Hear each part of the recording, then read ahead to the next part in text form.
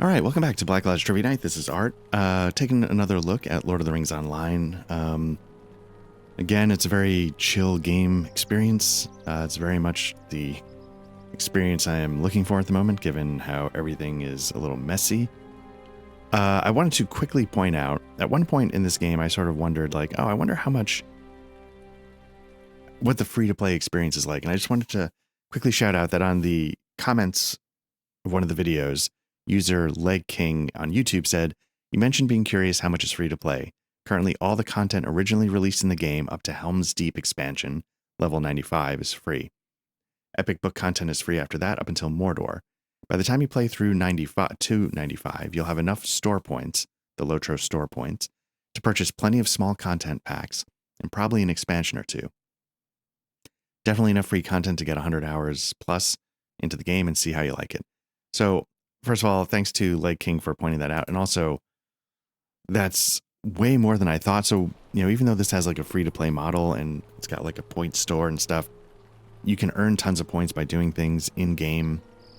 There's tons of free stuff already. Like, I can tell you, like, getting to level 95 kind of thing will take you a really good long time.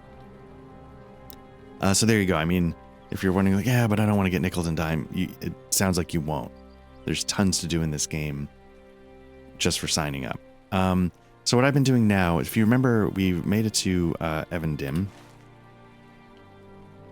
Again, old school players call it Everswim, but that's not really the case anymore because you got these boats that take you to and from places you need to go to quickly.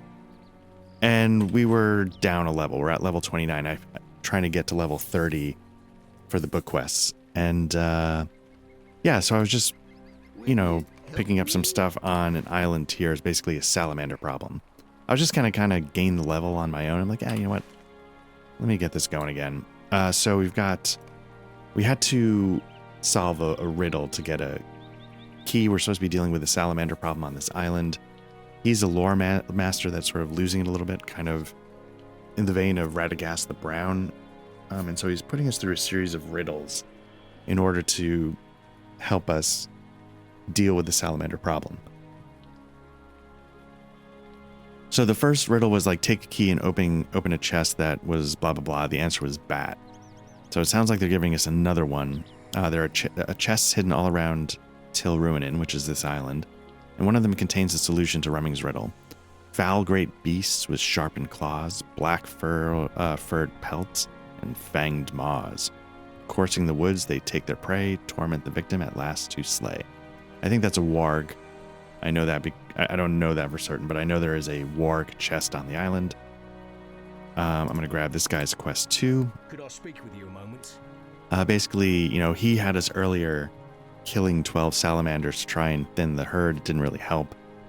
So he says, attempting to reduce the salamanders' numbers did not work. I swear that I've seen more in the past hour than I did the entirety of the day yesterday. I thank you for your efforts, but we must find a different approach. The salamanders make nests along the shoreline, and in them they lay their eggs. From these eggs, new salamanders hatch. So basically, wander the shore, find these eggs, and smash them. So destroy 12 nests. Again, like, it's sort of like fetch questy kind of stuff, but that's okay. Again, I'm just trying to get a couple of quests under my belt to get to level 30. We're a little over halfway, so... And questing is always faster than just killing things for XP. Now, I thought the warg chest was somewhere down here.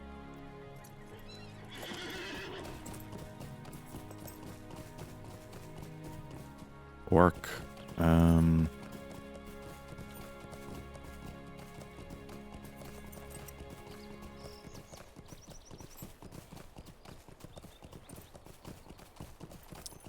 Nothing else that'll get us to the nests, at least.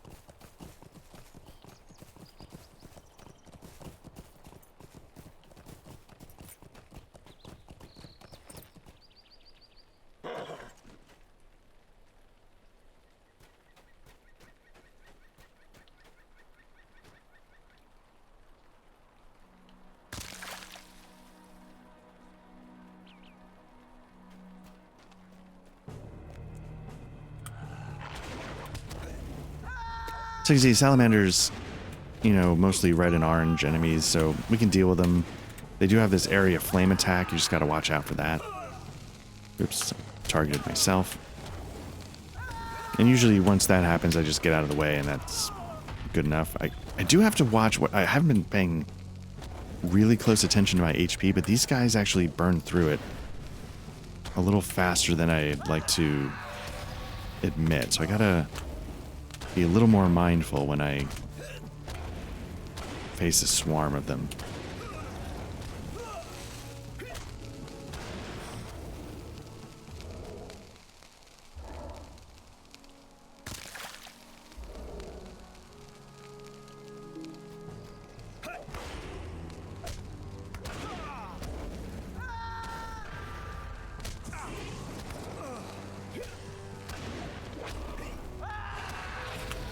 I believe that if you get out of the area of effect, I think that does help. I don't know if it's just something that applies if you get hit or if it actually matters where you stand, but I tend to move out of the way just to be safe.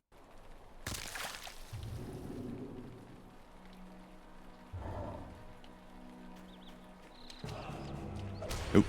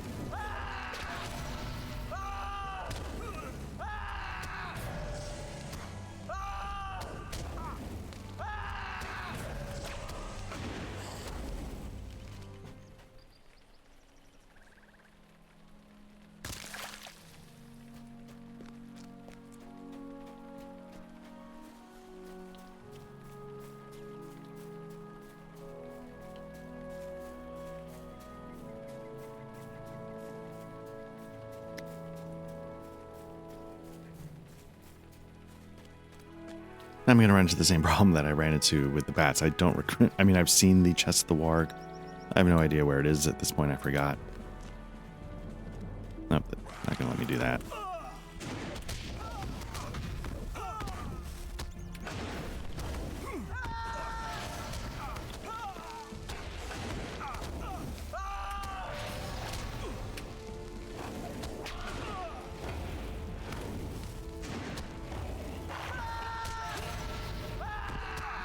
So I'm doing a Brink of Victory because I think that can render their armor a little bit.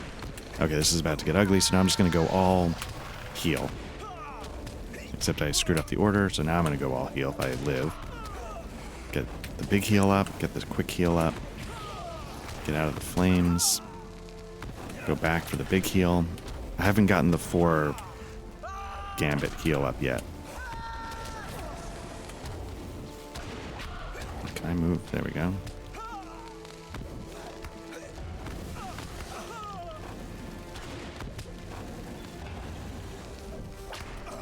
Alright, see if I can get a bleed effect going on this guy.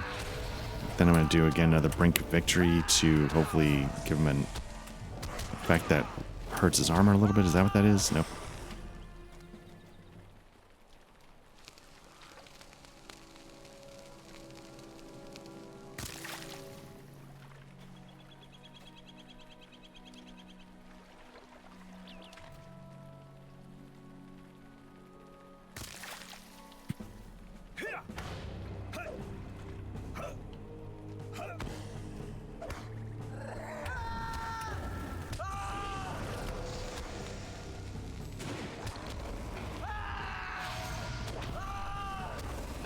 Something rendered his armor. I thought it was...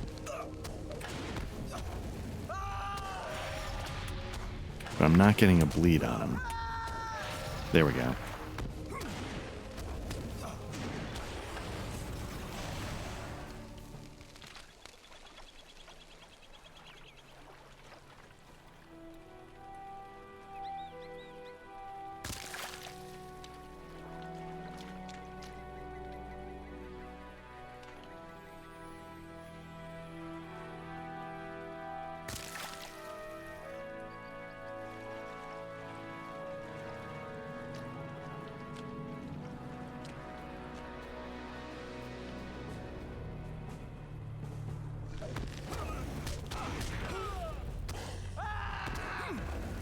Now, let me see what this effect is if I, Brink of Victory Light. Oh, okay, that's not what I thought it was. Okay, how do I get the render armor?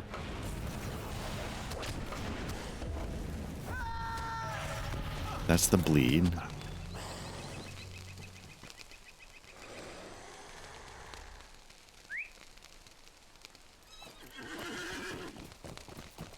Yeah, as a solo player, I don't need to know the full breadth of what my gambits can do. If I can get one that renders armor, bleed, heal, boost my defense, it's like usually those 4 or 5 things are enough to carry the day, so to speak.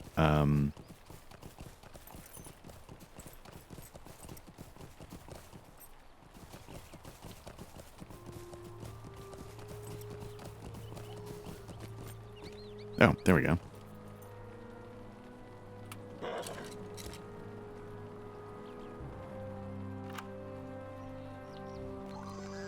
So we got that one done. Now we just gotta take care of a couple more nests, and we're good to hand a couple more quests.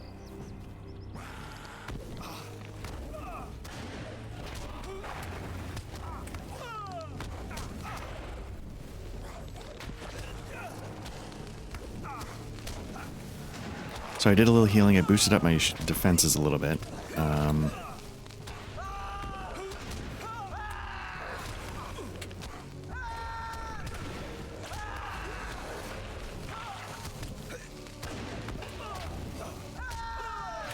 Again, I need to be a little careful, get some healing going again. Maybe a little more healing.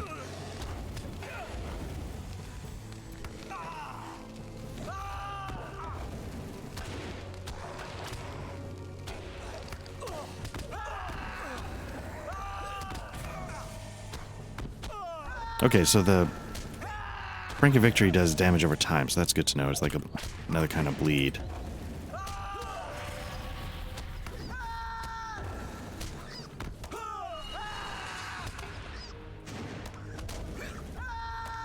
Oh, and I can stack them. Okay, so I can get bleeds and 2 light damages going if I wanted.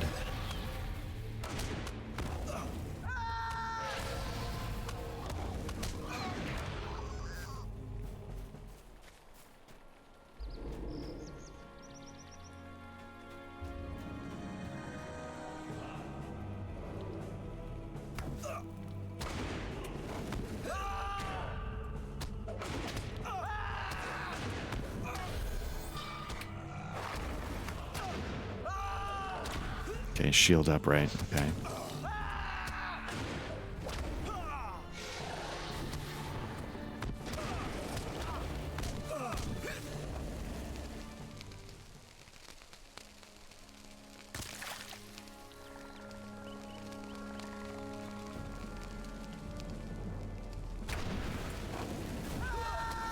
Yeah, so what's been going on? Black Cloud Trivia Night. Probably at the time of the last recording, this was true.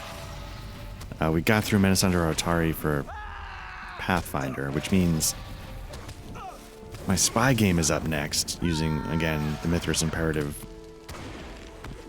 open part of their rules. And I need to make sure that game is ready to go. I think the character creation stuff is basically in place, but I need to make sure that is functional enough to get the game at least off the ground. Like, it's a total homebrew, so there's going to be things that work, don't work, you know, whatever. But in order to find out what we need to keep tweaking and working on as we go, we need to be able to start. So there is going to be some prep in my future, which is good. It'll be good to get back to that. Yeah, you know, I've been saying it's been a pretty messy, there we go, pretty messy time around here. I thought we were through the mess, and then sadly we had a death in the family. So that, you know, something that you know, had to work through and, you know, take care of after everything else. So now, you know, I think things will be slowing down a little. Well, I mean, not really, because we're about to steamroll towards my a child's high school graduation, but that's fun, right? It's not the hard stuff. That's fun stuff. So let's see. Eggs over easy. Ka-dunch. 25 XP. You're seeing we're almost getting to maybe 2/3 is a safe bet. I don't know anything, I'm sure. Okay, bah, that riddle was too easy. Even a child could solve it. Well, anyway, the point is, Humphrey Rumming's secrets are not for you. You have no conception of the magnitude of my wisdom. The terrible secret of the salamanders is not for your ears. Could I have a word with you? I've changed my mind. All right. One more riddle. This one will truly challenge your lore mastery. Again, I give you a key to a chest. Again, I challenge you to show me even a 1,000th part of the brilliance of Humphrey Rumming, wisest of the wise. So, here you go. Lesser of the Ancalagan spawn.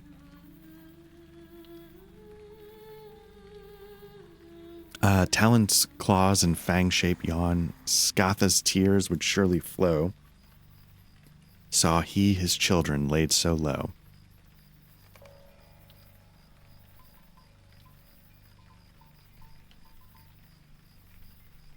Okay, so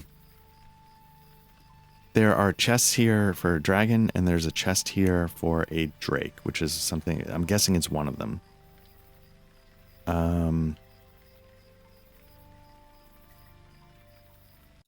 And I don't know which one it's going to be.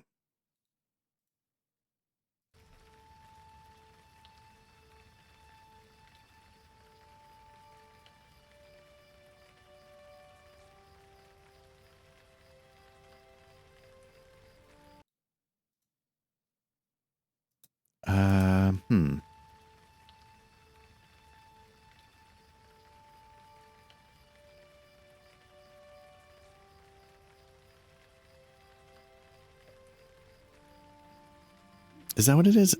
What's the riddle again?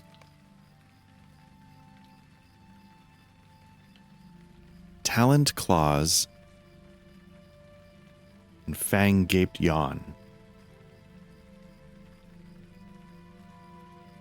Well, but saw his children laid so low. That does not feel like a dragon or a drake.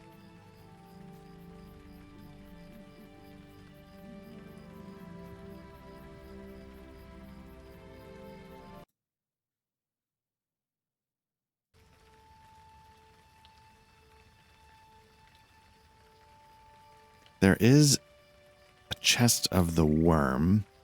Maybe that's what it is. Let me see what this guy's offering as well. I might be seeing things. I've been out here too long. Defeat lake skimmers. Okay, it's more just kill 12 of these things. Again, I'm just grabbing those because I'm walking around anyway. And I'm just trying to get a couple of quests. Get that bonus XP for all the murder.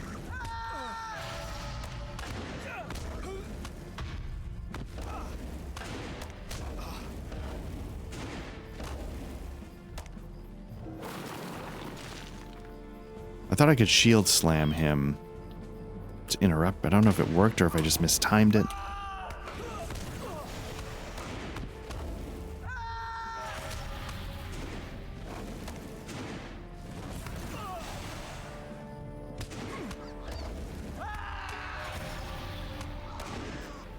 Alright, I think the...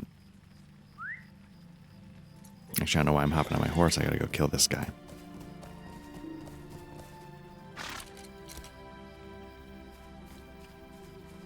When I started this riddle quest, the first answer was bat, and I kept thinking the bat was on an island in the southeast. But I think that might be the worm. It's not that I remember it's exactly the worm, I just remember one of the answers is on that island in the southeast.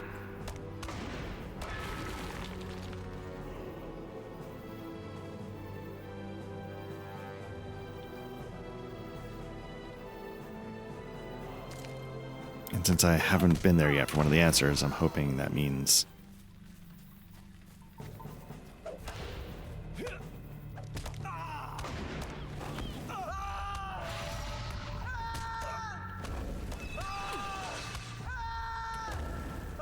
Let's see if I get double light damage on him. So he's going to go underground. He's bleeding.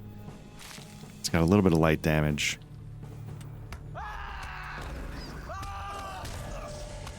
got 2 stacks of light damage and a bleed.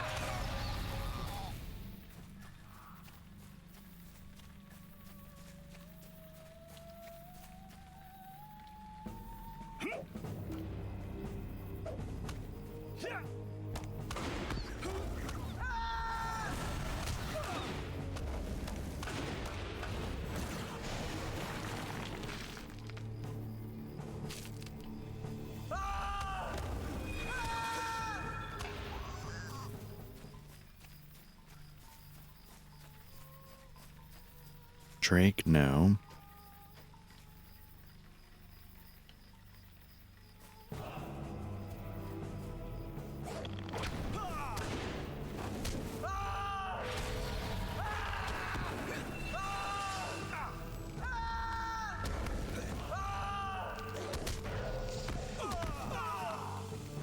So it looks like, yeah, when he spits the oil on you, it sort of slows you down a little bit, which makes sense.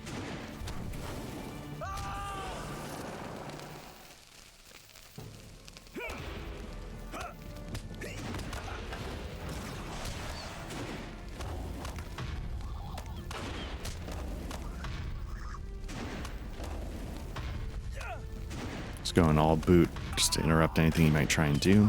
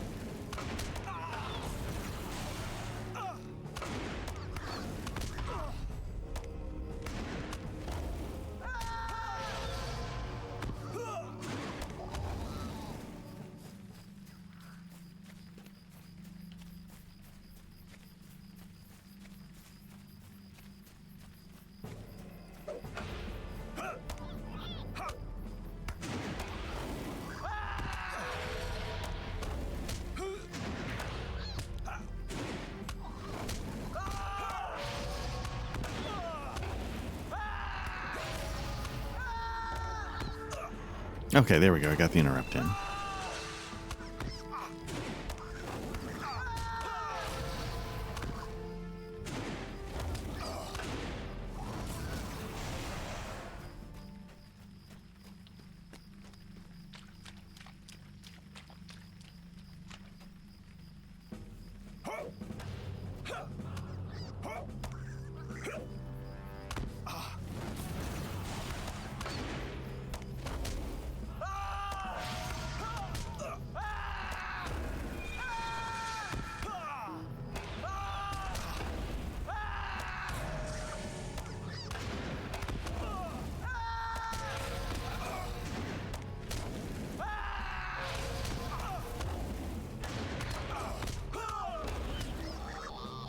Let's see if this one counts as a...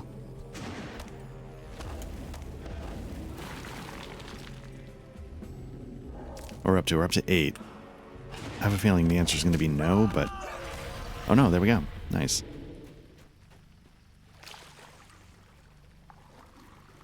Bear? No. Damn it, where's the...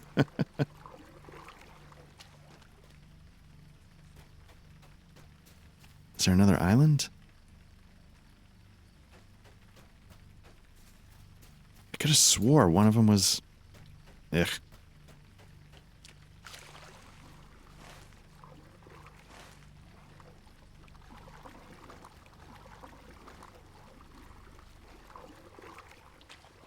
Am I in the southeast? Is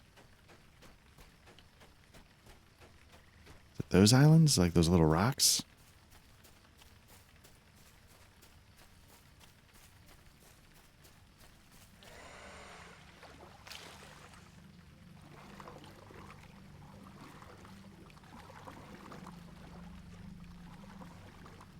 There we go.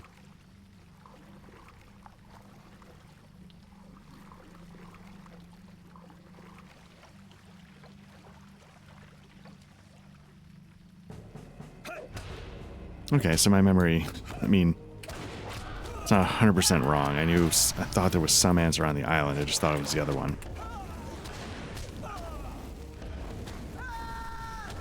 see. Can they be affected by light damage? It seems like it. Okay. Let me stack the other one. Okay, let's get the other one going. See if we can get bleed on them as well. Okay, so we got 3 damage over times going. Okay, that's good to know.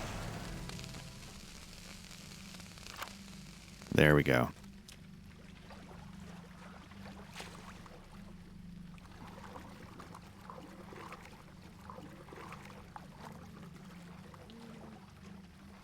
All right, still looking for skimmers, though.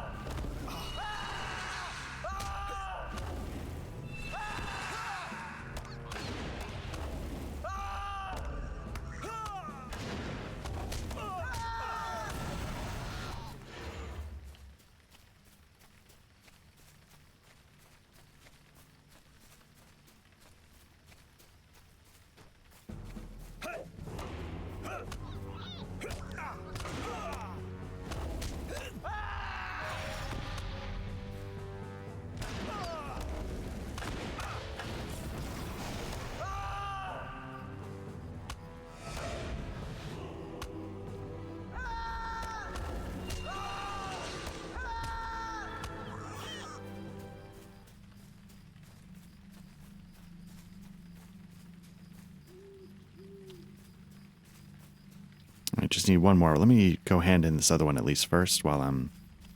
Maybe we'll run into one on our... No? Okay.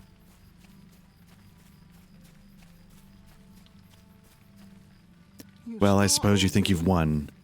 Well, you haven't won, not by a long shot. You'll never beat me. Not Humphrey Rumming, no. Oh, yes, right, the salamanders. Ah, I'd forgotten. Well, since you acknowledge my greatness, my preeminence among all lore masters, I suppose it would be all right to share my secret, since you have proven yourself worthy. Barely. Not 1 in 1,000, 1 in 1,000,000 could have solved my riddles. So, now, listen closely. Oh, I don't know if you can help me. It happened like this. As one of the world's greatest lore masters, I happened to be doing some research on the ruins of Tullabel. It seems the last owner was a great warrior, and he took a number of trophies from the Angmarim at the Battle of Fornost. These trophies included a pair of eggs. Such little eggs, too. Well, naturally, it was a challenge to see if they could be quickened after all these generations. You can imagine my pride when they hatched. Cute little salamanders, tiny little efts. They seemed. Truly learned lore masters call them efts. You know, and I encourage you to do the same, but these little efts just would not stop growing, and soon they began to grow hostile. And after that came the fire. The things breed so fast, I managed to pen the original dam and sire in the cellar of the ruins here. Since then, well, I've been trapped. I mean, I've been studying them, yes. But now you've come, you can kill them. You're a hero, aren't you, right? Here, take this key, slay the dam and sire. The other salamanders breed much more slowly.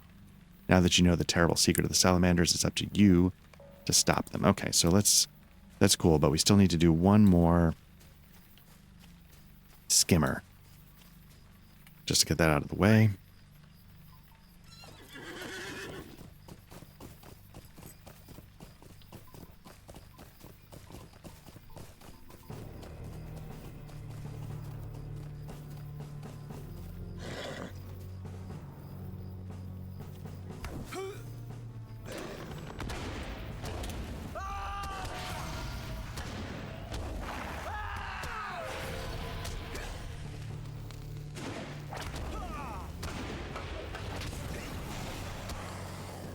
Okay, let's get this guy right here. Call it a day.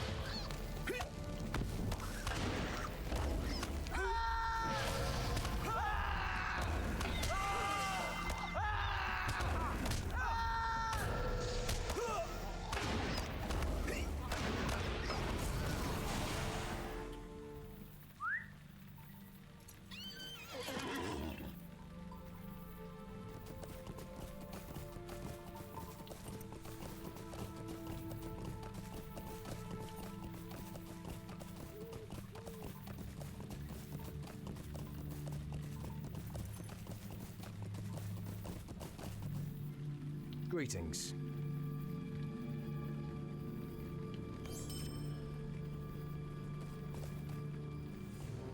Alright, so we're starting to get pretty close. The door we need to get into, I think, is inside this ruin here, so I'll just see if I can slip past.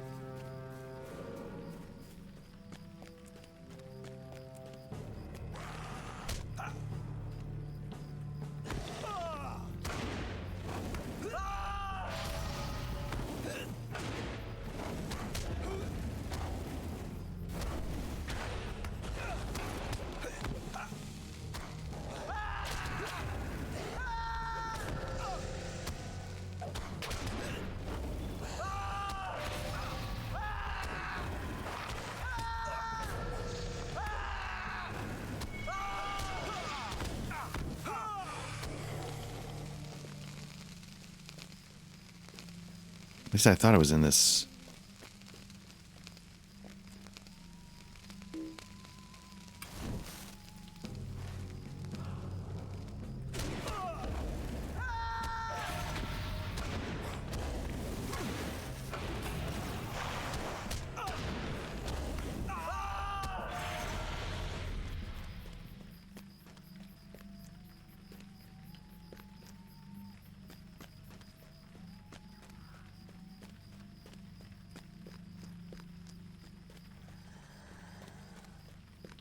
I mean, I sit here, I keep thinking my memory's accurate, and it's not, so maybe it's not a door? I thought it was... No, he gave me a key.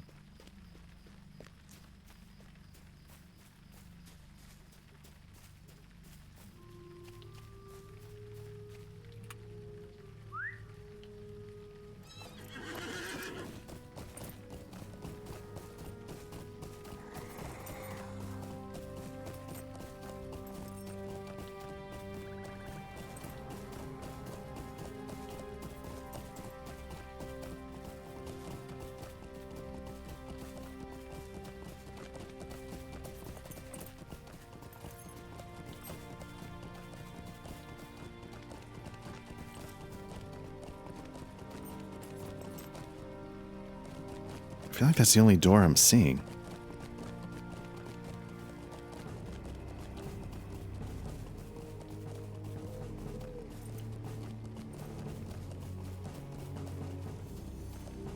Oh, there we go. Okay.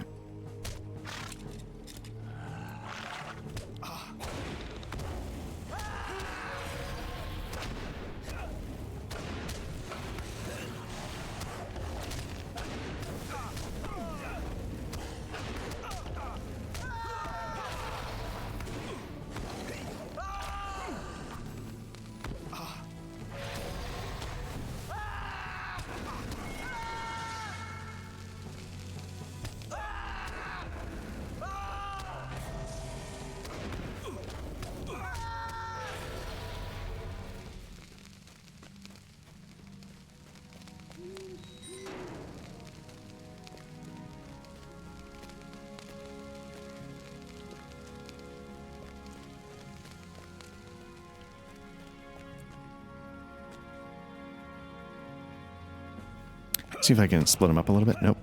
Apparently not. Okay.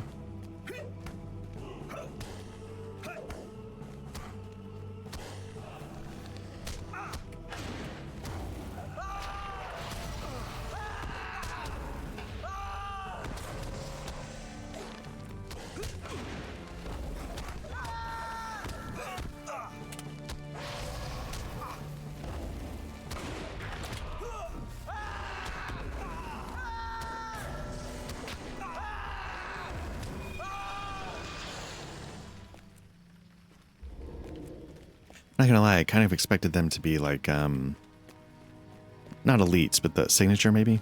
That's what they're called.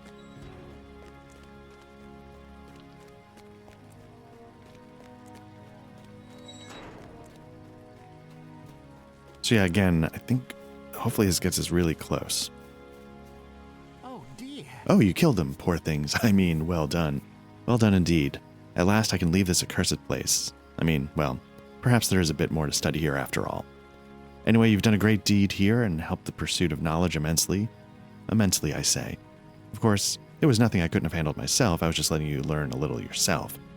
Go talk to the rangers on the island far to the east and tell them that I am very displeased with their handling of the salamander problem.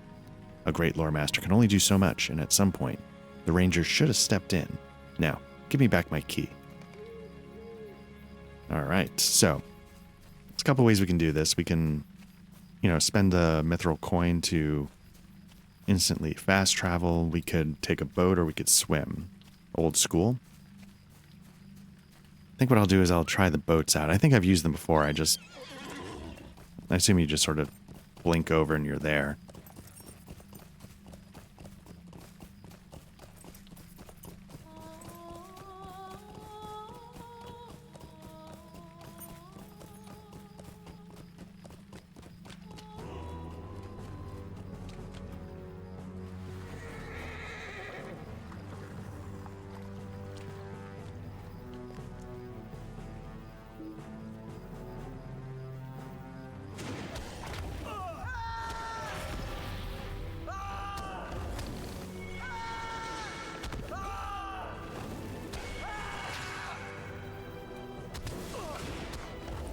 I can never tell if, as you get closer to the level, if you actually, I feel like my bleeds and stuff are starting to hit a lot more. And so I wasn't sure if that's just because I'm getting closer to the limit. So, you get, the power increase is incremental. It's not just an on-off switch, depending on the level. How can I be of service?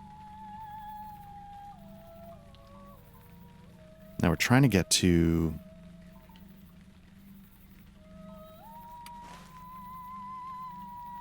Tinted here. That's the one we want. Okay.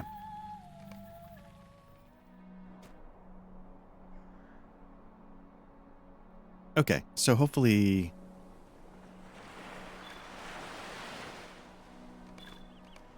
Just take care of some of this. Man, it's a good looking game. I'm really hoping we're getting close to dinging the business, so to speak. What do we got here? Open your vault, shop. Okay. We don't need to do that. What I do need to do is hand in this quest.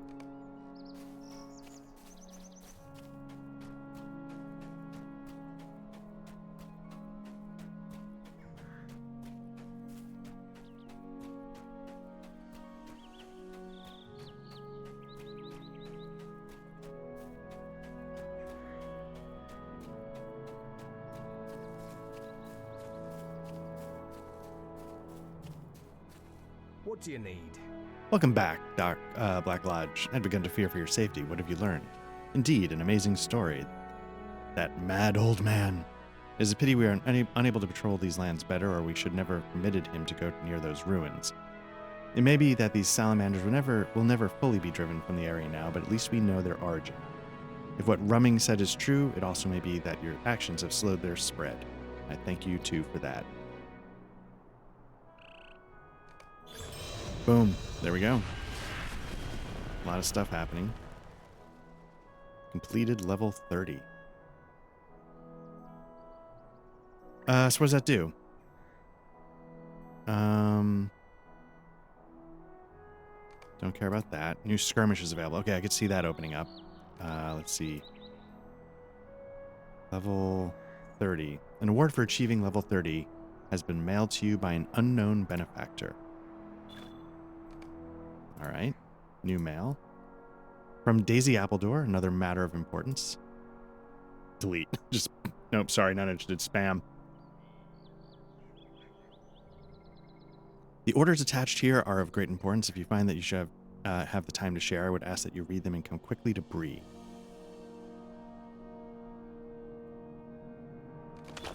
I'll detach the item, but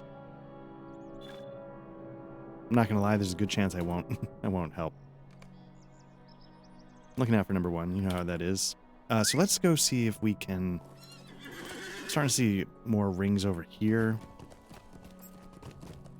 There's a warden trainer. Again, I just don't have any idea what the point of those are at this point. Available... Oh, that's... I do... Would you do something for me? You have become a very skilled warden, Black Lodge, and your protection of innocence from the darkness is commendable. But is it enough? Okay. I've heard that elves of Lyn Galaith in Melwinen on the North Downs have need of a skilled warden. If you are willing, you do well to speak with Elf Andiri. She may have an opportunity for you to once more test your ability as a warden of skill. So let's see.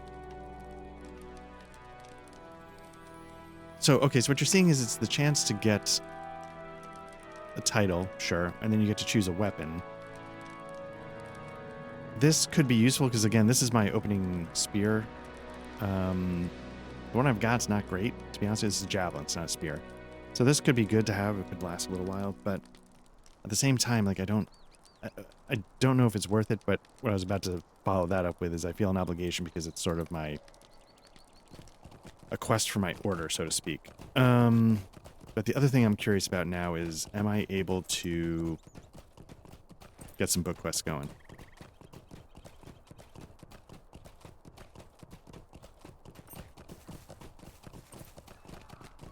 Was this the ticket I needed to start unlocking the rest of this story? As you put me in a difficult situation, Black Lodge, I cannot in good conscience help you without first administering a test of your character. But if you are indeed sent by Aragorn, any delay is an affront to my lord. I will not make this decision alone. Render your aid to the rest of my brethren, to Estiul, Forshan, and Nathmun. Once they're satisfied you're of good character, I will consider your petition once more. You will find my fellow rangers here at Tinadir. If, however, you prove false, I will have you cast into the lake. Fine, sure. I believe that's the continuation of the book stuff, because, again, Aragorn's the reason why we came. So... okay, available quests. Would you do something for me? I'm not as suspicious of your identity as Calenglad, but I will do as he wishes. You must prove to me that you have an honest heart, and you are not allied with those who seek to plunder my Dunedain heritage. Jetsam sometimes washes onto the shore of this island from out in the lake, and the tomb robbers seek it out in search of jewels and other valuable trinkets. Pieces once belonged to the law-abiding people of Arnor, and to their kings in Anuminas. We can't allow the robbers to get their hands on them, okay. Follow the island's western shore northward, Black Lodge, and look for Jetsam among the reeds. Okay, so we're going to be collecting 6 items for him. And while it's sort of a fetch quest, what I can say to its defense is, like, yeah, you know what, like, I'm actually kind of cool with you, so I'm just going to give you something that's kind of, like, not that hard. I could sort of see that. Roving Threat Quartermaster. Okay, there might be some kind of daily quests going on there. Let's see who else we can... okay, this is another one of the 3. I might ditch some of these collectathon quests I picked up earlier. Why don't I take a moment of your time? Calenglad is a wise ranger who has seen many summers, and I trust his judgment as my own. If he's not convinced, I'm unconvinced. I'm paraphrasing, because why not? North of Tinadir, in Turn Fornick, an ancient stone overlook stands watch atop the tallest hills. Jabe Grinshaw, leader to one of the robber bands that has caused us so much trouble, plans his band activities from its heights. If you seek to prove yourself to me and to Calenglad, you will put an end to Jabe Grimshaw. You will find Barad Rath, flat stone platform atop the tall hills, northeast of Tinadir and north of Tham Ornin. You'll find... okay, whatever. Okay, so go hunt down a leader of a group that persona non grata, and now we need a 3rd person. Yeah, here we go. Would you do something for me? You say you've been sent here by Aragorn. Sure you have. And I'm Arvidui, last king. Okay. Calenglad's right not to trust you. Blah blah blah. I can convince him I'm not a robber. So Bats and Bargus have begun creeping into the Parth Adual from the fields of Fornost. And we, rangers, have been too busy dealing with the tomb robbers of Evendim to drive off these creatures. Head east towards Fornost to Defeat the winged beast and their fell hounds. Return to me with word of your deeds. Okay. So let's, no. We're just going to go to, I can't remember, log. There we go. So here's what we're going to do. We're going to, let's see what these are. We're going to lose these. Because these are just repeatable quests that I don't care about, and we don't need them anymore. I'm going to keep the warden, just because I feel like at some point that's my kin. I should do that. I'll hold on to that, but I don't need it tracked. Skirmish. Doesn't matter. Mission.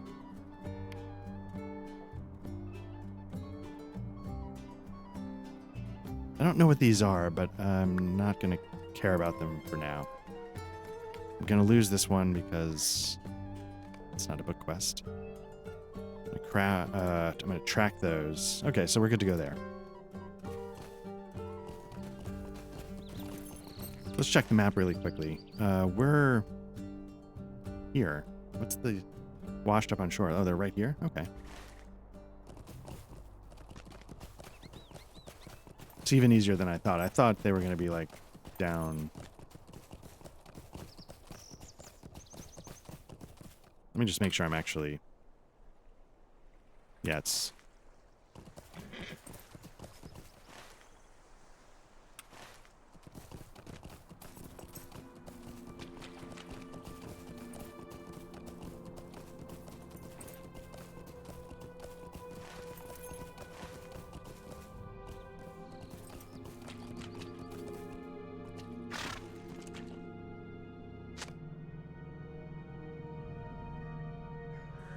Okay, cool.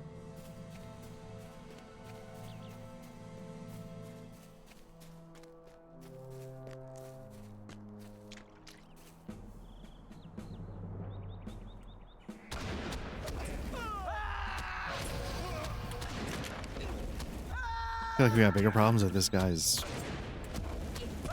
snuck this far in behind enemy lines, so to speak.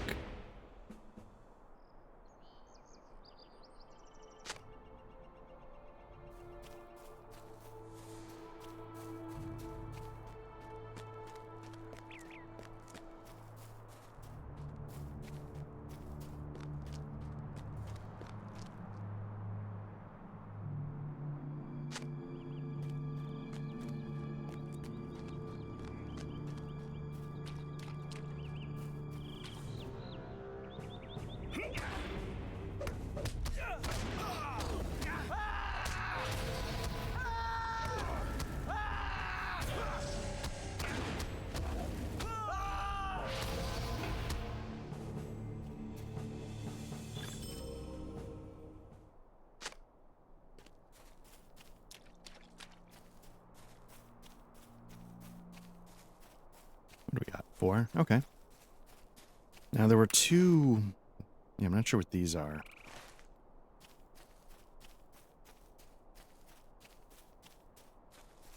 There are 2 solid rings of the same color. Usually, you know, if it's an area that you search, it's just a blob, so I'm not quite sure what these rings... Oh, okay.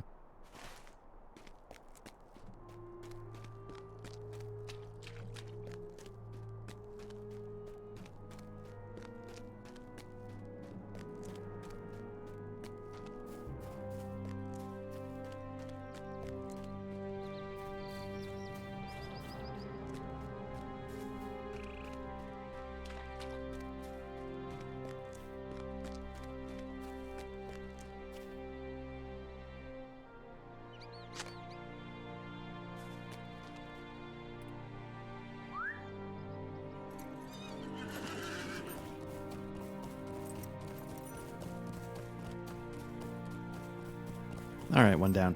You know, bit of an aside. I think I mentioned in one of these streams, I'm not sure what it was, you know, like I do co-op stuff, I don't record it, with my brother, and sometimes we do CRPGs, and I thought we were thinking about diving into potentially Baldur's Gate 3, but we pulled a wild card. And it's not quite an RPG in the most traditional way, but we busted out Jagged Alliance 3. I gotta tell you, that game is incredible. Hey, I don't know if you've heard of this all-time classic series, Jagged Alliance. Turns out it's pretty good. It's really good. The third one, you know, I can't speak to the first two. I love that they built in a way to do basically seamless co-op. What do you need? Just, yeah, really, really I'll good speak stuff. with you a moment. Let's see, you've recovered quite a few artifacts and bits of pottery from the shores of the lake, so now we need to sort them out. Okay.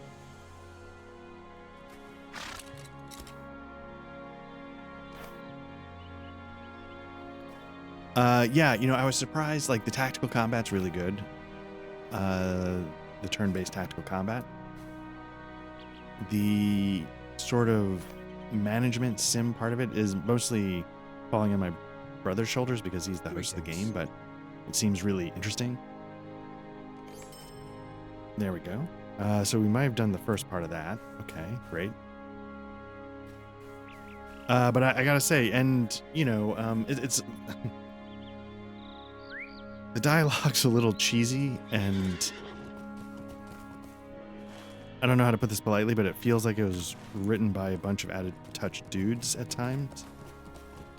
The joke, you know, we were making is like, yeah, it sort of feels like with these dialogue options and lines that any women on the development team probably felt uncomfortable at one point or another. Like, you know, like the female mercenaries, you know, make these really dumb comments about, like, you know, you want to check out my ass kind of vibe, and you're just like, okay.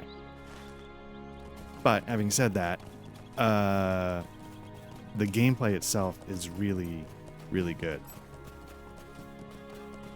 Not sure where I'm going. Okay, I gotta head out there for bar guests. And oh, that's right. Okay, so let's head east. Go kill the bats and bar guests. Now, bar guests are sort of like they're not wargs, they're sort of like wild dogs, I guess. Anyway, so the Jagged Alliance 3, it sort of incorporates a lot of things from older games that I always really liked. You know, like, long time ago, Bullfrog Games released a game called Syndicate, which is just a classic. And one of the most fun parts of that is, you know, you sort of had, like, this territorial map. You would, you know, click on the territory, and it would present you the mission for that area. And if you complete it, you sort of conquered and controlled that territory. Jagged Alliance 3 does that as well. And again, I couldn't tell you how much of this carries over from earlier games because I never played them, but it does that in a little bit more of a granular level. There's like sort of, you know, in a classic map fashion, there's, you know, squares on the map like A1, A2, A3. So on one side you got letters, on the other side you got numbers, and that's, you know, like most maps do that. And yeah, you just, and not every single map square has like a city or some geographically marked location, but that doesn't mean there's not something there to do. And then as you do that, you earn resources so you can keep, you know, paying the mercenaries that you're hiring to liberate the island. And while you're doing that, you are taking back towns. Then you have to train them to defend themselves, and then you need equipment to help sort of bolster those defenses even further. It's just a really, there's a lot going on in a really fun way. I think there's a Vargas right there. So anyway, ton of fun. Shockingly, and what I'll also say is, you know, it's a tactics game, right? You know, obviously it's, why am I not getting this?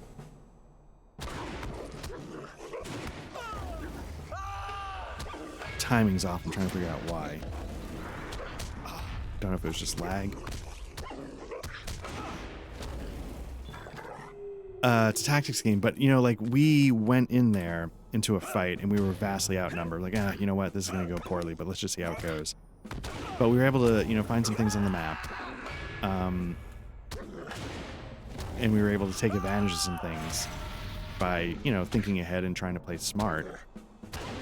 And those things paid off, you know, as you might expect them to. So, like, in one of the particular missions, what we did was we were sort of taking on an encampment of a militia or something. And so we got there, we were outnumbered 2-1. And so we're trying to sit there and it's like, okay, what can we do? We don't have any intelligence on this square. That's another thing. By doing certain things, you can gain intelligence about other things and provides you more information or more passages or ways to bypass obstacles. It's really in-depth and a lot of fun. But we didn't have any intelligence in this one. So we start scanning the map and I'm like, okay, there seems to be a guard tower over there. And there seems to be some kind of mounted machine gun in place. But nobody's there. I wonder why. So you get over there and you realize it's because it's broken. Because, you know, again, it's like this coronation using, like, old equipment from, like, the Cold War. And so I was like, okay, but I have a guy I bet I can get over there to repair it. And then once I do that, I can put somebody on it. And then I can sort of set an Overwatch lane. And then, you know, so you start putting together all these things, like, that, you know, you puzzled out and you realized, oh, this is... And then it worked really well. Like, you know, like, it was a good Overwatch lane. You know, they didn't... It was sort of a surprise attack, so somebody else started the business, and then they just came out, you know, and didn't realize we had taken that emplacement. And it really... And so by doing a couple of smart things, we were able to even out the numbers really quickly. And, you know, carry the day, so to speak, in a really satisfying and... Oops. I'm gonna trigger this one. And fun encounter. And a lot of the encounters are like that. And sometimes it's just we're being stupid and we don't know what we're doing, then we get our butts kicked. But a lot of it is really fun. So, anyway, if you're looking for sort of a thoughtful pace, you know, it's not something you're gonna run and gun in. It's not chill like this where you can sort of half turn your brain off and enjoy. And it didn't strike me, or it hasn't struck me yet, as being 100% like, you know, solving the puzzle, so to speak.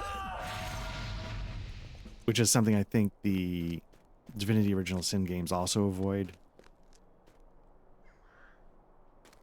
Because they give you so many dumb ways to sort of break the battlefield, it's hard to think that there's like a one path to victory that the developers had in mind.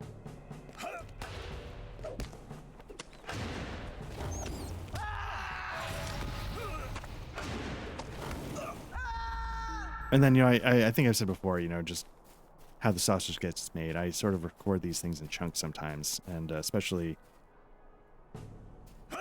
these, because these are longer, and as I've been saying, it's been super messy. We, you know, as I said, there's a lot going on, you know, getting my son across the finish line in high school, but that was mostly done. But then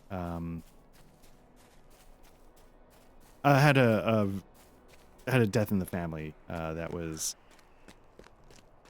I mean, you know, it wasn't it was apparent, so it's always a little difficult, you know. It was not something, it wasn't like sudden in the sense, like, you know, there had been poor health for a while, but it's still difficult. But that's when you're sitting there going like, man, this has been messy and it can't possibly get messy. Oh my goodness. Okay, this is gonna be tough.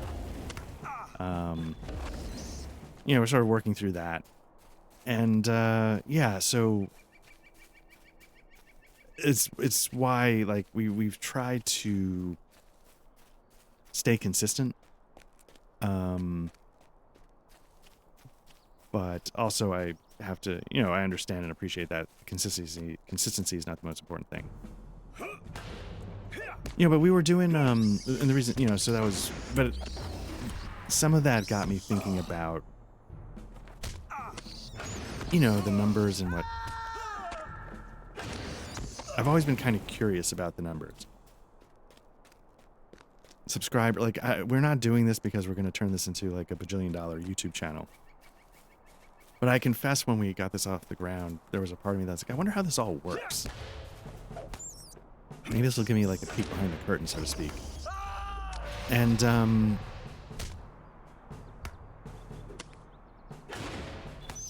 starting to wonder if, what am I up to? 7? This will be the last one.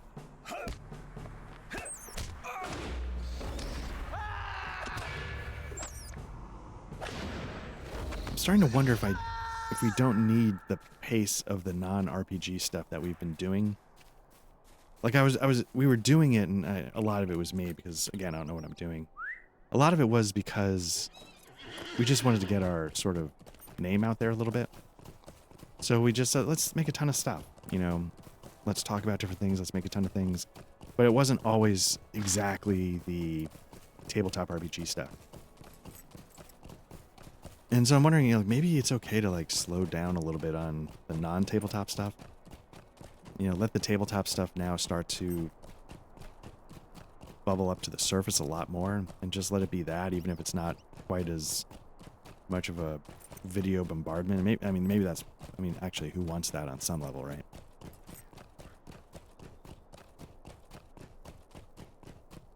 Because you know, Matt, Patrick, and I were recording our 1-year anniversary Damn Fine Coffee.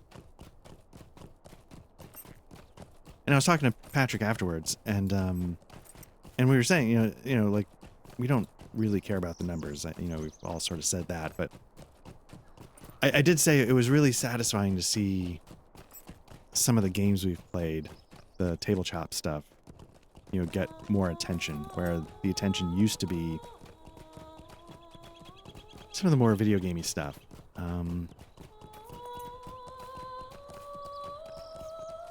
The way I always approached it is like, you just ignore the stuff.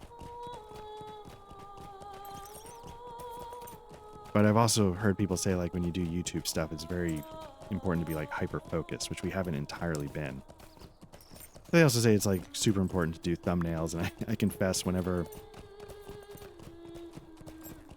our faces go on a thumbnail, I try and make it a point to make my facial expression be the dumbest one I can find. That's just good marketing. So, because I confess on some level, the algorithm's going to be the end of us all.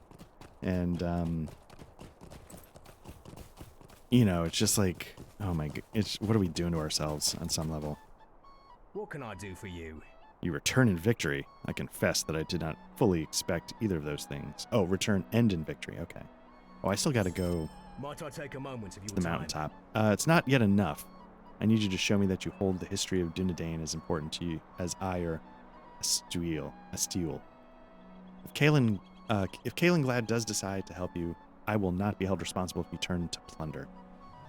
In Parth Aduial, just north of the road that runs to the fields of Fornos, there's a small graveyard called Gorthos. The names and birthdays, blah, blah, blah. Okay, so we're going to do some, sounds like some rubbings of gravestones. That's cool, that's fine. And honestly, you know, if I were like meta-ing this a little bit, that completely makes sense because I am a scholar as one of my trade, and so I would be interested in that. So yeah, I'm down. Let's see what we got going on here. Deed bestowed. Maybe I started a new one. New mail.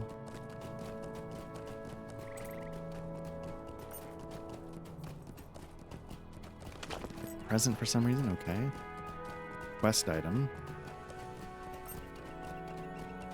Okay, we gotta bring this to Daisy Apple. I'll grab this for now, but I don't know what this is.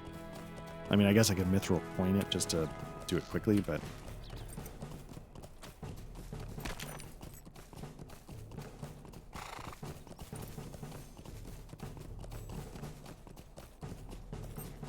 I think I gotta get up there on the other side of...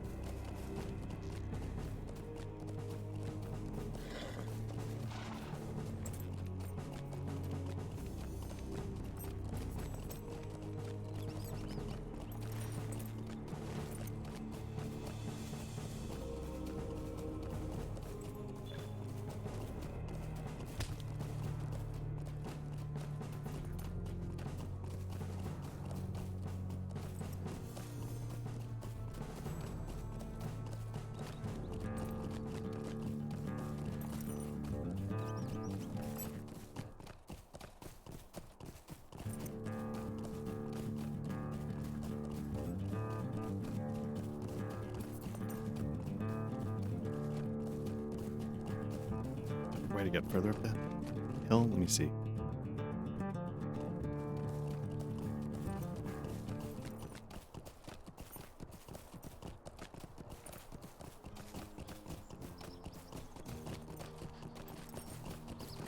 looking at some videos about UI improvements to Lotro. I think I really need to get that map one that sort of Google Maps it. It helps you really sort of see the lay of the land when trying to explore and navigate.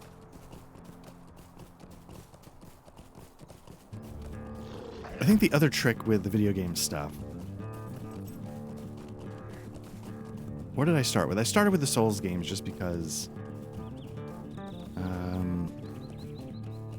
they're really important RPGs to me, and then... I did... What was the other one I did? But I did Darklands, right? And that was like an old game that is really important to me. And what I think I need to do is I need to... And then, you know, I did Dragon's Dogma, which I wanted to show because it's like a really overlooked game, I think. Or it felt overlooked to me a long time ago. And with a sequel coming out, I was like, no, you gotta... But then when Dragon's Dogma 2 came out, like, it was a game I was really looking forward to. But because I never played before, it's not like something that was going to have a ton of importance to me, right? It was just a game I was really hoping to enjoy. But I think that's part of the trick with it, is I need to make sure when I'm doing CRPGs here, it's not just a, hey, I'm going to stream the latest game that just came out. I have to make sure it's a game that matters to me on some level. And so I think that's been the trick with Dragon's Dogma. As much as I enjoy just playing it, for the purposes of the stream where, you know, I'm not doing like no commentary run-throughs, I'm trying to tie it back to RPG stuff. Jabe Grimshaw, there's my target. He's in. Alright, let's do this. Going down, Jabe. Okay, looks like he's a signature. He's knocking on my butt. Let me see if I can pop up from that. Get defense up. Get some healing going, because I'm behind the 8-ball a little bit. Double up on healing stacks. Can I do a 4 heal? No. So it's 3 and 2 are my healing set. So let's get some damage over time going, because now I should have this. Yeah, he should be down with the bleed damage.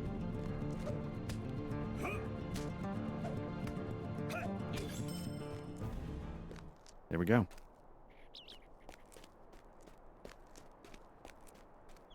Crippled, got a status effect kind of damage going on from that fight. It was a tough one.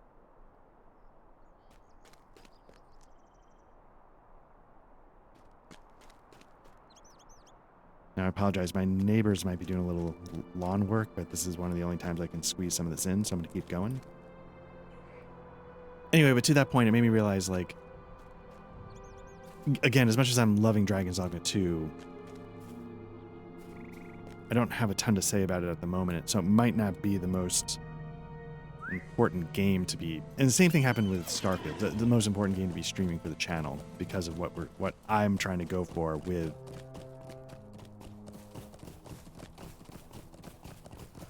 with the CRPG portions of this.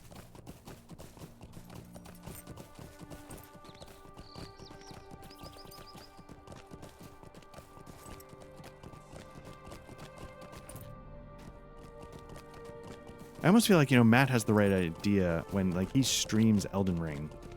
He's not doing it for the channel like in a documented archive. He's doing it because it's fun and he wants to blast some shit and play some video games. And I feel like that sort of takes the pressure off for it to, quote-unquote, mean something, you know, in the grand scheme of RPG discussions. And so I feel like if I'm able to get more time going forward, you know, maybe I'll coordinate with Matt a little more to make sure, you know, maybe get some more actual streams going instead of recording everything for YouTube. And then, because I was thinking, like, are there games that fit the mold? Like Darklands, I almost feel like I should do one more to wrap it up. Like, I don't think I'm going to be able to finish that game just because of, you know, its old school nature means that you're able to get yourself into a jam.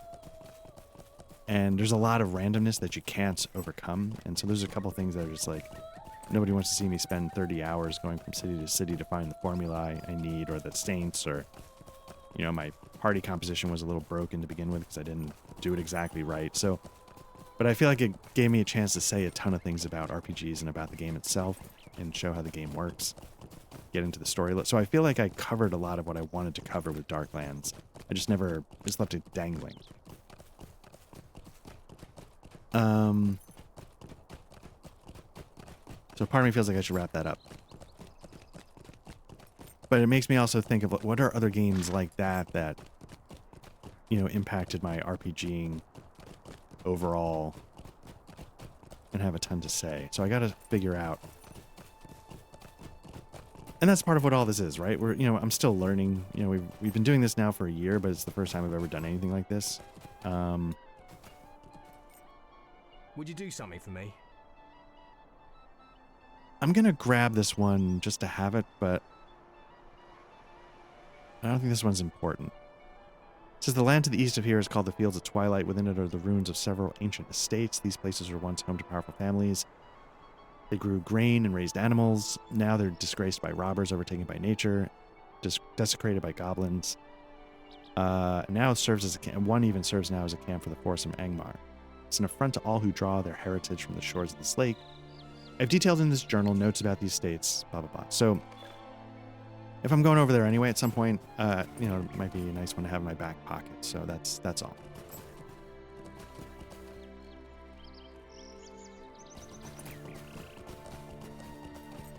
But yeah, so anyway, so it's sort of like What can I do for you? figuring out what's important. Could I speak with you a moment?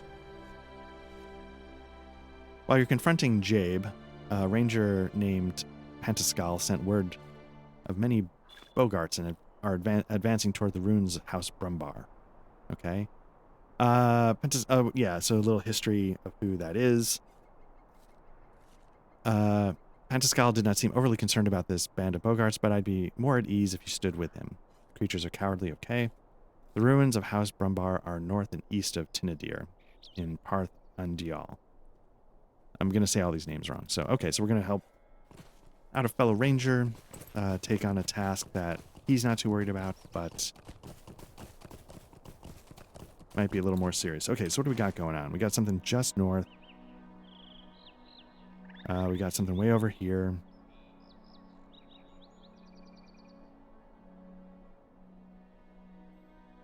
Grave rubbings there. Where's the estates? Where's this boat go? I'm looking down here in the southeast. All right. Yeah, let's head real quick to the one just north of camp. Then we'll go do the grave rubbings.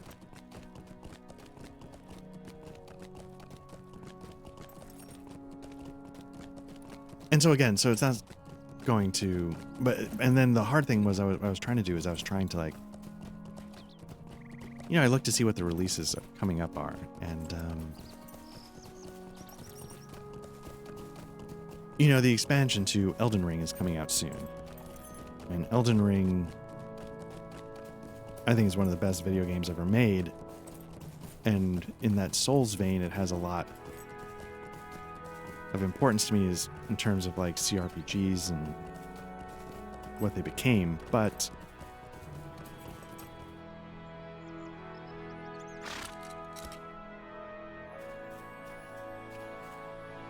What can I do for you?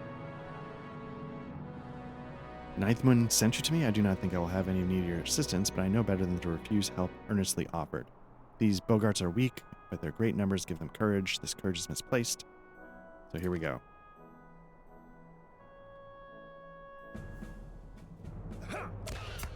This might be the quest that made me realize the champion might not be for me.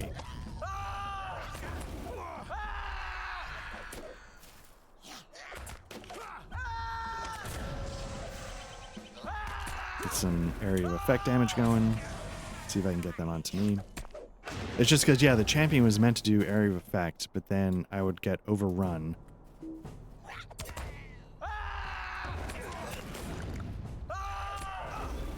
And killed.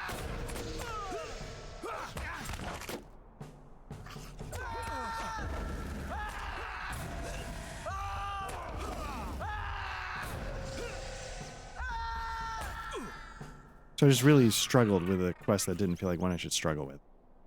Okay. I think that's the last of them. Return to Ninth Moon with these tidings. Okay, sure. Not going to do that quite yet, because I'm going to go do the grave rubbings.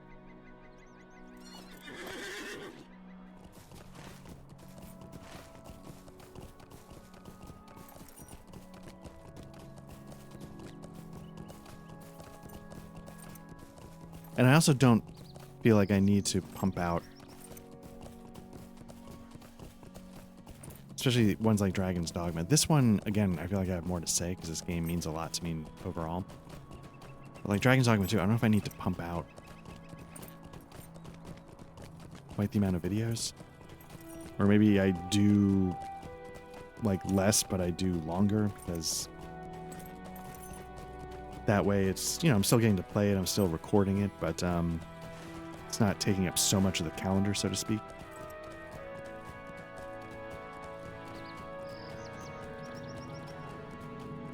You know, I don't worry about, you know, I've got to hit certain dates with this game, blah, blah, blah. You know, maybe just like, you know, just more like, you know, when you got something together, put it out. Don't feel like, you know, it's a box you have to check over and over and over.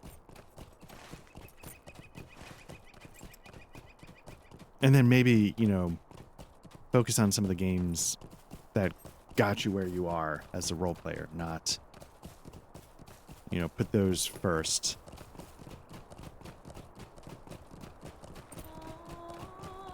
And also part of this, you know, Pete A on our Discord, you know, mentioned that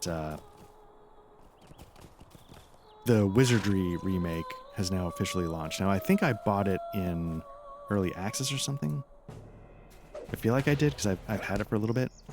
But it's out officially now, and the Wizardry series is one I've always wanted to take a look at, because I know it inspired a game that was the first CRPG I ever played, which is Bard's Tale 3.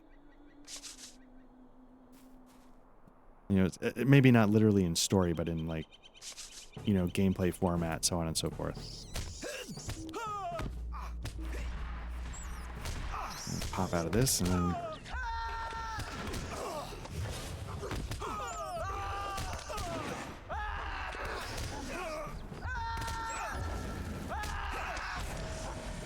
get some damage going on all of them, because they're not that tough.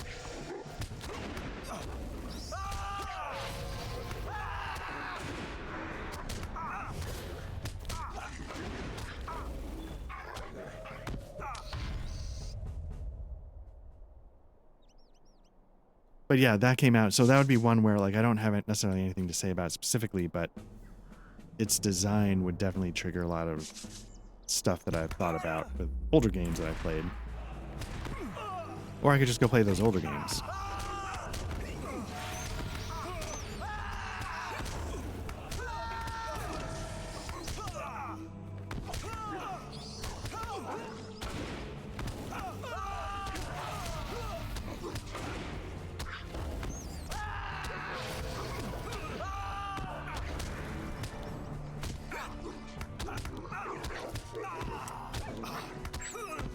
Timing's really... I'm not sure why I'm not firing off that attack. Oh, I'm about to die. Yep. I'm gonna revive for free. Yeah, I don't know why. Like, I was trying to do a specific attack and it wasn't working. Like, certain key presses are not registering to get the gambit order going. So I was trying to do a heal. And I don't know which one. I don't know if it was the three that... three, when I say three. The shield bash, one of them wasn't firing. Okay. So, yeah, you get a free... there should be a timer somewhere. I'm not sure where. But, yeah, every, like, half an hour or an hour, you get to die and get a free respawn.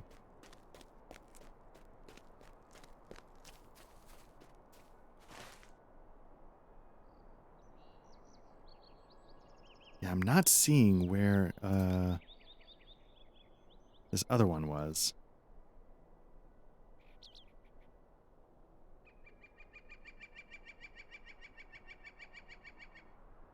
Yeah, okay, well, let's go take care of the quests we can turn in.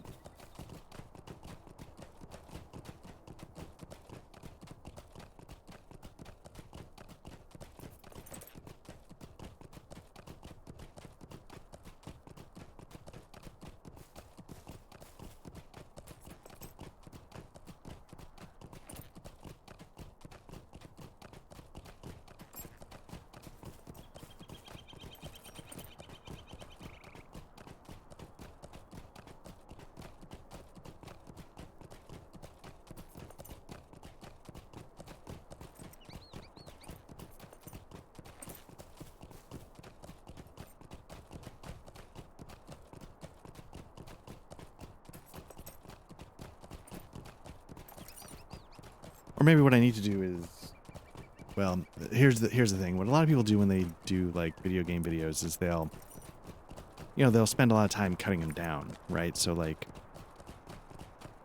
part of the problem having, it's not a problem. Part of what's concerning me about like the Dragon's Dogma videos is a lot of times like I don't know what to do. And so that's the kind of stuff I would normally want to cut out.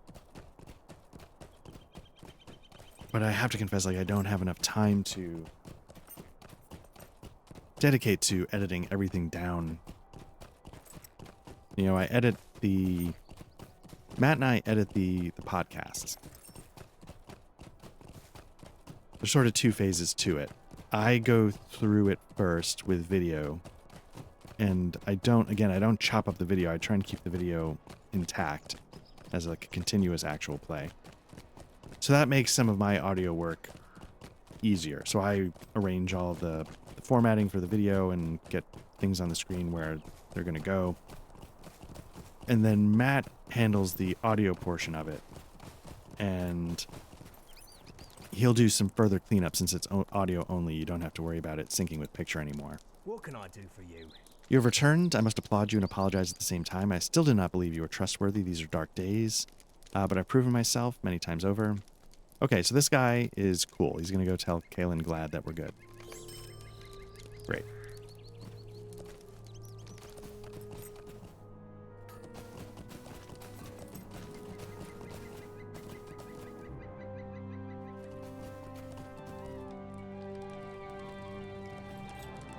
Greetings. Very good. The rubbings are clear and easy to read. Go across the way to the bookshelf containing our lineage and place these gray rubbings on the right shelf.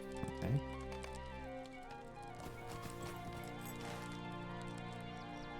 I do wish I could zoom in a little bit so I could sort of get a better idea.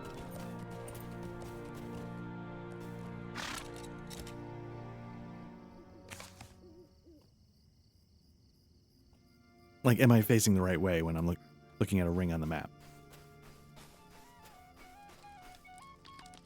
How can I be of service? Thank you for your efforts. For my part, I believe that you have been sent by Aragorn. Okay, so he's okay with us as well. Now we can talk to Kaelin Glad. And again, I'm hoping this triggers the next set of book quests. Greetings. Okay, I've heard from my brethren, and they are satisfied that you are who you say you are. I apologize for my mistrust, but you cannot be too careful of strangers in these dark days, no matter whose letters they claim to carry. I will help you acquire the Slithar for my Lord Aragorn, but the power to do so does not lie with me. I must journey to speak with Gwendeth, and I think it's best that I alone make the journey. Okay. What can I do for you? Many years have passed since I first beheld Gwendeth, the Blue Lady of Nenual, but on that day I resolved to do anything in my power to preserve her peace and safety to the lake she loved. My duties here are twofold, oaths folding in on oaths, for I swore to Aragorn in his youth the vow I swore to his father, to uphold the line of Elendil using all of my strength. The protection of Gwendeth and Lake Nenual also serves this oath, for Gwendeth is the protector of the Silithar. Silithar sounds like a Silmarillion kind of word. Long has she maintained the flood that keeps the stone safe from robbers and plunderers. True-hearted she is, but slow to trust. She shares in that in common with the Dunedain. I must speak with her. Okay. He's going to go talk to her alone. But the work of keeping Evendim safe will not stand for the delay. I would have you travel northeast to Osferod in Tirn Fornesh and offer your aid to a friend of the Rangers, Robin Dunkley. He's our ally. Okay, so we're going to go help Dunkley. Again, I'm hoping this is leading up to a book quest, but I have no idea. It seems like, you know, if I'm doing stuff for Aragorn, is going to be capital V, very capital I important, but I just don't know. So let's see what else we've got going on here. Read the journal and reclaim. So maybe I need to read the journal first. Okay, this is a nightmare. Okay, so now I've got the actual quest. Let me see where it is on the map. Oh, it's right over there. Okay. So maybe what I'll do is I'll cut over, bang whatever this is, and then bang that out, and then phrasing. Bang out whatever this quest is, and then head up to Ostfarad.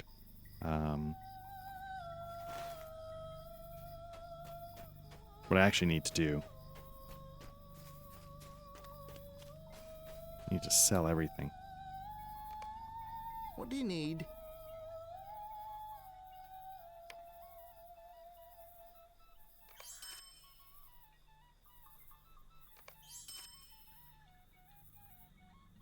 I also need to equip some stuff, I guess.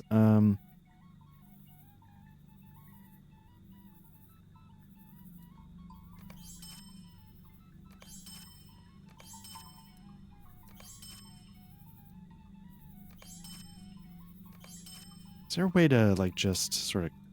No. I was wondering if you could, like, click on things to sell. Like, sort of highlight this, that, and the other thing, and then sell those 3 things. Or do I really have to go one at a time?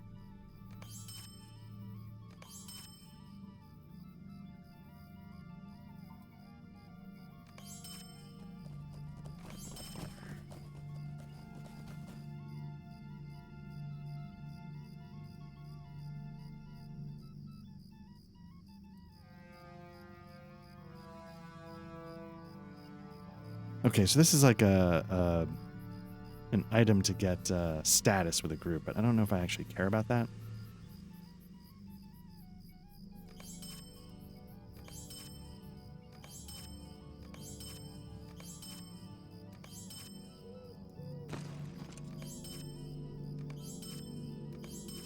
And the reason why I do them one at a time is I'm just not 100% sure what I'm looking at.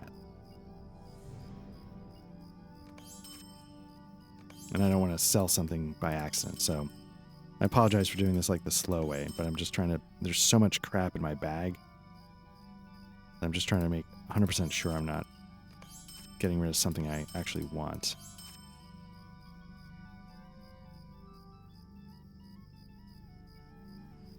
I wonder if there's any point to doing that aura. Anyway, okay, so at least I've cleared some of my bag. It's a little better.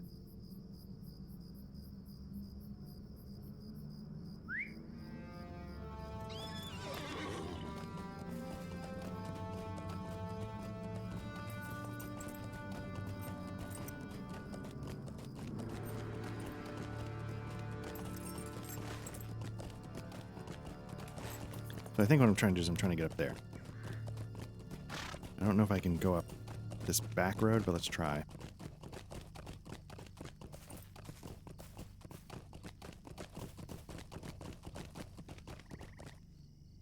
Let's see what I'm doing here. Defeat elk. Really?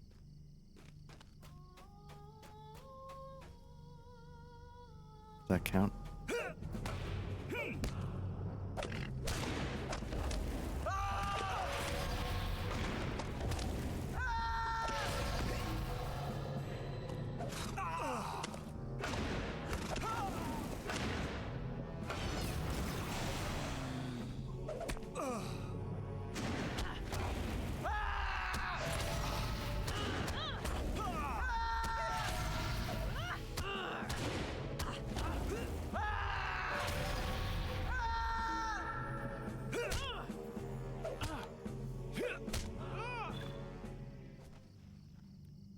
It seems like there's a bigger problem, but apparently our big issue with reclaiming these ruins are the elk and the the ivy.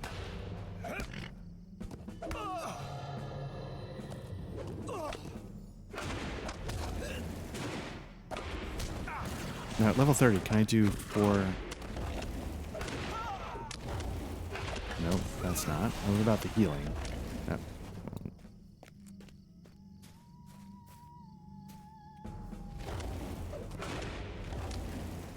Nope. Okay, so it still looks like I'm mostly 3.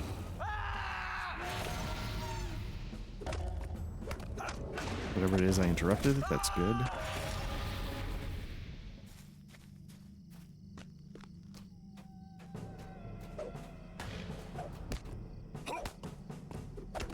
Honestly, what I'm getting the vibe is that this is a quest designed to have me come up here 4 times. I'm seeing grave robbers, I'm seeing ancient tapestries. Oh, maybe I don't. Okay, I thought I was going to need to come back and...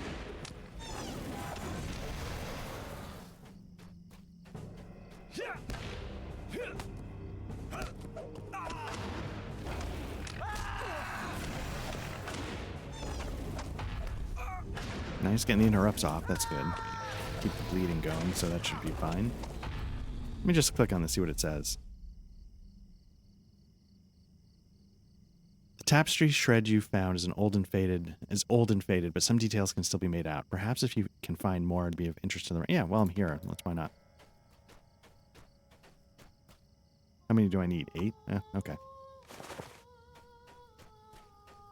Well, I'm going to be going around wantonly murdering elk. I might as well collect these scraps while I'm here.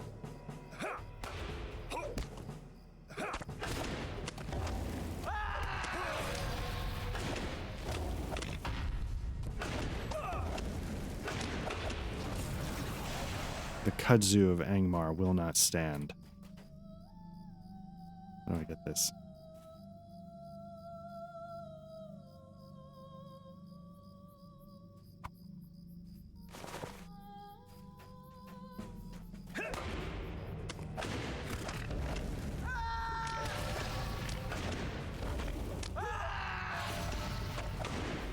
You know what? I don't know if I need to kill any more elk. This one might just be... for me. Yeah, I think I'm done. Okay. Now I can stop. Again, I think I said this is one of the very early parts of this game that sometimes the quests are like, please murder all the fauna. And you're like, okay.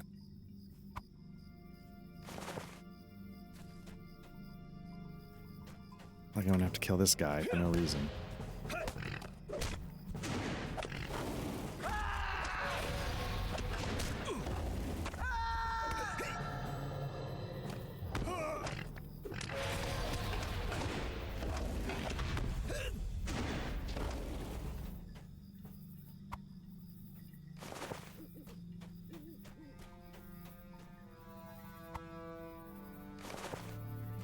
Alright, let's find Ivy and let's get out of here. Oh, what have I done for Ivy?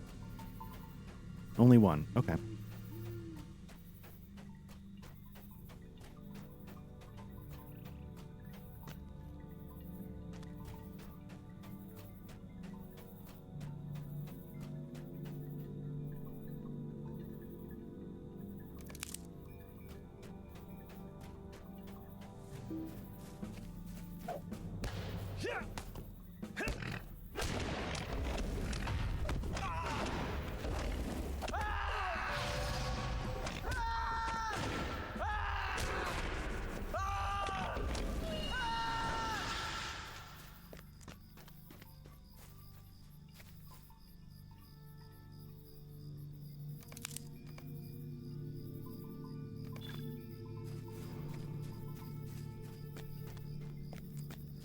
Do I have to go higher up the hill? No, it seems like it's all here. All right.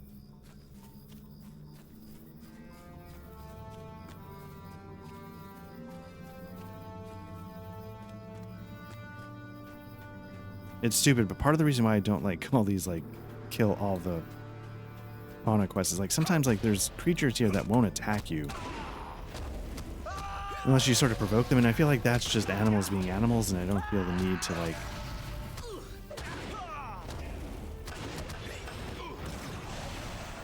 murder-a-thon those as part of a quest line.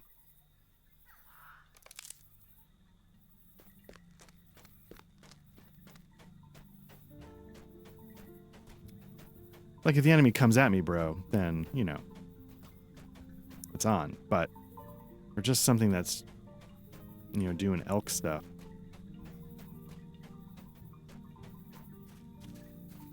Until I mercilessly slaughter it, it doesn't feel like I'm the one doing good in that case.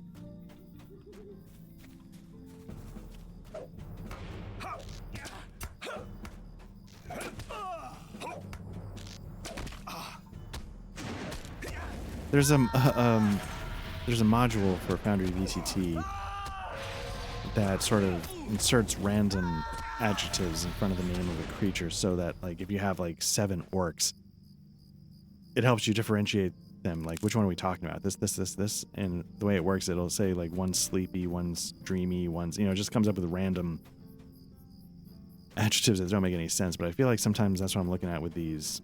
You know, I had the wary, fugitive. Okay, so that's that. So now we can head back down, head north. Who did I... Yeah, that's okay.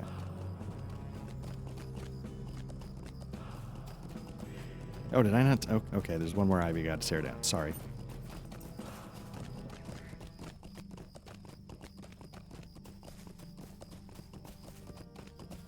Thought I did it all.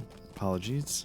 But where is a tuft of ivy that I can rip down?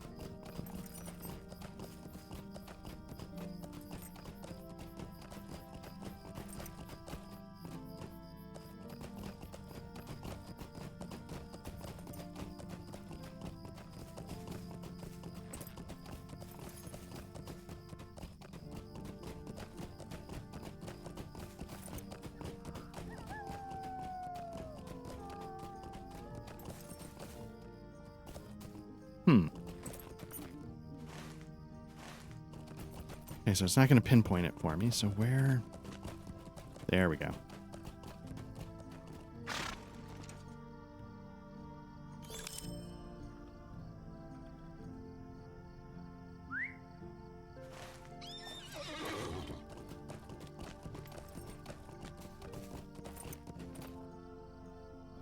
Oh, okay. So it feels like this one's under control, but let's read the journal again. Ugh, if I can find it. Is this it? The next estate within the fields, it's a place known little about. The records we have found only describes its name. It's an enigma indeed. The only thing I know is that the tomb robbers have been swarming over it as of late. Given our focus elsewhere, it's been ripe for the picking, and they have slowly stripped out any valuable information we could find to glean its identity. It's not enough that we battle nature and time as enemies to our history. We have to deal with the greedy robbers who want to deny us. So that's the thing. It feels like what we were just doing was not... It was just like nature's trying to reclaim something that's been abandoned, and we were like, no, I'm sorry. You know, my name is Inigo Montoya, you know, and I gotta just murder all of you. So that feels like a weak justification for what I'm doing. Okay, so the next one is up here. Now... displacing, you know, I have no problem, like, murdering tomb robbers.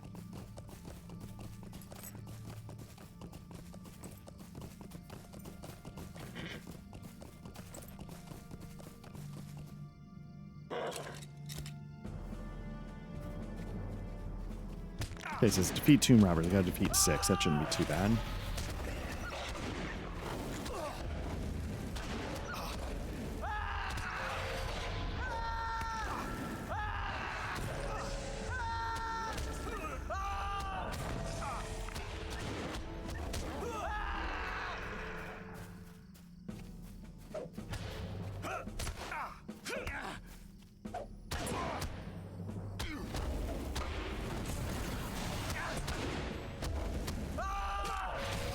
So is that onslaught? Does it just do a bunch of damage? Is that what the... So it's not doing any status effects on him. Nope.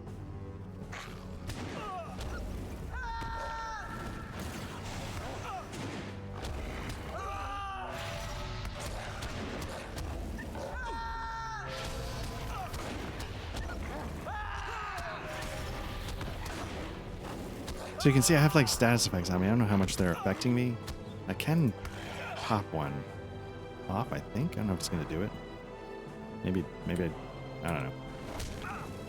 So yeah, you can see here the revive from defeat. Oh, it's an hour. It's not 30 minutes. So it's every hour you get a free respawn.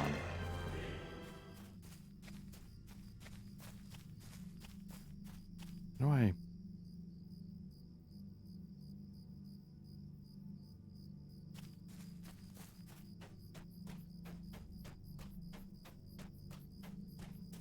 Oh, interesting. Okay.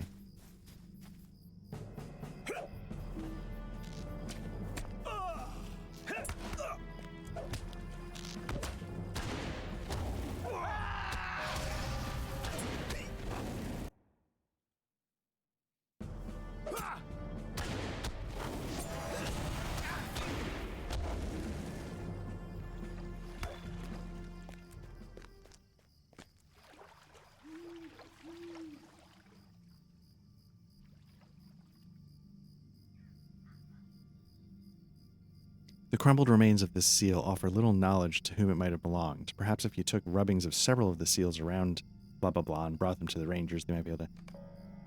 So I like the idea of these, even though they're not book quests specifically, it's because it's the lore. I appreciate... It's part of why I'm playing, you know, the scholars, because, you know, the whole point of this world is that there's thousands of years of history that precede the events at this time now, and some of them, you know, directly lead up to this time. But that's always what made, you know, Middle Earth feel different than so many of the other fantasy settings, is that it felt like it had a real history. And being able to run around its history, like in this quest here, you know, you feel like,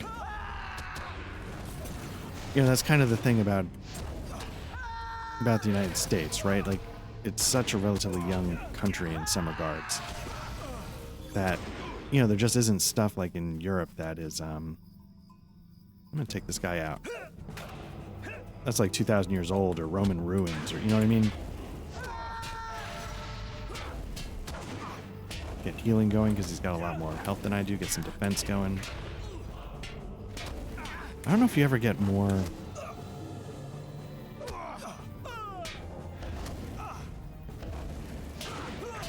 defense. Like if I do 3 shields, does that actually do anything? No, not yet at least.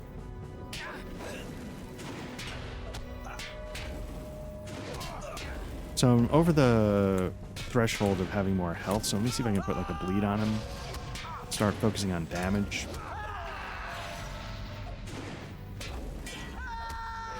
Okay, just got the bleed off, so that's good. It's going to be tricky though, because it's a signature that's red, so he's going to be able to resist a lot of the stuff I'm trying to pull here. Does that count? I don't know if that counts. Yeah, it did. Okay.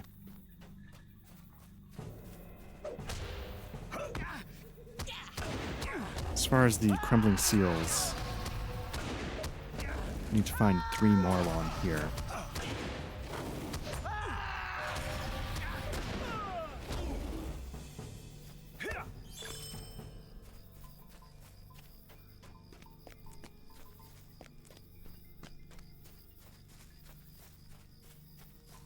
See how pissy this elk gets.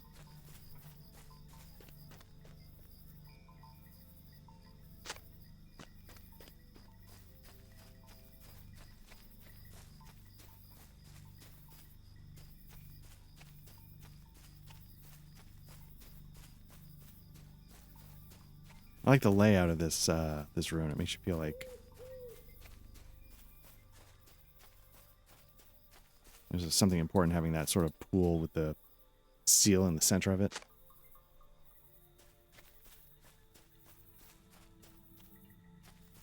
Very evocative in some way in my mind. Nope.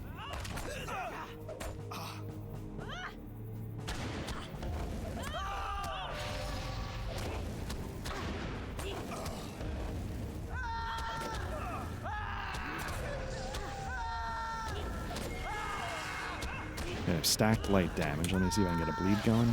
So that should take care of that. Chipped vase.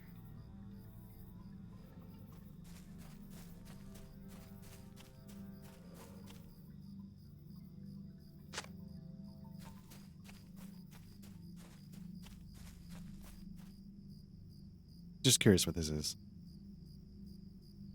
The seal on this vase is still tight, even after all the weather-worn years it has sat among the ruins here. Looking around, you see a few others. Perhaps the rangers can learn something of value. Okay, so there's going to be some more chipped vases, I guess. Are they here?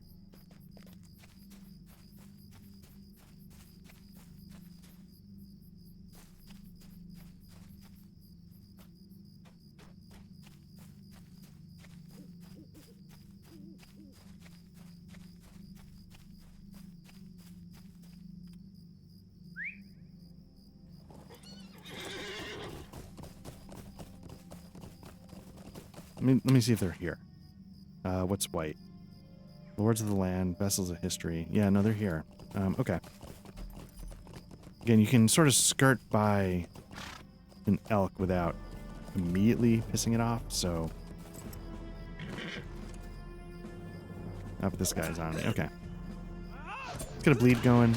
Maybe I'll get some light damage stacked. See how quickly I can put the ambusher down.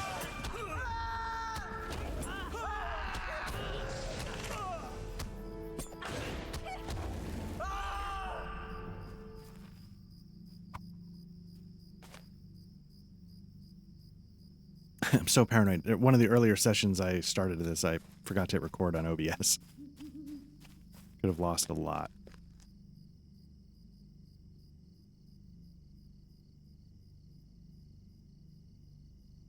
So yeah, I've got to be very, very careful and paranoid about all this. Okay, so how many what do we have left?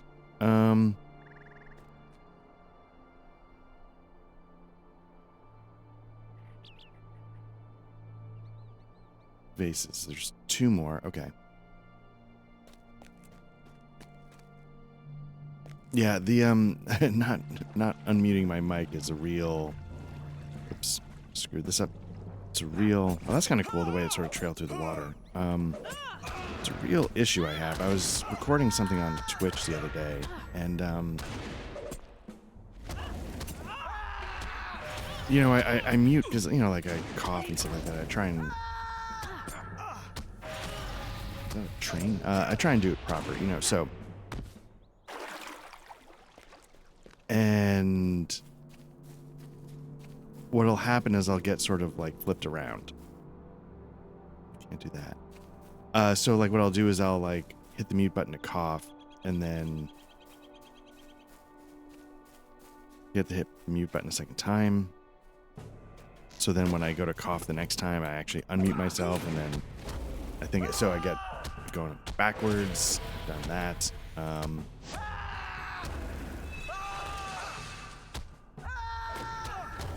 But yeah, when I was doing the thing on Twitch the other day, yeah, I went to cough or something, and then I unmute, and then I muted it, and then I guess I thought I hit the mute button again, but I guess maybe I didn't hit it hard enough, or maybe I just completely forgot. Went back to talking, then like 7 minutes later, I was like, oh my god, you know, again, talk of beet juice, etc., etc. So we got the vases. Got the tapestry pieces. Got to talk to Robin Dunkley. I think that's where I was going next, right? Is that... Was Dunkley in Ostvarad?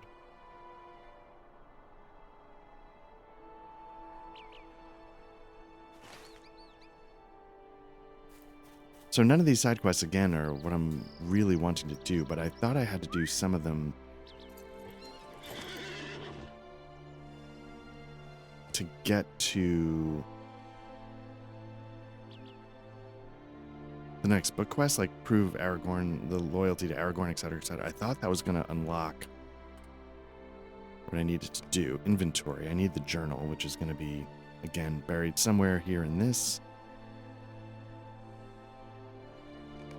So that gives me the next step in the journal quest of whatever. Yeah, and again, like I know a lot of people, they'll you know, they'll put themselves so you can hear in their headphones, but I get really, I will say the latency is not bad, but somehow hearing myself talk is just is what I need to do to be professional, but it's just not what I'm looking to listen to while I'm trying to play.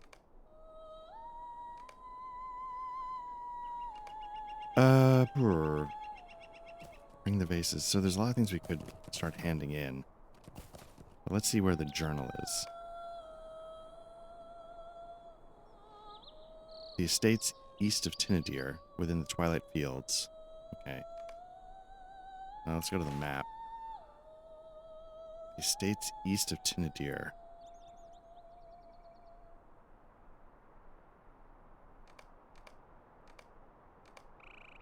Yeah, I don't know. Okay. Well, we've definitely got something here. Start handing. I might go hand in a bunch of stuff, to be honest with you.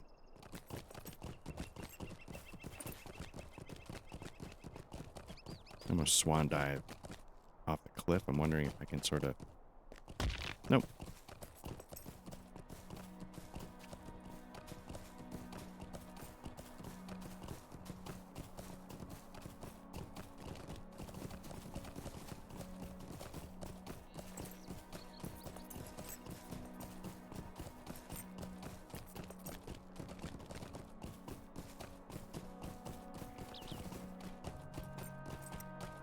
Trying to figure something out. I might make this like an extra thick THI-double-C session.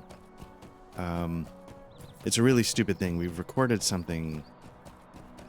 We recorded our sort of 1 year Damn Fine Coffee. Black Lodge Trivia Night's been around for a year. We finally got everyone on the mic to, just reminisce a little bit and talk about things we're excited for. And, again, coincidentally, it wasn't planned. We are also currently at 399 videos on the channel. Now, I know most of those are shorts, etc., etc. Anyway, so I was thinking just to do the full empty gesture, I was going to make the 400th video be that 1 year reminiscence.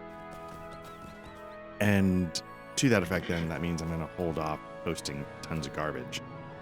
Which means I could just sort of stitch a bunch of these together, maybe.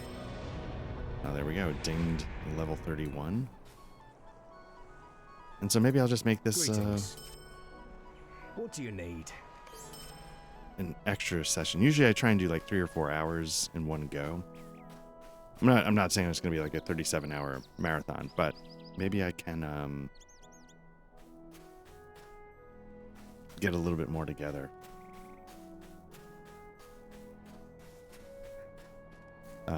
What am I doing? Okay, so we've got a friend in Ostfarad we have ready to go.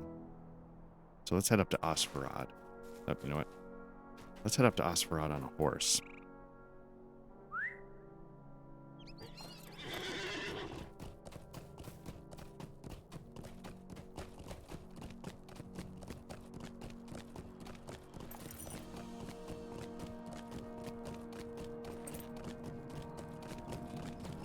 The Twitch stream that I recorded was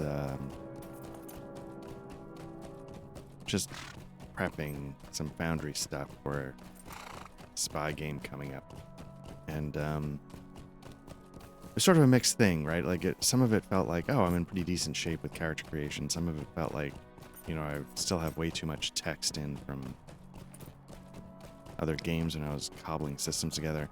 I still need to clean up a few things, but I feel like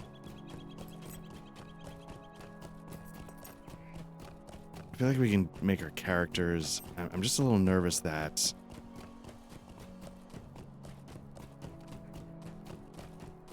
It's hard to describe. I don't want us to be in there and have something come up where they're like, well, I mean, did you think about how to do this? I'm like, because it was something obvious that I should have thought of.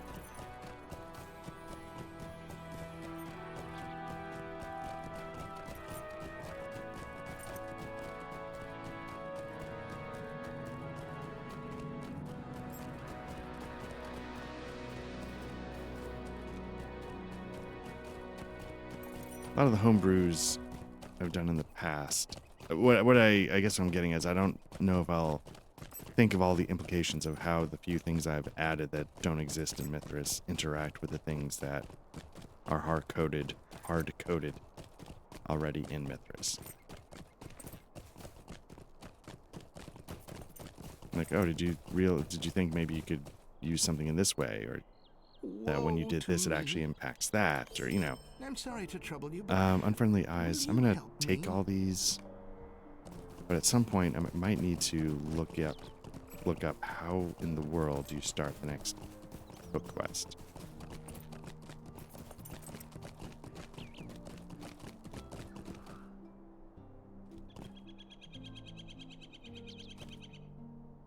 Okay, so now I'm getting an eyeball. And why is that? I don't know if you can see the mini map. There's like an eyeball for this unfriendly man. Now, I remember, I think I did a quest for when I was trying out a Hobbit one time, a long time ago. I thought there were quests where like Could you would I have to speak with sneak you, around past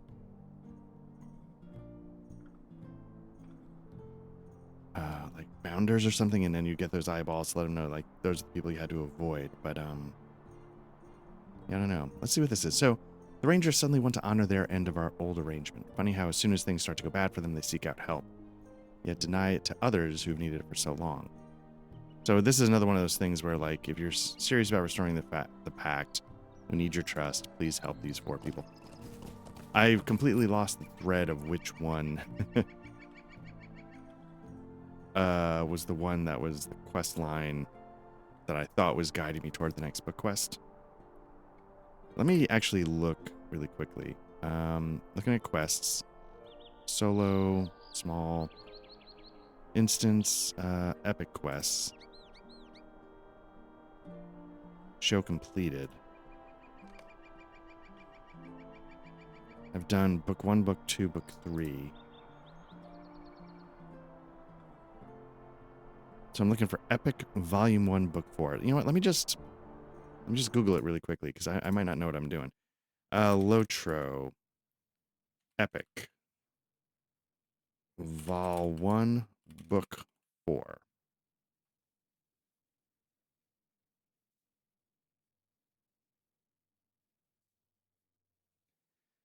Okay. It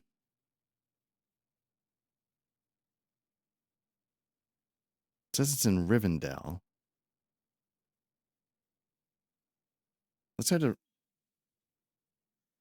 Yeah, let's head to Rivendell. I thought it was going to be out here, and it was going to be...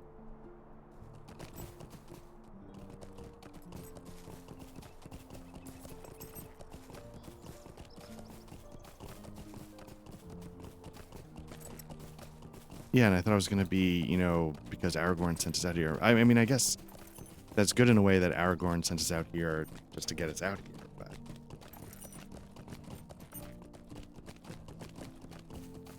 Where is... So the Defense of Darkness, I think, was a Warden quest.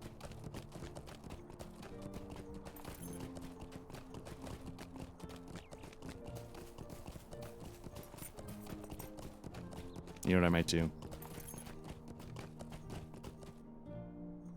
I'm gonna fast.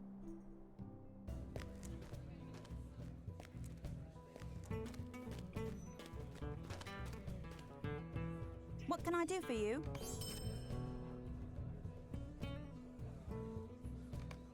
Just buzzing through these really quickly, just because I do want to do the Warden stuff, but I really want to get to the book quests. You are a Warden of some skill, Dark Lodge, Black Lodge.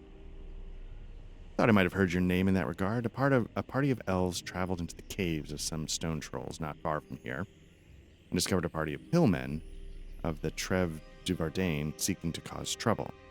A great battle was joined when the stone trolls were elsewhere, but the elves in my company are exhausted and no shape to continue the fight. So let's... What I'm going to do is let's start pulling these off just for now.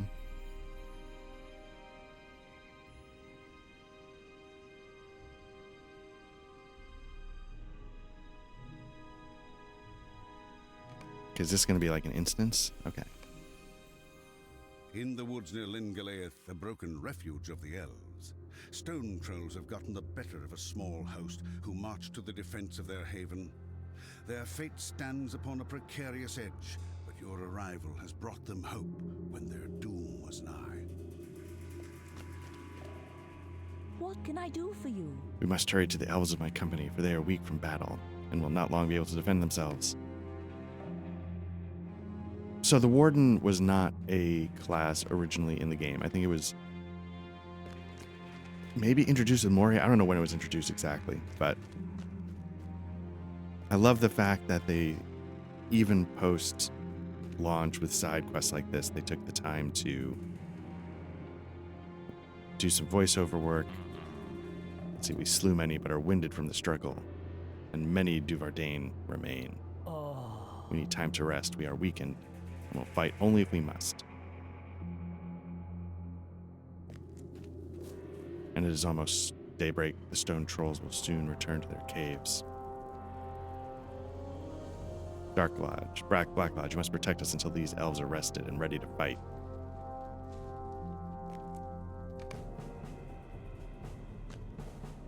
Okay, these guys are pretty...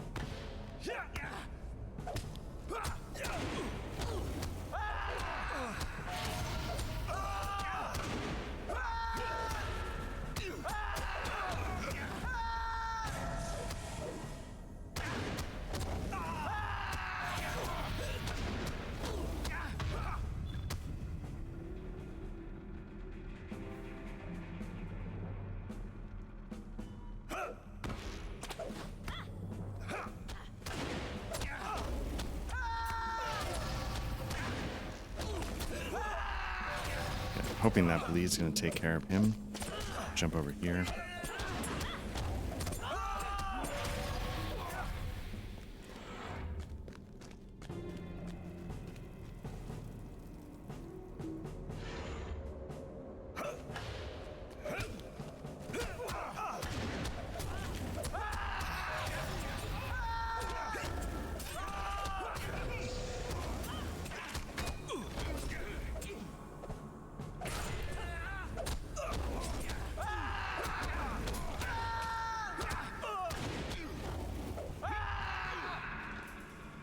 The stone trolls are returning.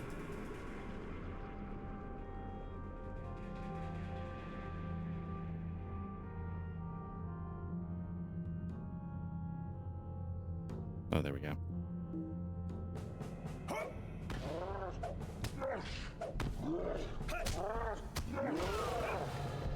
Oh, there we go. Nice.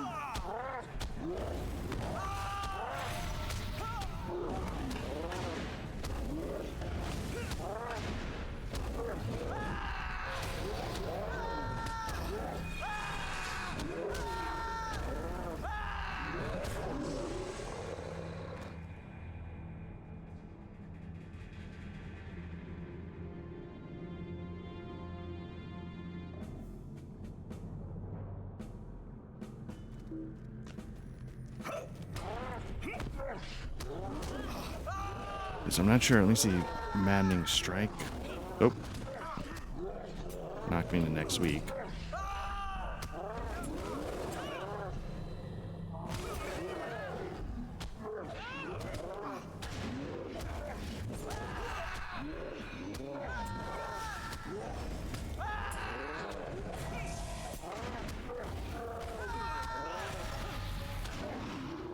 We have Lieutenant Black Lodge. Your skill as a warden has made the difference. How can I be of service? Endless thanks. If you had not been here, well, there's little point in walking that sad road. You have saved the elves of my company, friend warden, and I thank you for it.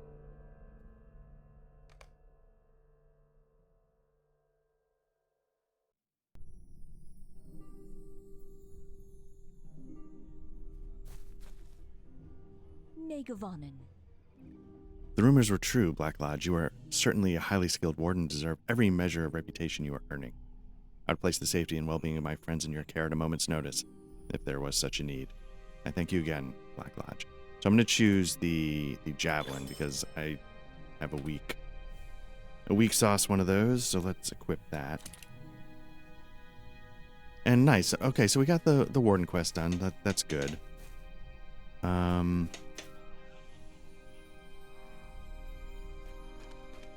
See where we can get to with the stable masters. Nee gewonnen. Let's go to Esselden because that's a little more of a hub for the North Downs.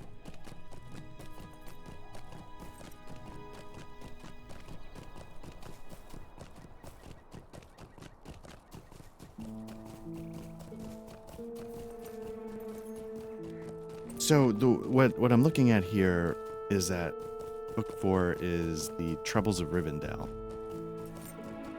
And it gets started around Elrond. And it's saying it's around level 37. So that might be one fear. Is that right now I'm level 31? I might need to be level 32 to kick that off. Maybe that's the problem I was having. Sounds like I was chatting with Elrond, and maybe the whole Aragorn thing with Evendim was just to give you a bunch of quick quests to pump up some levels. But maybe 6 levels is enough? I don't know.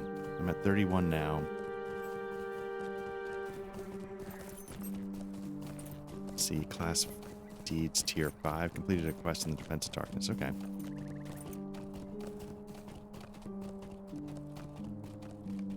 Title awarded, Watcher of Roads.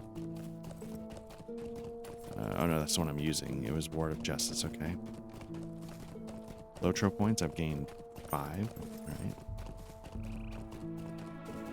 I'm known to multiple groups, so that completed a deed. My reputation changed.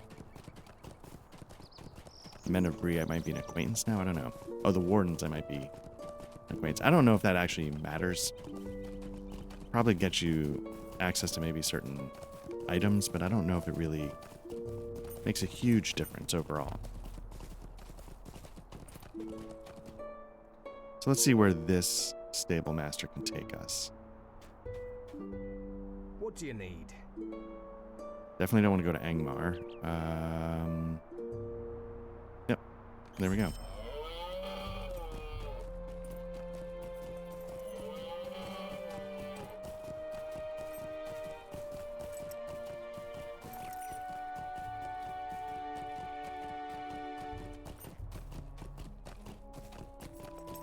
You know what, or maybe I don't make this episode extra thick double C. I mean, 4 hours is a lot for a chunk.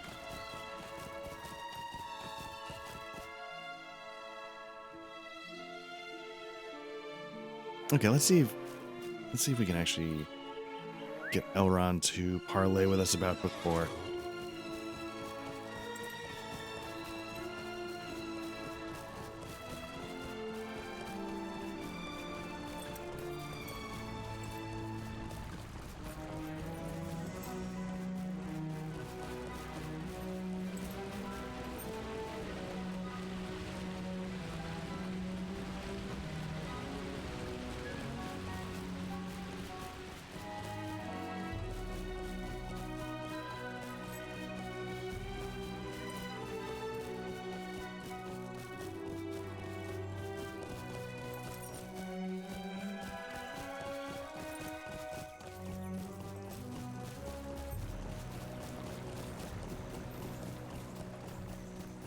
One of the things, I recorded it a long time ago, but it just went up on the channel, is the conclusion to my Strider mode playthrough for 3 Leagues of the One Ring 2nd Edition. And now, doing a bunch of this game is making me think maybe I should do a second adventure in Strider mode. I really enjoyed how that came together. Okay, so I think Elrond's library is on the top floor.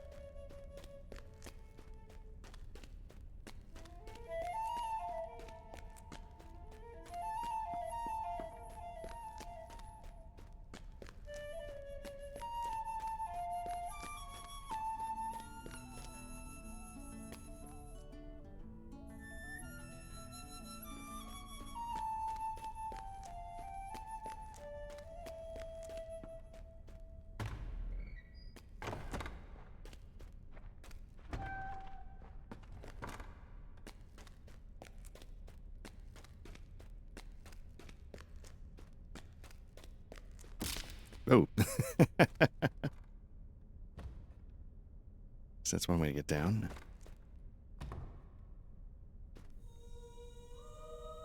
Will you lend me your aid once more?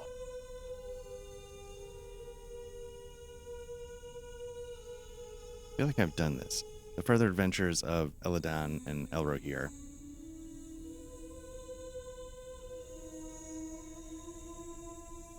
Where's the horse and the rider? Yeah, so I've definitely done this already, but why am I not able to... Yes, it's a repeatable quest that you've already completed.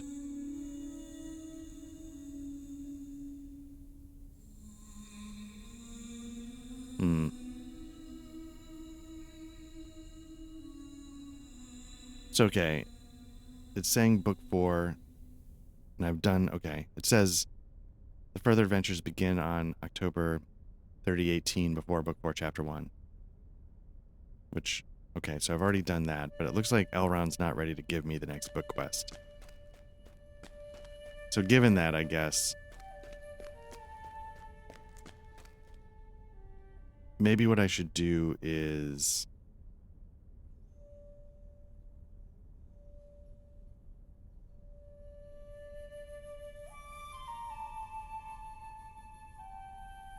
I can fast travel back to Evendim, but what's this way of the spear?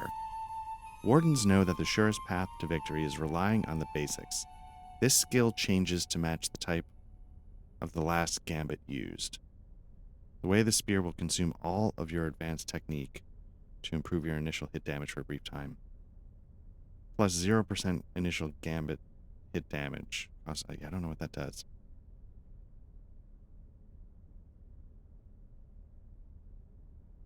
I don't need this here because I've got it here.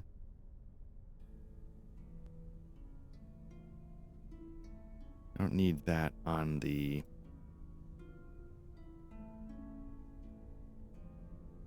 That's the same as that, so let's get rid of that.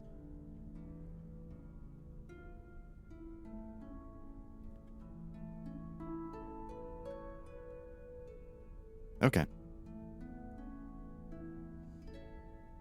You know, I feel not guilty, but like setting up ambushes. There's all this stuff you can do, but it just doesn't. The game doesn't challenge you in a way that makes it necessary. All right, let's return to Evendim. Bang out a level.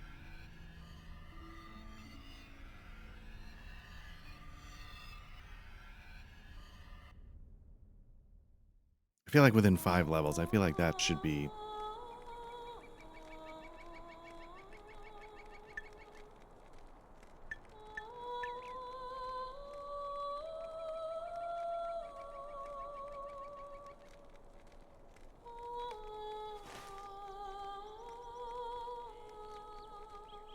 Okay, so I'm seeing a number of things up here. And that red circle to the west of Ostvarad.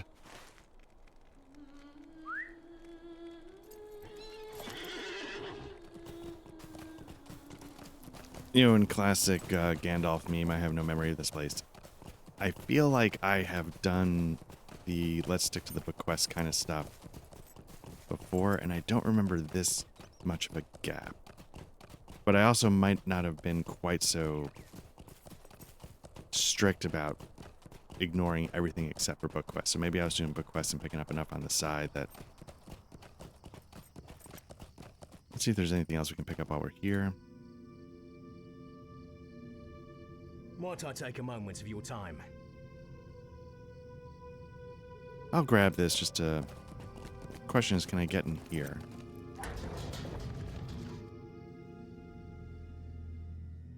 Oh. That was easy. All right.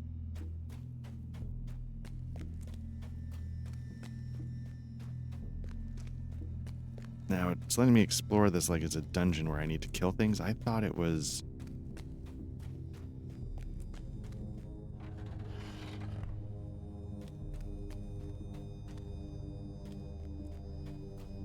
I thought it was a hub where I could get, like, quests and stuff.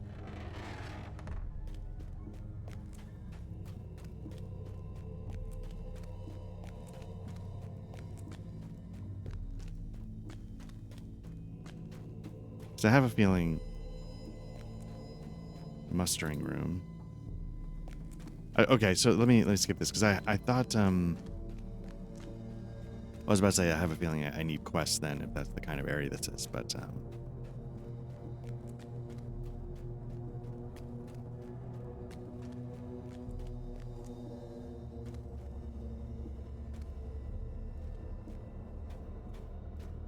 again, it's the idea that Middle Earth has like a history that other fantasy games, even like D&D, when they create their worlds, it all feels like, I don't know, it's just trying to imitate. Which doesn't mean they can't be interesting or well done, but sometimes like you get some of the backstory of what's going on, you're like, yeah, this is Lord of the Rings. Or, it just...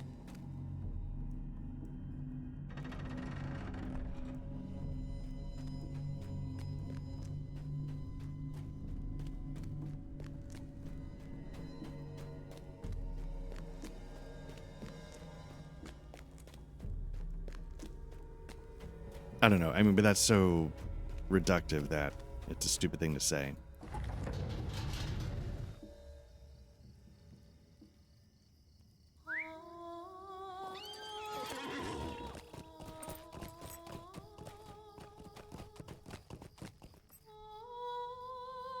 What can I do for you?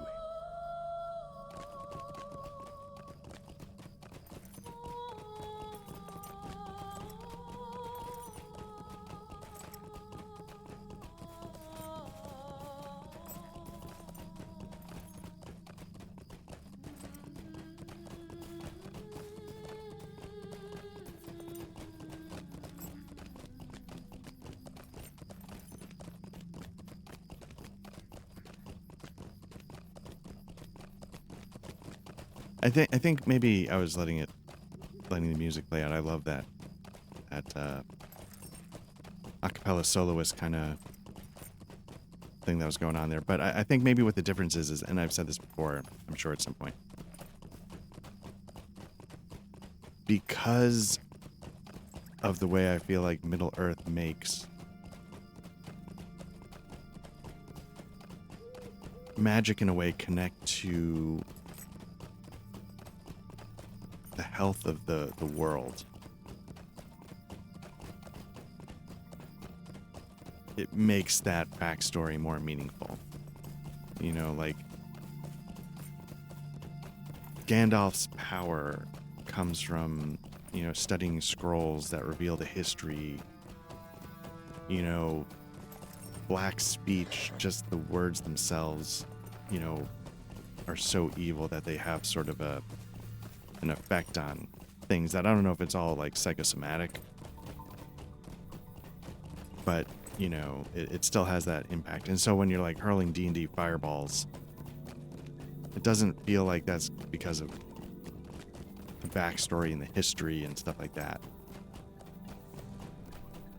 You protect in Middle Earth, you protect these ruins and old cities and blah blah blah because in some capacity your power to resist evil stems from them in a weird way.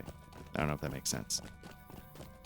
That's part of how I've always felt about Middle Earth. There's I do not ask much of you. let's stores for the winter. Assist Clark, Ballard, Rowena, and Poppy. This is Ballard, so let's help him.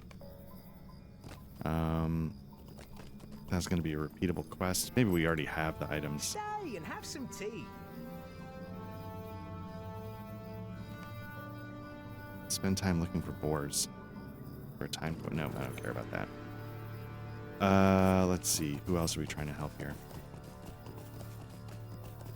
I have a feeling these unfriendly men things, I feel like that's going to matter at some point with a quest. Will Let's you help let Clark. me speak my piece? So as you can see, these quests are just more busy work.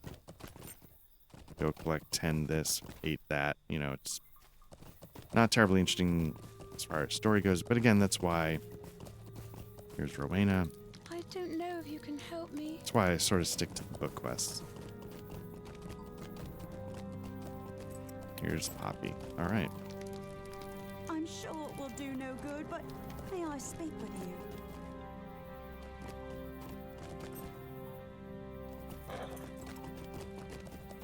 Let me just, while I'm here, What do you need? let me repair. I haven't done that in a while. Let me sell just to...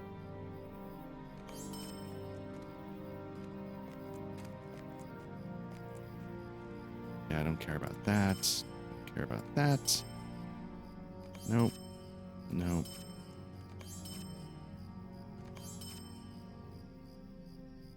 Was one of these like Tomb Raider sashes?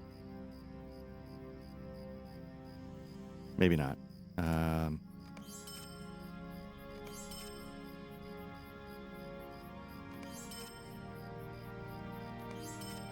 Now, I don't know if people that are really hardcore into Lord of the Rings ever watch this, but they probably are like, what are you doing? You know, you should be doing this, you should be doing that, you could be doing this, you could be maximizing that. I just, I'm gonna keep that one. I just don't,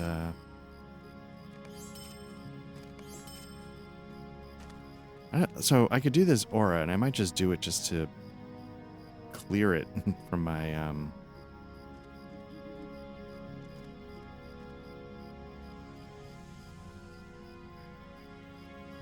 inventory. I think I have a little bit of equipment I need to. So we've got like Tanner's jacket. Is that there?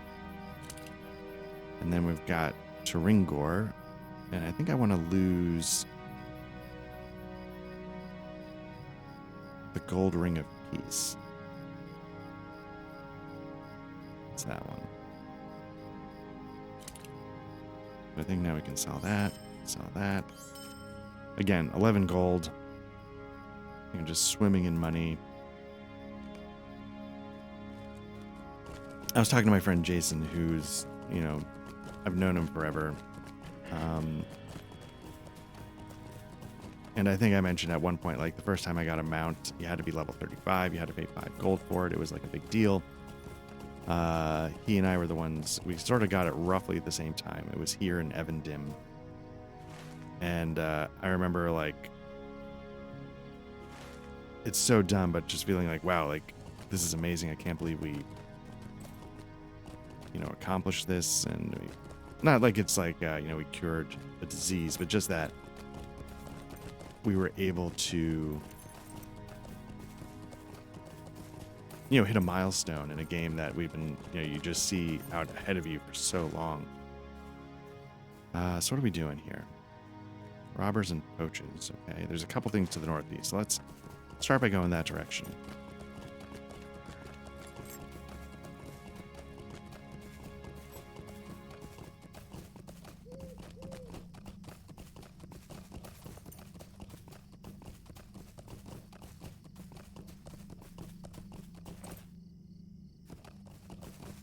You know, that's the thing. For all this stuff about this map, you know, you spend, yeah, there's like a ton of stuff up here that you don't spend a lot of time with. And this stuff down here.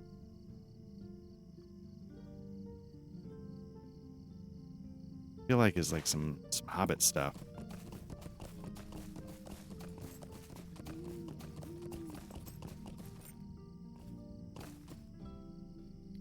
Will this get us anything? Robbers and poachers. Yeah, let's start the murder for the good of Middle Earth.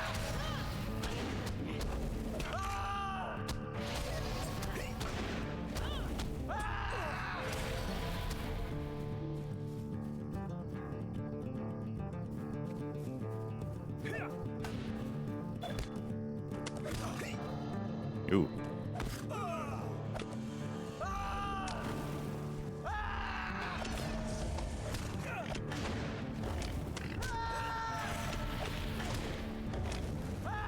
Do I have an uppercut?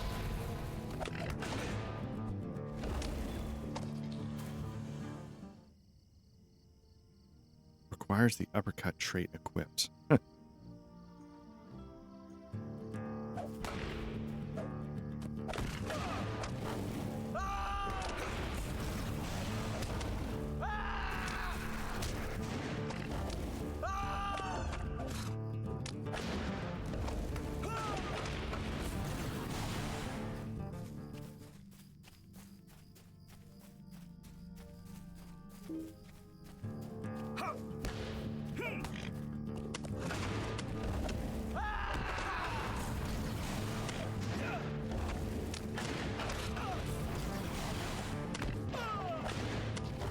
Okay, so it looks like Onslaught might render their armor.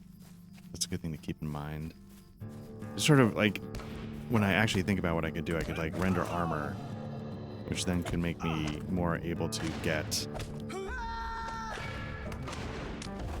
a bleed through. See what a piercing strike does.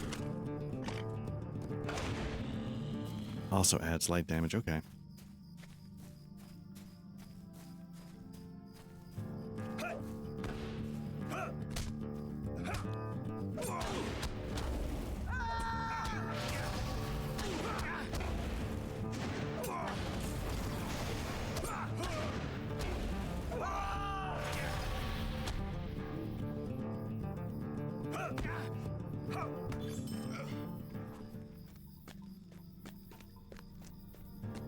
And honestly, I mean, you know, like this is what an MMO quest kind of is a lot of the time, right? So,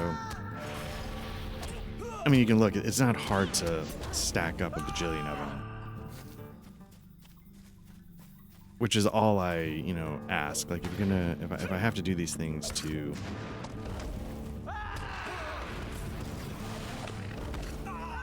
gain a level here and there, that's okay.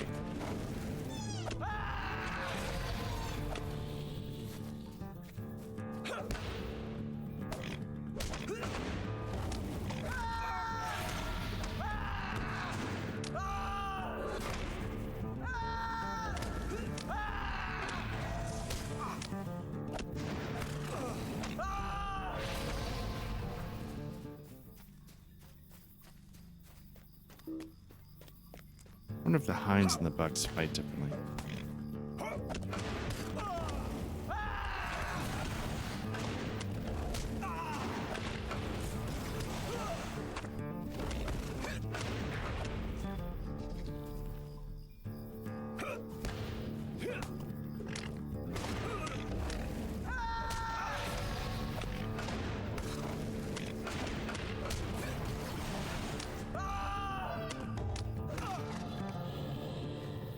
Okay, that's one down, all right.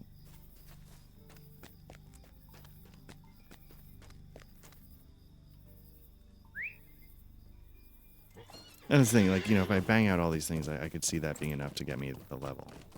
What do we got going on here?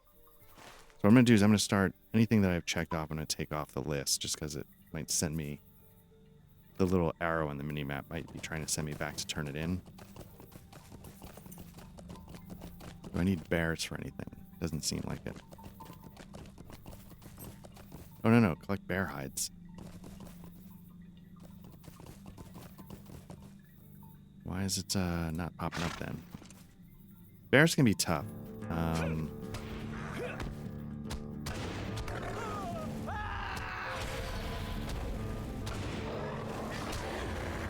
Yeah, whatever that is, minor fright.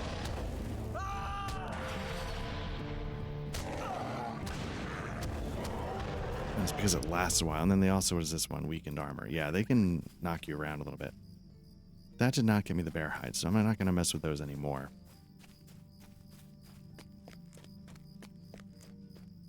Let's kill these people.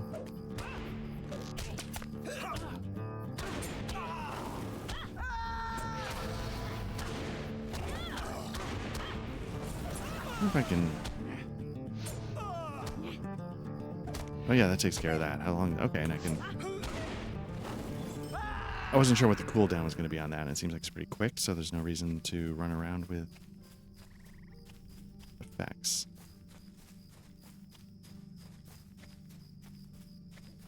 Oh, look at that. Alright. Got a totem off in the distance.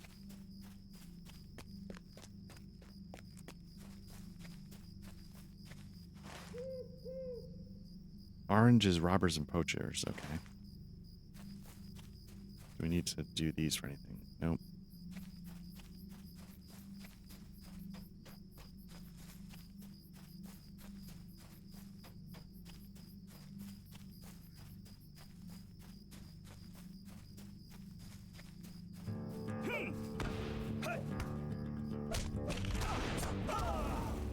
Even, you know, I talk a lot about the music. Even like the combat music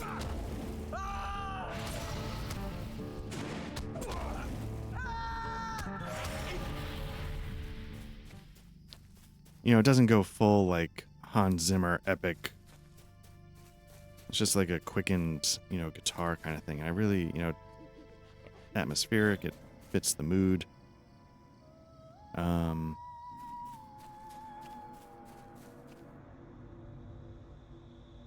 don't think I need to defeat goblins yet here.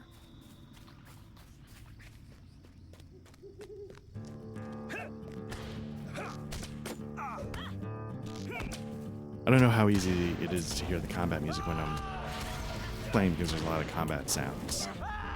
In my headphones, I can pick it out pretty clearly, but...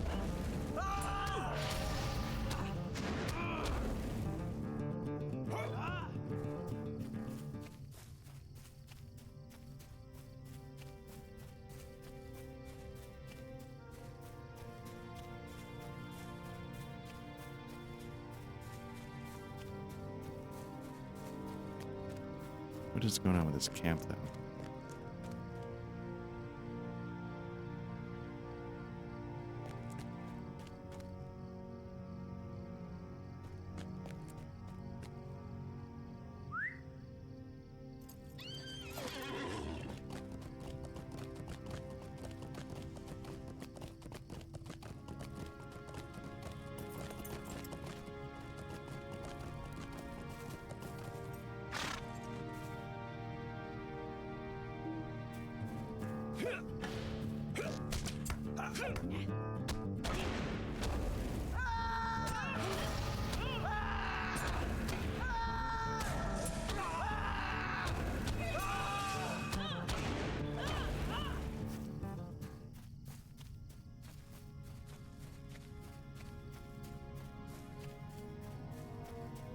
As I said, I should be doing more prep for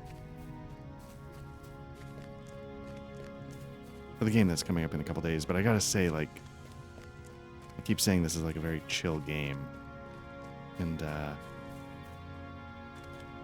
can be a little bit like,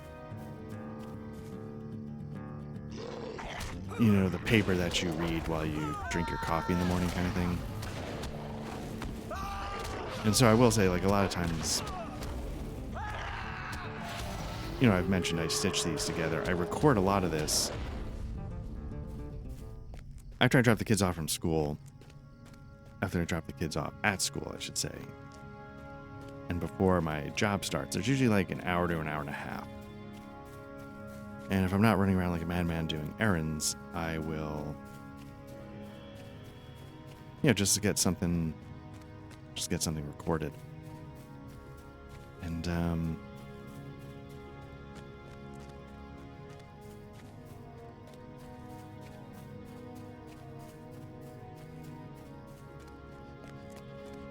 this definitely works better than, say, like Dragon's Dogma 2 as ease into it, you know, ease into the day, just take it easy. And I think part of that is because Dragon's Dogma 2 works better for me when I can do the whole chunk at once, uninterrupted, because it's an open world game, so you start to, like, you have to make your own objectives sometimes. And even if it's just like, okay, I'm exploring, but I'm exploring looking for a certain thing or trying to clear this part of the map, you sort of get a goal in mind. And then if you sort of break it up into half-hour chunks or hour chunks or whatever, you start to, your thought process, you know, the goal you had during part of one recording session might slip out of mind when you get back to it. Reversal. Yeah, my timing's off. And again, I don't know if that's lag. I don't think I have something that's slowing me down per se. Okay, advanced technique. Completing a Gabbett chain that has empowered some of your skills. Okay. Yeah, I don't know. Again, it's all these little things that I don't know how to take full advantage of them, but that's okay.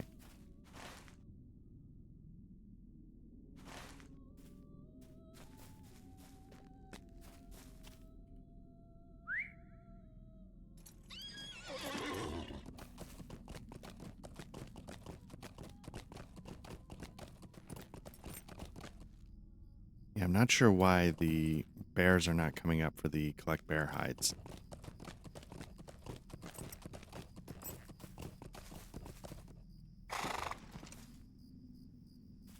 Okay, these two robbers should take care of this.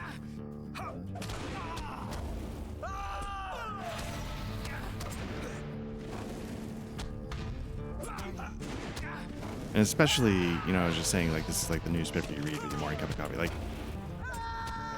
I think work's going to be kind of nuts for a little while. Well, you know, which is fine. That's, you know, it's a good thing. But, means sort of coming into it relaxed has a little bit more importance.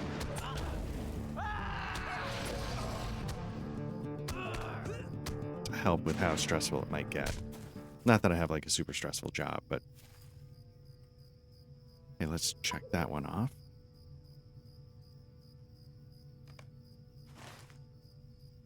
Oh, didn't realize we were way up there. Okay. So I guess we want to get back to the east. Okay, so let's do that.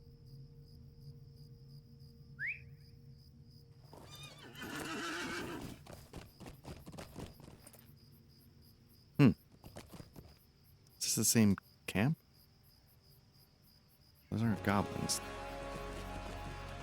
You know, and especially, you know, like, you know, given a lot of the things that have been happening, you know, we, you know, like I said, we got through the worst of it. You know, my son can finally relax, enjoy the end of his senior year, which, you know, makes it a lot more relaxing for the rest of us. But then, you know, like I said, like one of my parents passed away, and, you know, that's,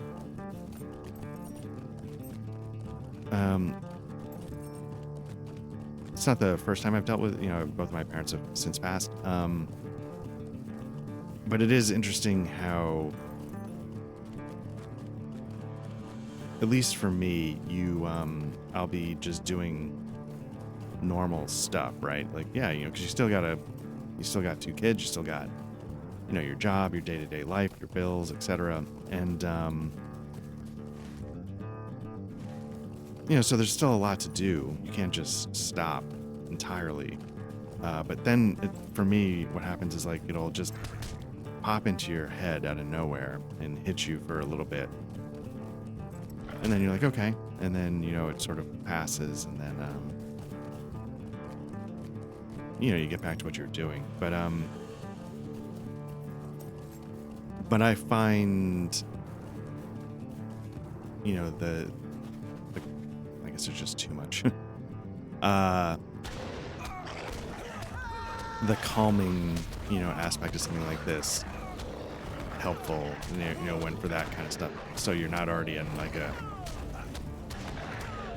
on edge when it pops up, you know.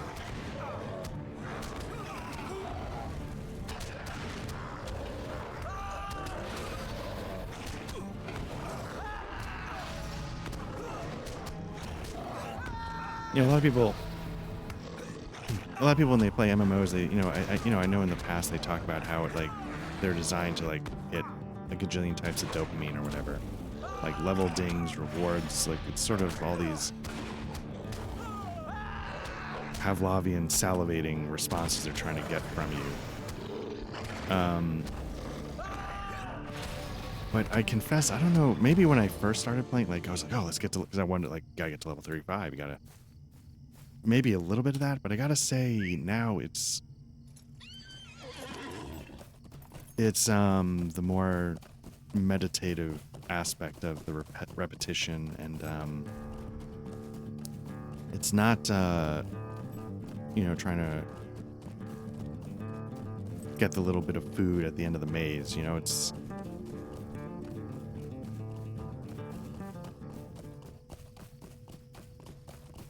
the quest just give me a reason to do the stuff, but otherwise I'd be happy just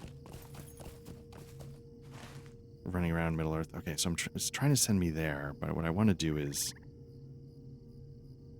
head east. So let's head east.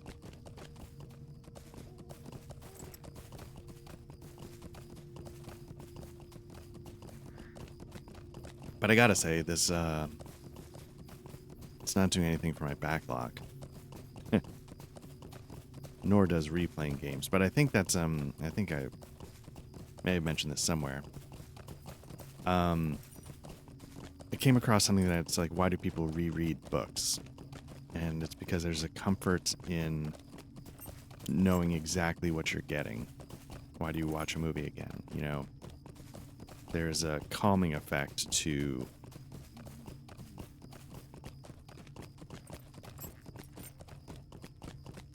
that kind of comfort of, it's no surprises, no anxiety of, you know, no tension.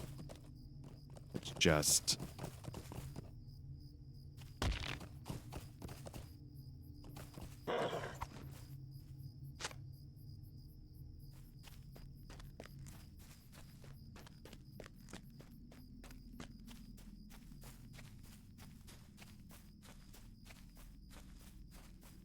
going the wrong way for dry logs.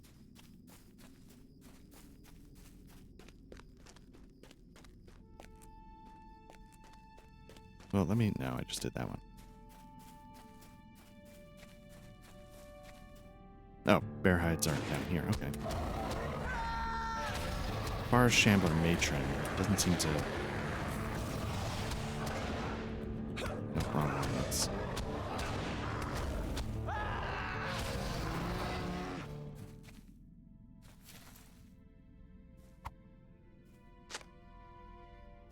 I don't want to...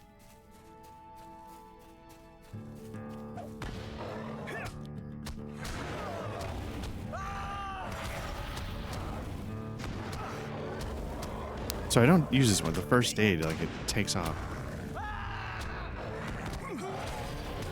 Status effect. I should be doing that more often. I never think to do it.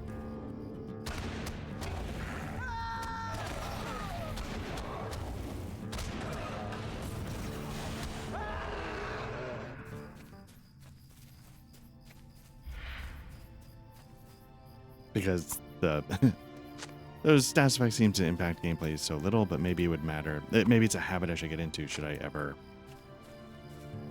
If I ever did a raid or anything, but I don't know how I would do that or with whom.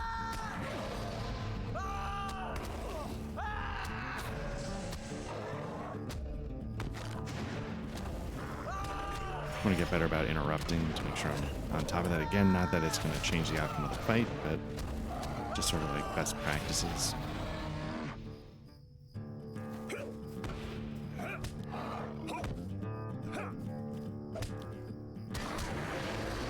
Yeah, I didn't have the shield slam ready to go, and I was already committed past the boot on my gambit chain, so...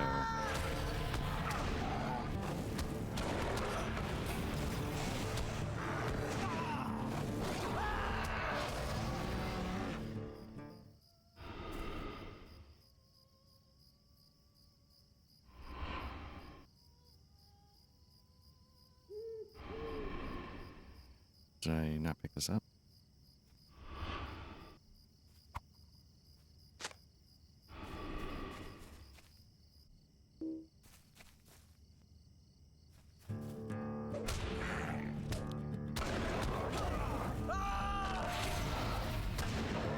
Okay, got the boot going for that interrupt.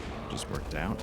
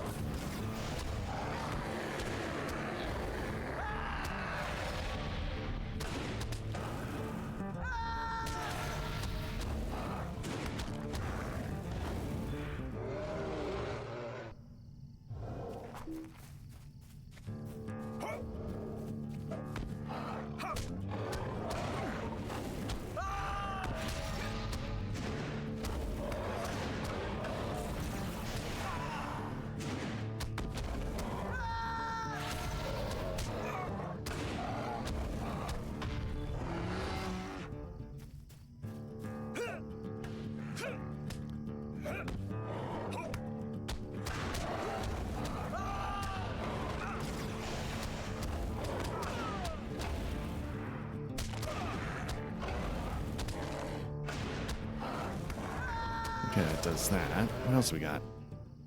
So we got 4 together. Stories for the winter.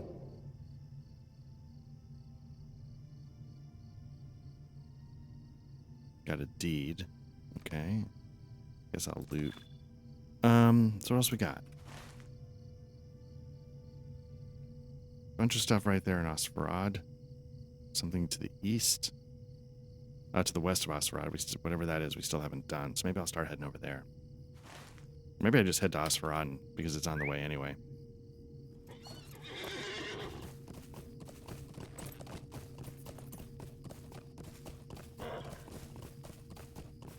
Now I'm trying to remember if there was a building in Osferad I could go in.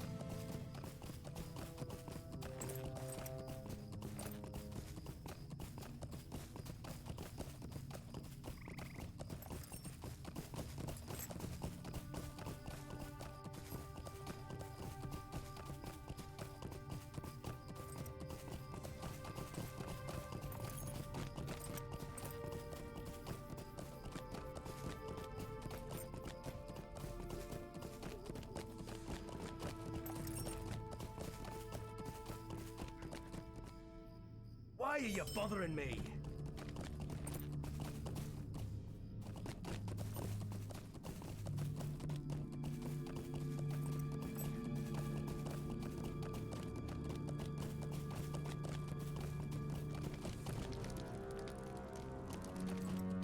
Like for the sort of the repetitive, peaceful nature of this, like I don't know if I could go out there like collecting resources to craft. Like I don't know if I could get into that, but as long as they were putting stories in front of me.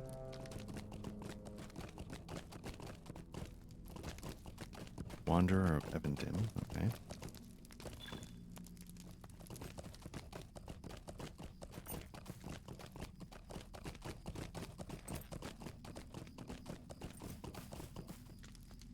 It's a sorry day.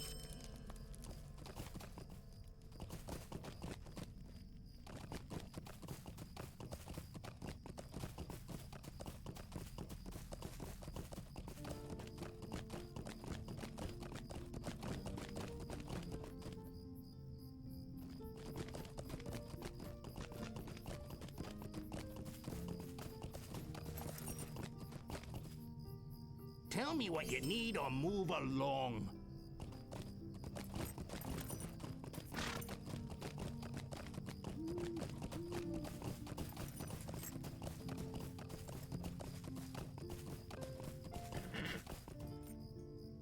How do you do? Oh, interesting. Okay, so not seeing any boars at all was Stay okay. and have some tea. I think I'm gonna skip.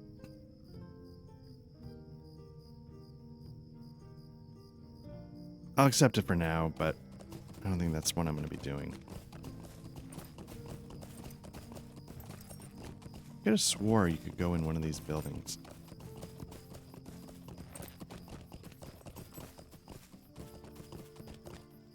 What do you need? Okay, so this is the guy who's like, hey, make sure the town's cool with you to prove your medal, and I did that. Might I take a moment of your time? But this might be a little egregious. Why don't you assist those 4 people again? That seems a little nuts.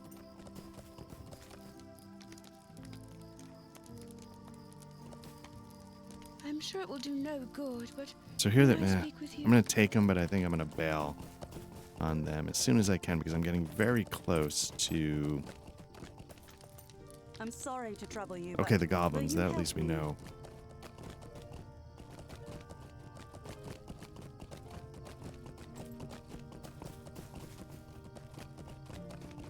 Go in here?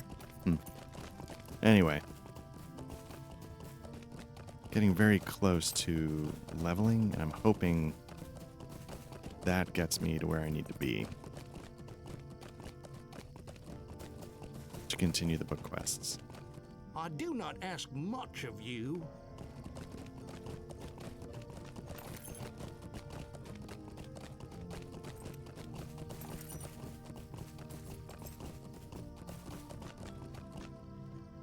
I do not ask much of you. So let's see what we got for the quests here.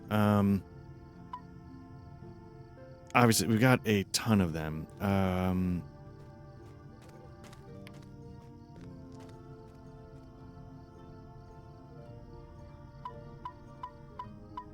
Gonna load up a few.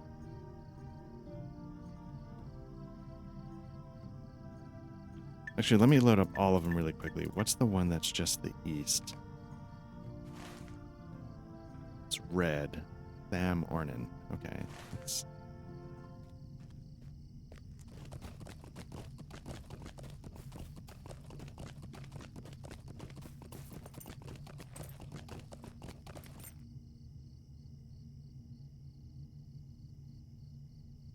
yeah.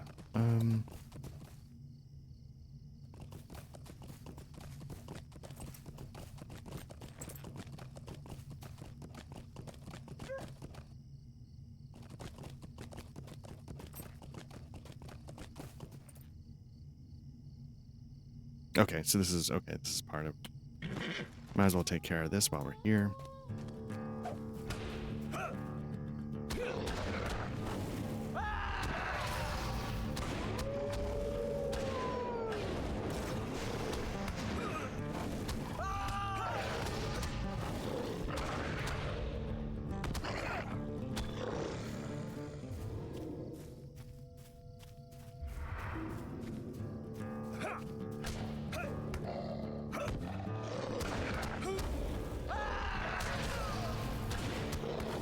So what we need to do with this ruin is defeat Angmar, and we need to kill 8 of them, and then we got to destroy the orders.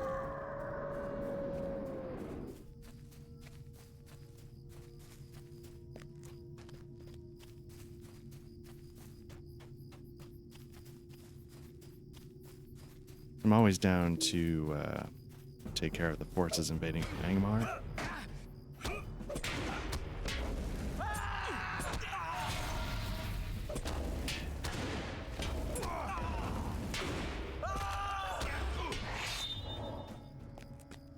Does that count? Yeah, it does. Okay.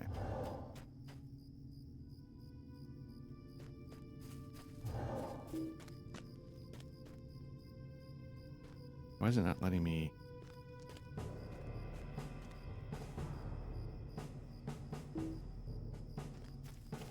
So something's going on.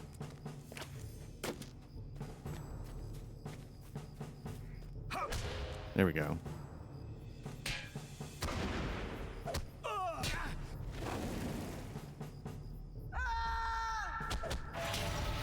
I don't know if this is lag. Okay, there we go.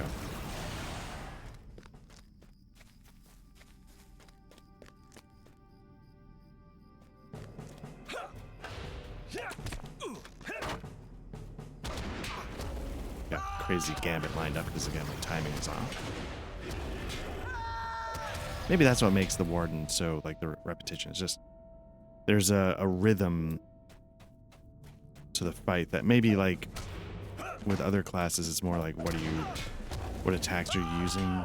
Maybe there's a rhythm to it too as you get to know your cooldowns, but here it's sort of, you know, building like Simon Says patterns, so maybe that's part of why it gives me a sort of a soothing, calming effect.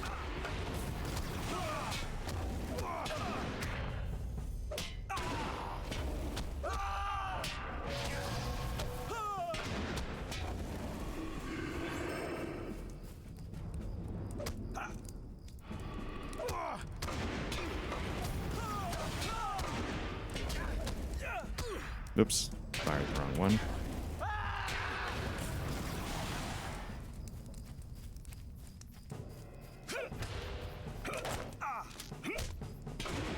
Meant to fire the one that heals the status effect, and I fired off the one that interrupts.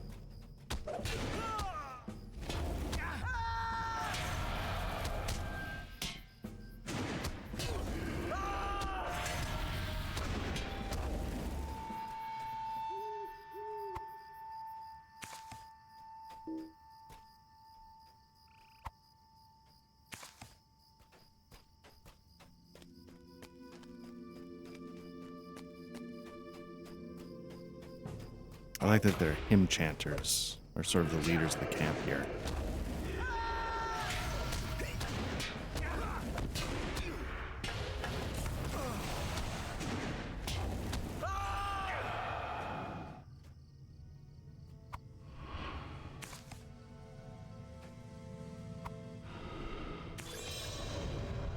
Oh, that did it.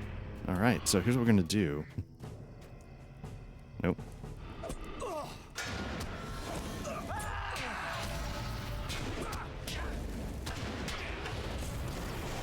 Oh, you feel like you've done all you can. The next page speaks of something. So technically we can go to the journal. I kind of like this quest a little bit, but you read the journal and defeat goblins at... Okay. Probably could have just done this one quest to get everything I needed out of the way.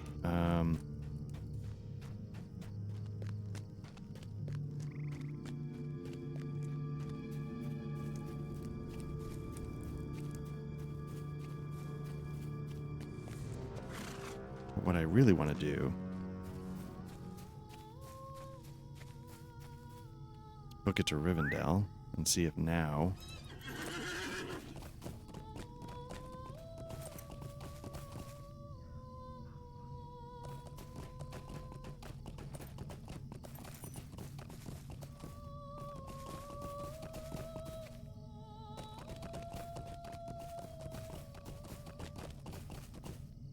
can I nosedive off here and then... No, okay. I was going to say, can I use the heal and effect to get out of being crippled? And the answer is no. I feel like that crippled effect used to last a lot longer.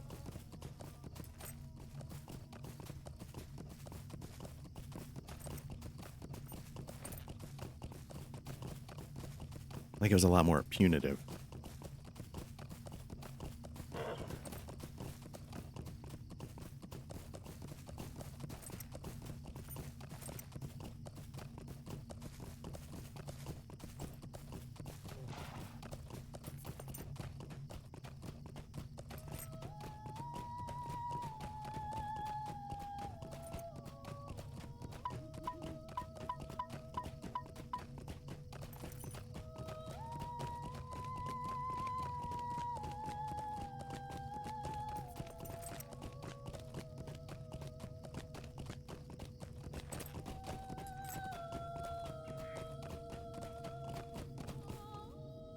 What can I do for Where can we you? get to? Osferat. No, we don't want to go there. We can go to...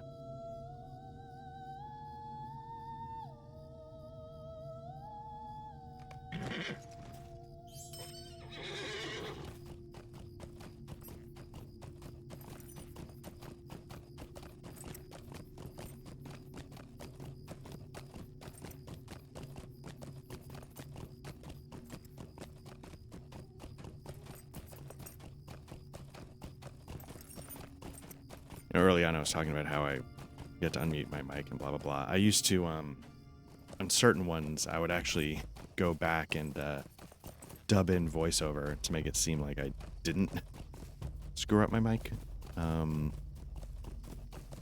If it lasted long enough. If it was like a couple minutes, who cared? But if it was like 20 minutes or so, I'd be like, oh crap, that's obvious that something went wrong. Where can I get to from How can here? I be of service?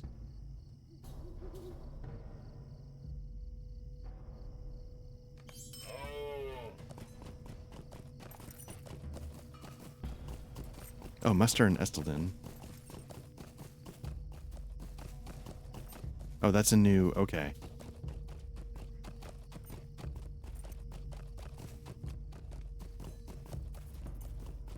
So I don't need to... Okay, so I can do that now. Wait, where did it go? Hail, friend, and well met.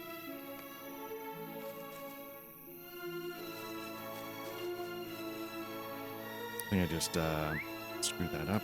Skills? I don't even know what...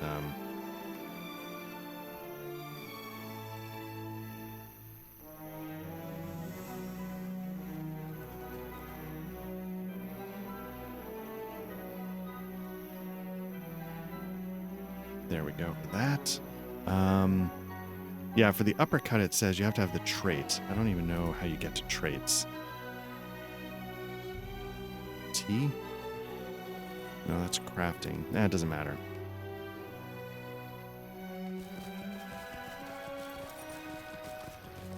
But yeah, let's go check in with Elrond and see if we're able to start making progress.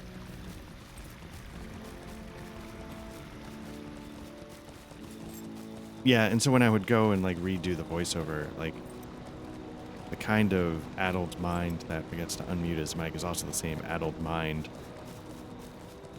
that would start using like the past tense and, you know, do things that was sort of obvious giveaways that I wasn't talking contemporaneously with the gameplay, or at least at the time of the recording.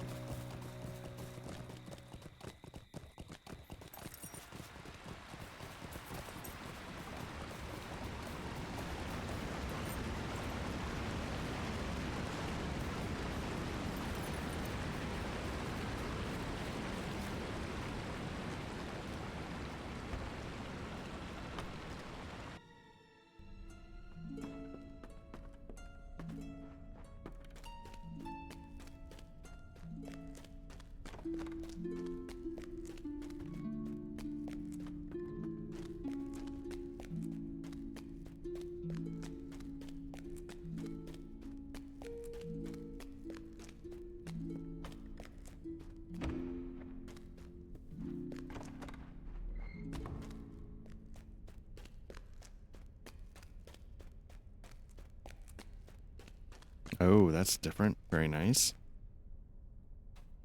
Aragorn has learned much of the world since he first left Imladris. Here we go. Book 4, Chapter 1. Is not in vain. Welcome to Imladris, Black Lodge. It is good that you have come. Rest well, but not too deeply or too long. We have need of adventuring folk, for there is evil beyond the veil. Not more than 2 months ago, a hobbit by the name of Frodo Baggins and his companions were pursued to the ford of Bruinen by servants of the enemy. I speak of the Nine, the Nazgul, fell creatures in the service of Sauron. And though the Bruinen fell upon them at my command, we have found the steeds of only 8. One of the riders is unaccounted for. My son set forth with scouts bound to them by friendship to seek the missing rider. That's the quest we did earlier. I ask that you speak with Elladan at their camp of Thorinhad, among the Bruinen gorges, and lend your aid to the search. We must learn where this Nazgul has gone, and most importantly, his designs. Very nice. I love that this is the 4th book here is going to be like tracking down a Nazgul. Like, again, so thematic, so successful at making you feel like you're part of the big story without like fan servicing you to death. Yeah, I like that. So Elladan is not going to be here. That might end up sending us to the Trollshaws. And I think at one point I mentioned the Trollshaws used to be super buggy. So this might have once been tough to do. Let's see. Brunin Gorges in the Trollshaws. Yeah.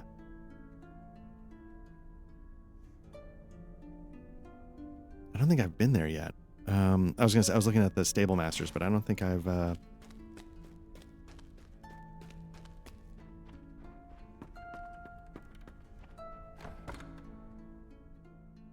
made the trip there. So I have to sort of decide, like, do I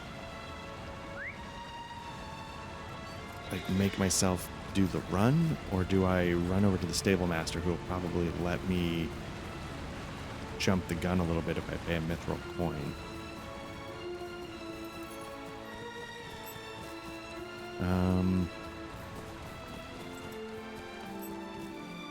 That Stable Master, I think, just takes me to the other side of town.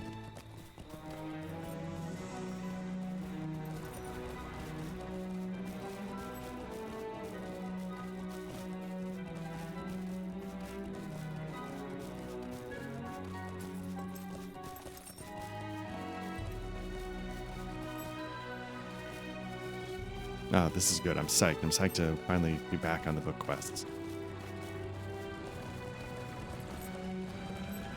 You're on your own, Evendim. Although, again, I do really like exploring that area. It's a good... one of those areas I really enjoy doing side quests for. I wonder why that's blue.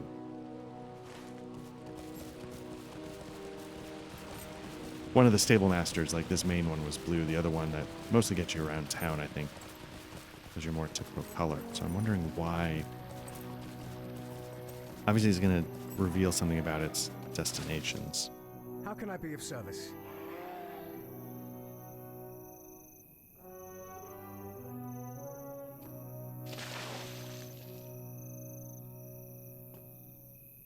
Where am I trying to go? Trying to go to Thorinhad. Is that one of the options here for the Trollshaws?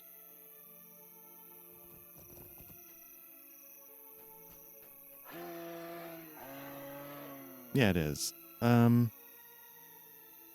do a Swift.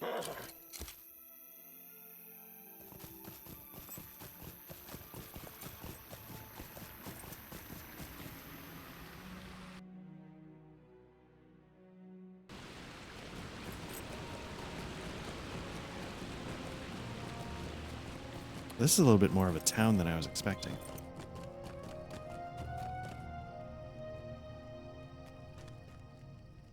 Sweet-eyed Melon. Assuming I went to the right place. Which I did not. Okay, that's part of the problem.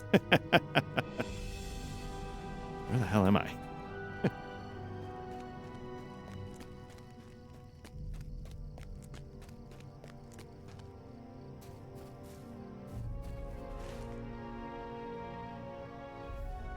Angle of... I have no idea where this is.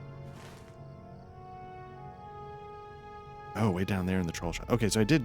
I landed in the right neck of the woods, so to speak. I do not recall ever being here, though. Greetings to you. That's what I'm looking for. Thorinhad.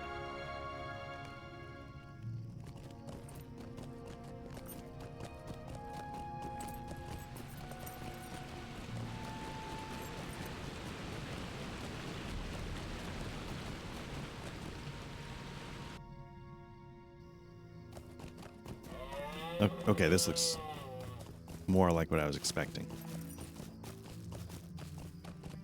So yeah, back when the Trollshaws were buggy, I wonder how this worked. What can I do for you?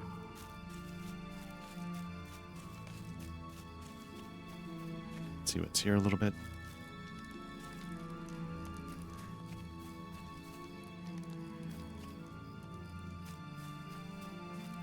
Here's Eladan. What do you need? My father has sent you to aid us. It is good that you have come, for we have made an unsettling discovery. It seems likely the missing rider is still somewhere within the wilderness of the Trollshaws. Uh-oh.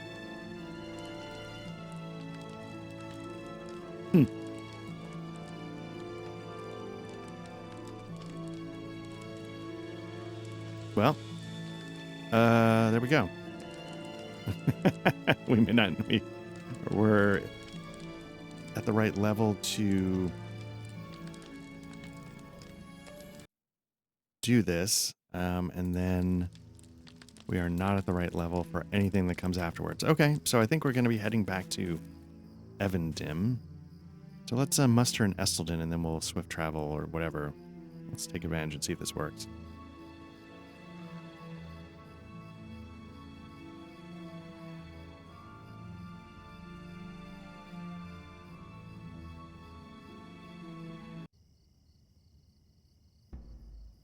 Okay, so let's keep making our way till making our way over to Evendim. Let's see what we got. Evendim, let's do some swift travel.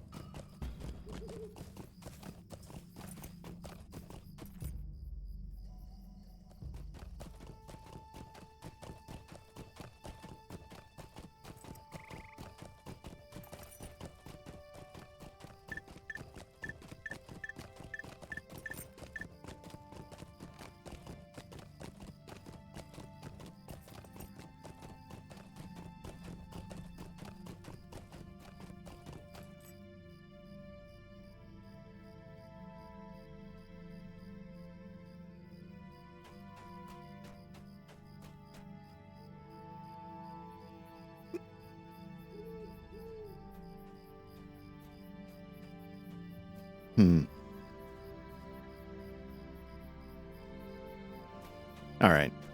I guess it's time to check the map. Let's start by going to Tham Andalath. I don't know if you can see the lettering on the quest is extremely aliased. I guess that's if you look at the A's and stuff, that's sort of part of what I was, again, I keep talking about. There's supposed to be like a 4K patch, blah, blah, blah.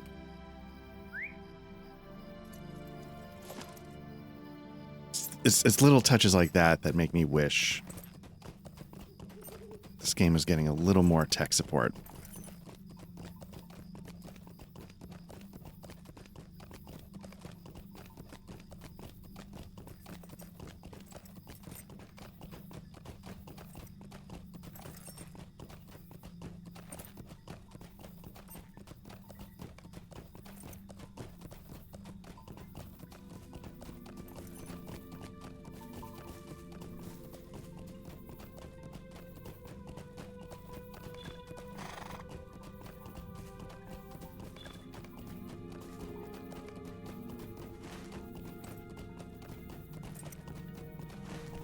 Okay, I think we're heading up to these ruins there on the opposite hill, straight ahead, to defeat goblins and extinguish campfires. So, all right.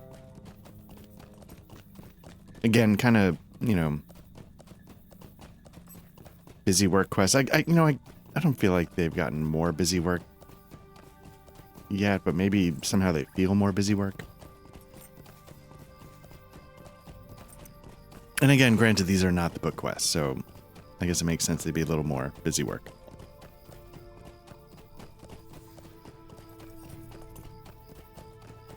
Took a sip of iced tea and started choking on it, so I'm trying not to give you that kind of nightmare ASMR experience.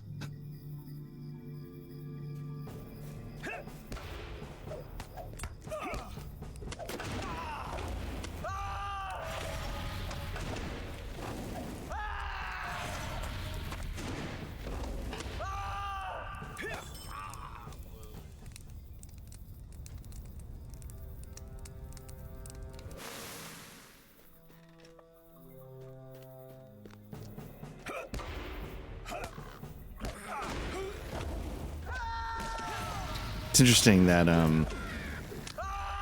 we hit the skill requirements to start the book quest, and then almost immediately, seems like the next quest up the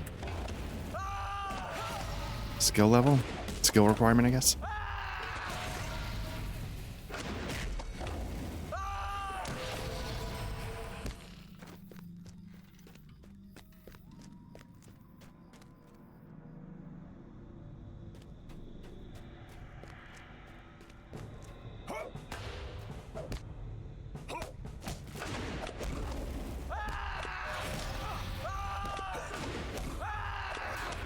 I wonder if that's enough. So I'm going to switch over. I did a bleed and the higher light damage. I'm curious if that's enough to take it out. It is. Okay. So I can sort of walk away from a fight a little quicker than I was thinking, maybe. That's interesting. Okay, I need to focus on defense and healing, because I have a feeling Andy Idden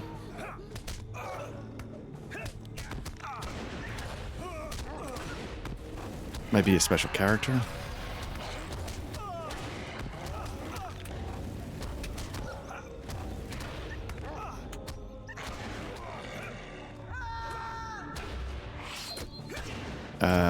Yeah, he looks like a signature. I wonder, story-wise, what his deal is. Why, like, a human being would be in league with the goblins.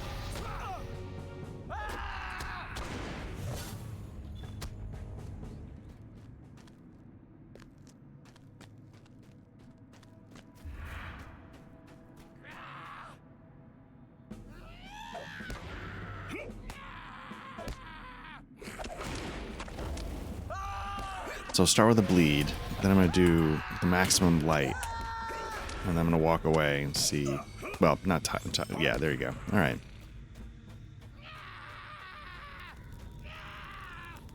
Okay, so you could see that flash is coming. That means dread is building. I assume it's because of this totem.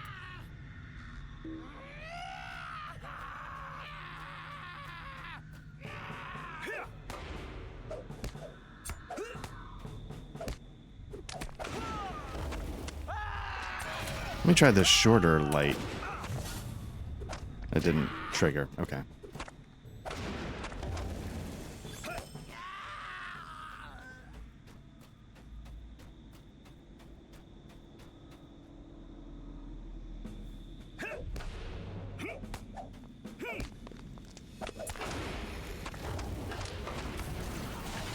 Okay, so let me see. Onslaught, Wall of Steel. Do I have... So it looks like I have some for... Nope, wrong one. So let me do a fist, shield, spear, shield, spear, shield.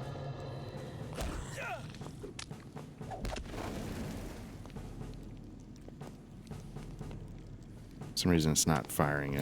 There we go. Wall of Steel is up. What does that do?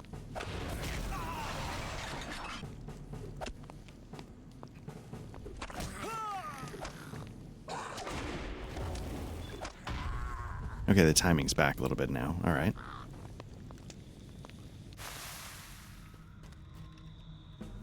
Let me see if I've got any others. I don't know when they kick in, but let me try the... Nope, wrong one. Let me try the maximum heal. Shield spear, shield spear. I think that's still safeguard, so that's not it. All right.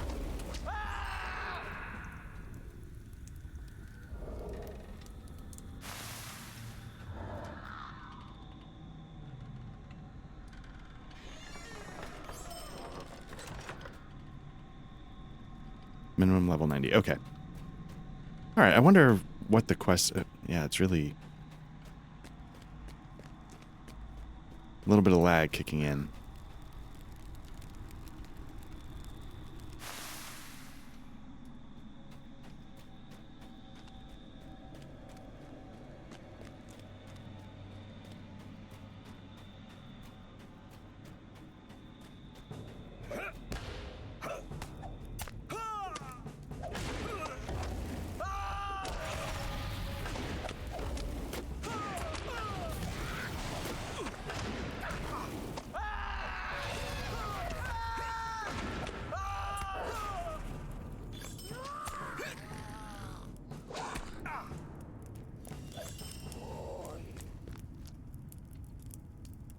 Starts quest, dull blade still cut deep.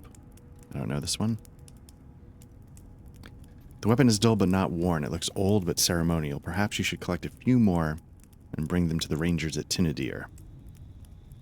Again, I feel like as a scholar, this would be the type of thing that I would definitely be into.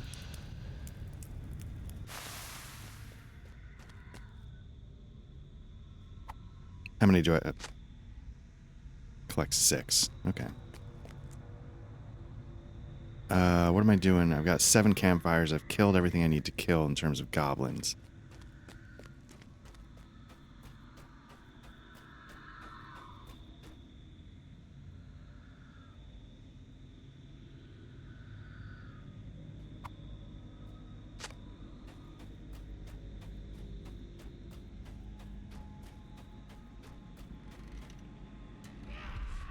Trying to...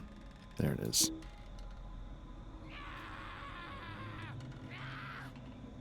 Sort of trying to pixel hunt the blade a little bit. There was a fire over here I could extinguish. Let me do that.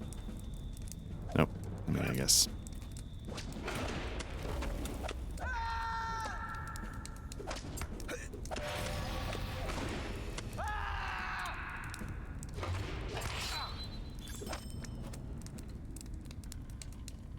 Yeah, a lot of lag around this totem. I don't know why.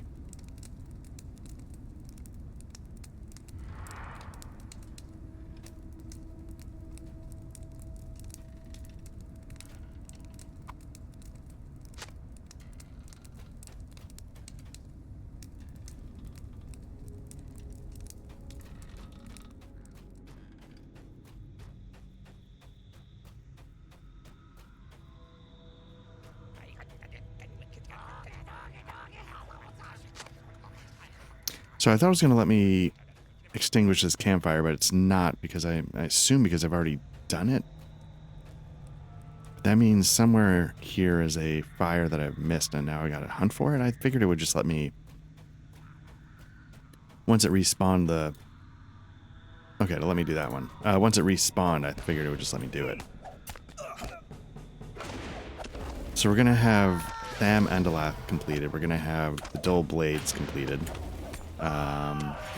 Trying to get to level 33 to see if that changes anything. Usually, I've said I would just do this off. This whole session has basically been trying to get to the appropriate levels to continue doing the book quests, and usually I would do that on my own time, but I figured, you know...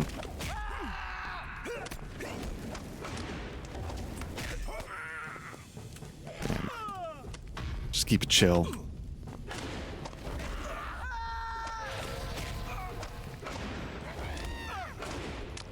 But, you know, and also because this is, you know, I guess this sort of explains a little bit of what you sometimes have to do for the book quest. You got to, you know, when you're doing it the way I sort of do, which is just skip everything, eventually, you know, you're going to hit some road bumps, I guess. Okay, so we got 2 down. Let's see what else we got. We can take these off the list.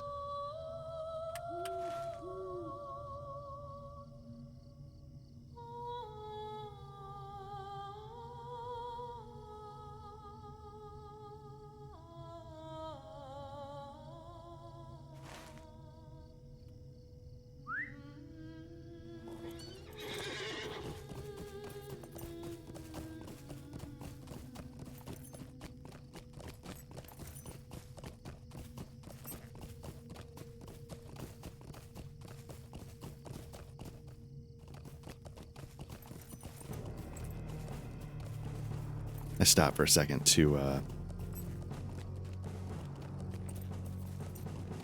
let that solo vocalist music play out for a minute, because again, as I said over and over, I love that.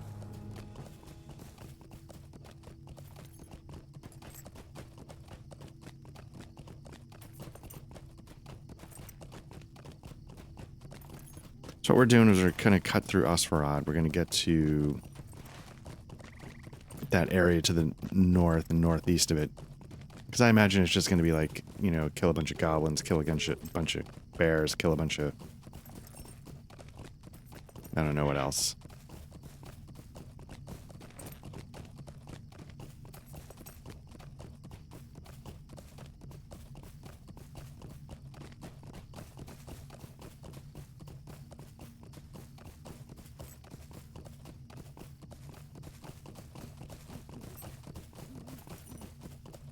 It says choice bear meat. I don't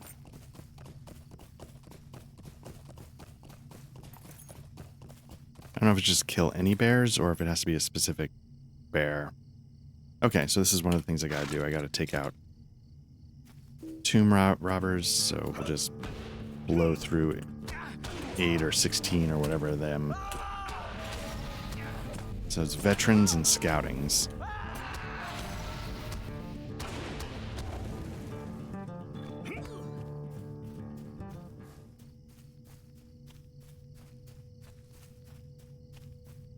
My fear with that choice cut of bear meat is that means it's not going to give it to you every time.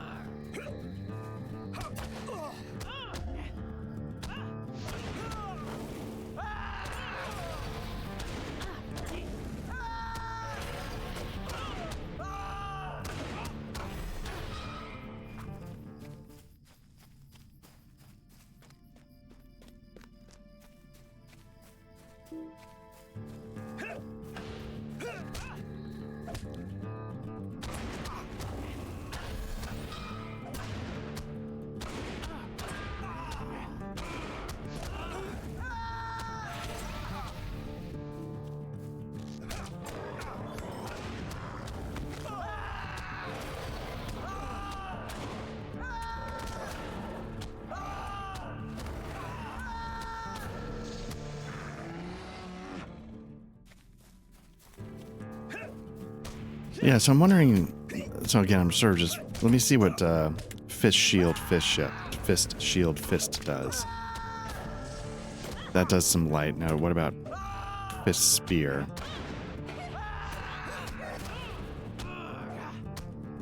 Okay, so it seems like I could start with a bleed and then just do a couple of different fist spear, fist shield, and you know I can start stacking tons of light damage.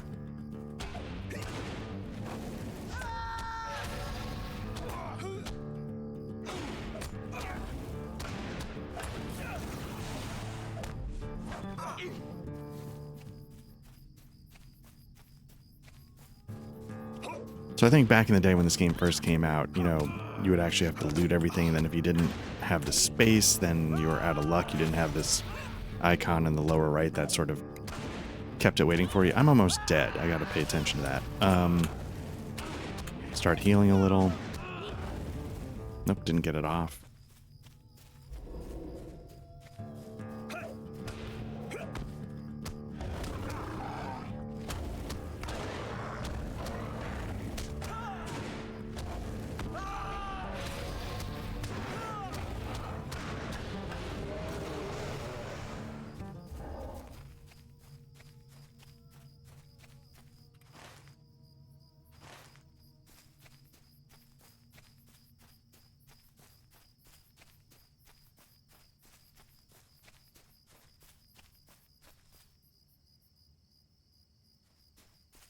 It's interesting, we're not that far from the road to, I think, Farishel.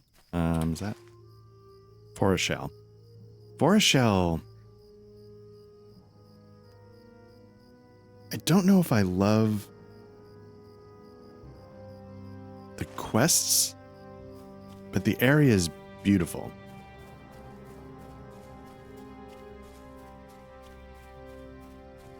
I'm way under leveled for it, but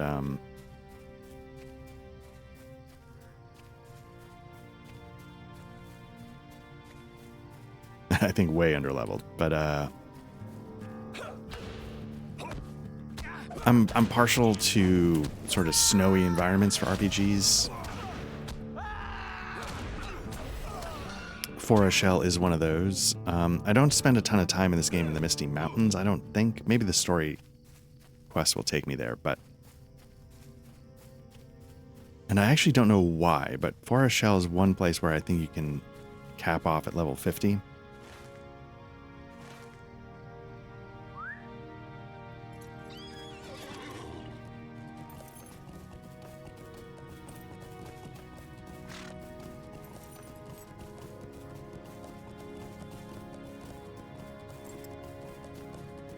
Angmar is the other, obviously. Man, I'm tempted just to... Let's just go take a look.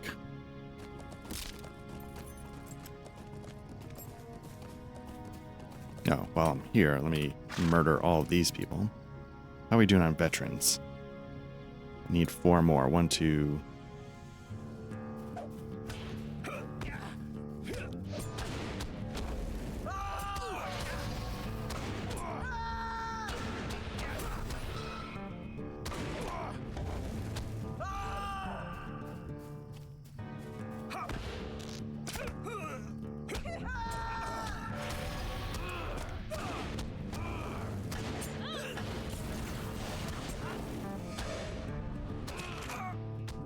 We got the whole mob here. Look at this.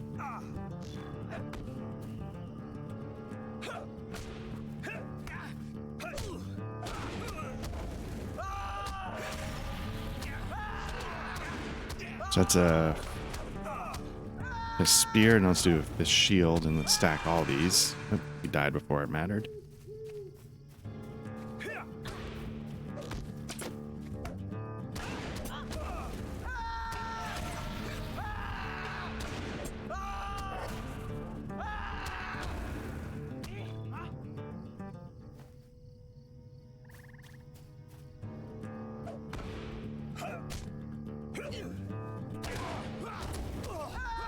Okay, I think I need to actually pay attention.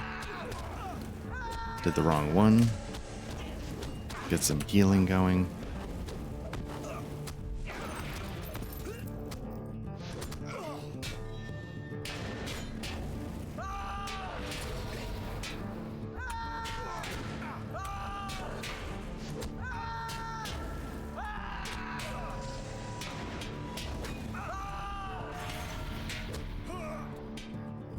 I think I'm standing in, what was it? Somebody threw caltrops, maybe?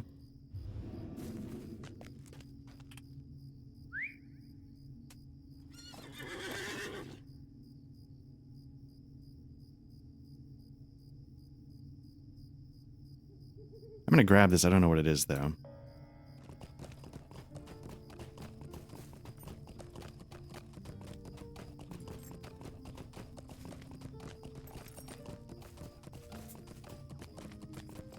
See if I can even survive getting anywhere in Forest Shell.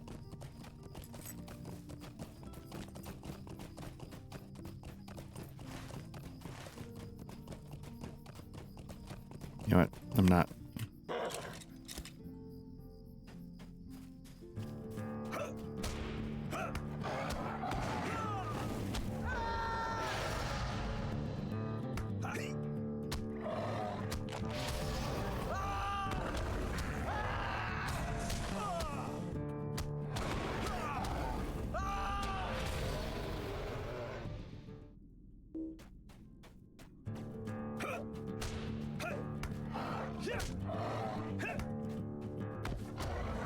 I don't think I got the interrupt off. Oh well.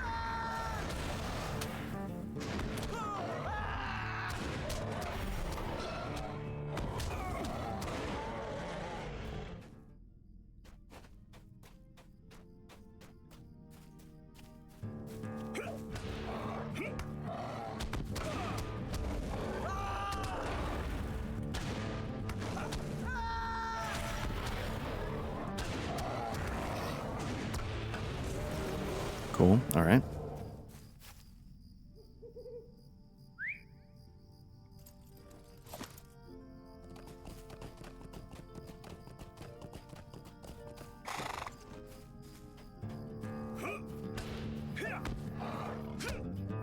How am I doing on the... Okay, 7 of 8 centimeters. So I'm almost done with... Didn't get the interrupt off.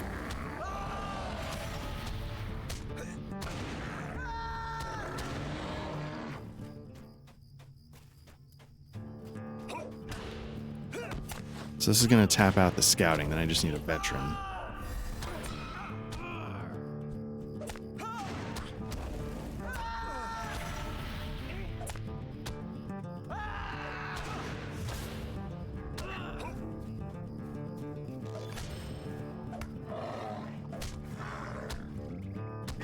Okay, that was a train wreck. My mouse was out of position. Fingers were off the keyboard to go for the interrupt.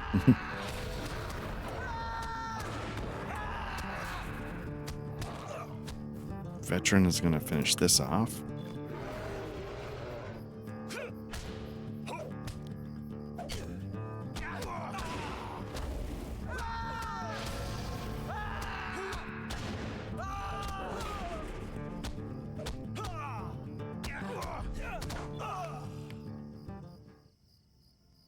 Okay, so I think I've done the quests where you have to, like, read the journal and explore the areas. I think I've done all of those. I think it looks like we're ready to hand that in. So I think what we can do now... Got 4 quests done.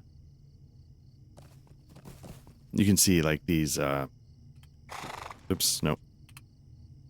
The moose are level 44. What are we, 32? So, yeah, there's no way we can even... really approach anything we're about to encounter in Trollshaws. So I'm hoping we can just sort of run through it and get to the other side.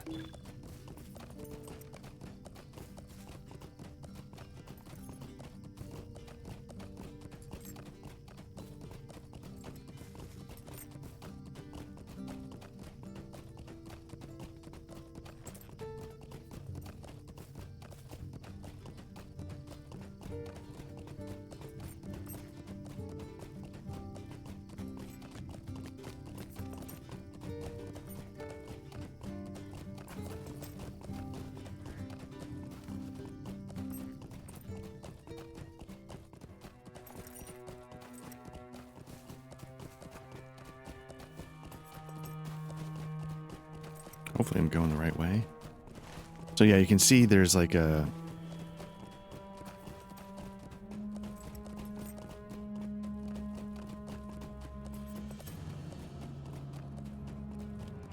sort of mountainous region before you get to the top of it.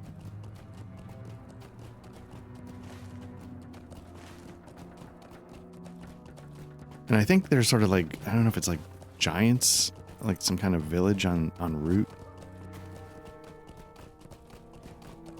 But yeah, sort of like the Misty Mountains, you sort of transition right into this like smooth, mountainous, snowy area. Here feels a little dirty in a way, if you know what I mean. Like the snow's partly melted and you're getting like the mud that comes through as we sort of traverse this forest. But here's... Well, I'm trying to steer and then look at my phone, so to speak. But what I like about it is you start to get like the Aurora Borealis. You're so far north on the map that you get effects like that. And I thought it was, I mean, it's, you know, very pretty to look at. It's very well done.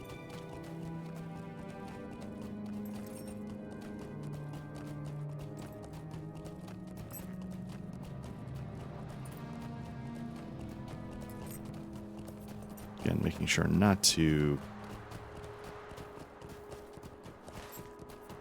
trigger anybody as I run through. We're about to hit this first village. We'll get the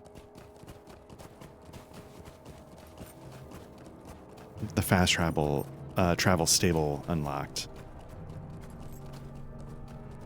But it's a little more, you know, use these tusks as, oh, dwarvish maybe, men, but a little more like, I don't know if tribal's the right word, or I don't know what the right word is specifically, but My Cody is your Cody.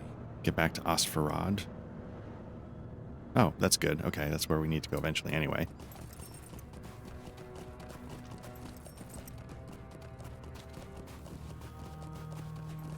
you get a real, sense that it's its own culture from the art design.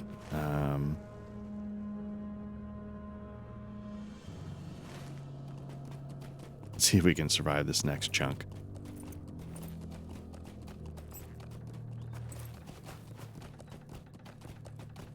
People, yes, using sleds on the ice to get around.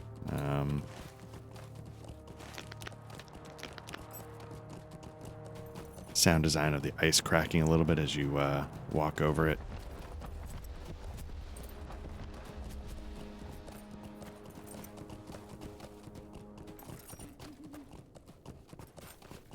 I don't know. I think there are book quests that take you up here, so we'll probably get back here at some point.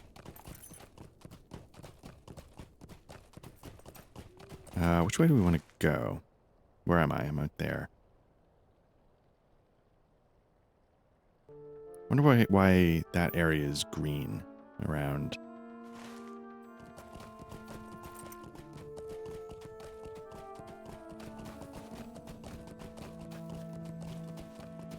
But that's mainly what I appreciated about Forest Shell, is that you get the Aurora Borealis and you get a different kind of, like, in my mind, a pretty, like, you see now, like, the snow's getting a little more even, less mud breaking through. So again, it's a small touch, but I like it.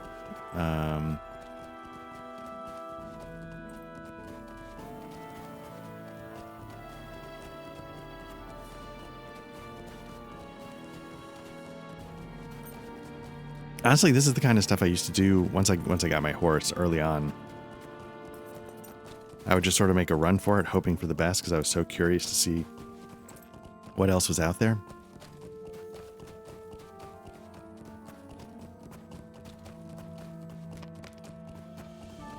I guess I probably could have used a fast travel. Because you can buy them for mithril coins before you unlock them, but... So we're going to go through these canyons, and this is what I was a little nervous about, because I don't know... There's not enough room to really avoid something if it's right there. So I'm just hoping it's not too violent of a route. I don't think the moose are going to bother us, but... Wolverines? They'll come right at you. Let's see.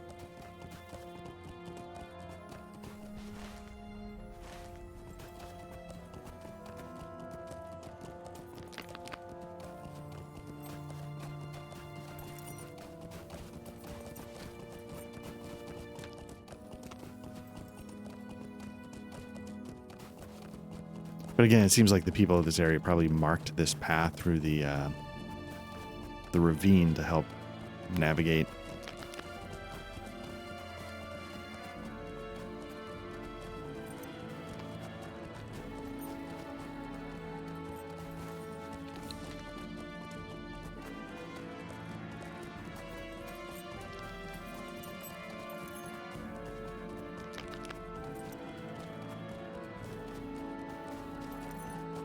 Remember the first time I hit 50, I think I was here in Forest Shell.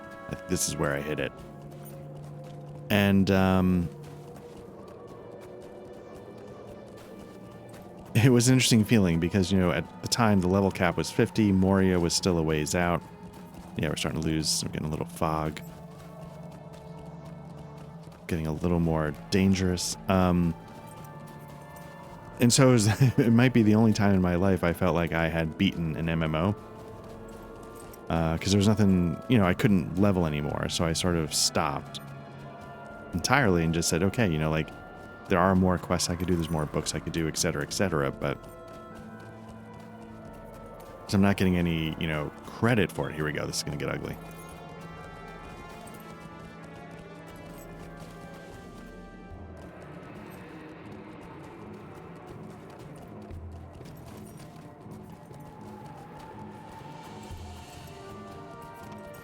I just, put it on pause. And then Moria hit, and I jumped back in, But somehow it still took me a while to... Well, I can figure it out. Okay, so we're getting to this area. So we're getting to another stable. We'll unlock this. Somehow I found a way to sort of put myself behind, and the reason why was because I realized I hated my... Well, hate's a strong word, but I wasn't clicking with the champion class. I think I said this already, I always struggled... where's that stable? Okay. I struggled with durability. I'm not good at this game, so I found myself dying a lot, and I was like, you know what, I don't want to struggle anymore. And I wish I knew this for certain, but I thought Moria is when they introduced the Warden, which obviously we're playing here. And so I started reading about it. And I was like, you know, this might be challenging, but it might be just what I need. Can I not get up the hill? Yeah, there's some input lag. I don't know what it is, but anyway.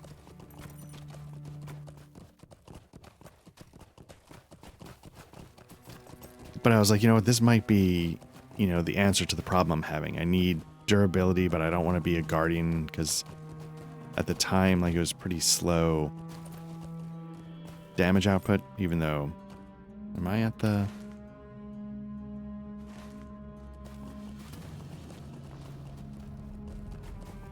Anyway, yeah, I used to do this. I used to make, like, exploratory runs and unlock the stables just so I could bop around later on if I want. Just because I was, you know, I was like, I don't want to kill stuff for a while. I just want to explore. Anyway, so then, yeah. So what happened was when Moria came out, I found myself starting the game over. And I never quite understood if I did that because I just wanted an excuse to go back. Which I think is true. I mean, I genuinely wasn't loving the champion class, but it was also really... Again, as I've said, it's like comfort food. You know, it was really... I'm going the wrong way. It was really nice to just get back in it and have a reason to do it again.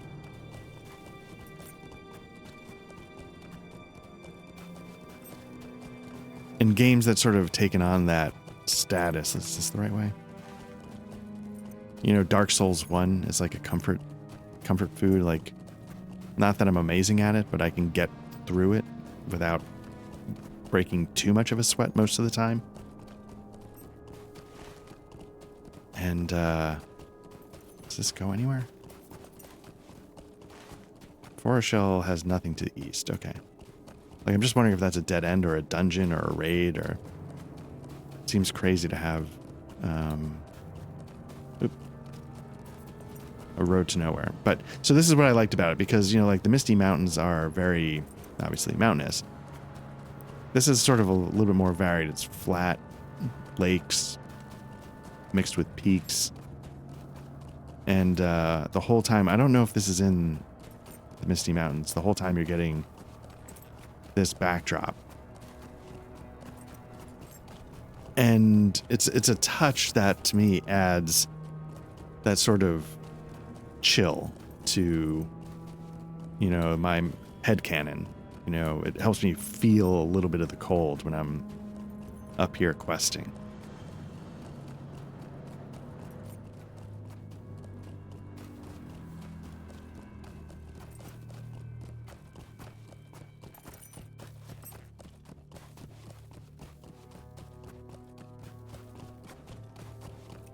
And again, I've said, you know, like, I don't know anything about graphics. I don't know anything about coding, programming, game design, blah, blah, blah.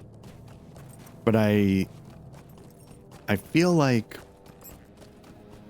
and this is, you know, I don't know how much of this is just something that DirectX and 11, 12, 9, whatever, at some point they flipped the switch and turned it on, how much it helps you achieve these things. But I feel like Lord of the Rings Online,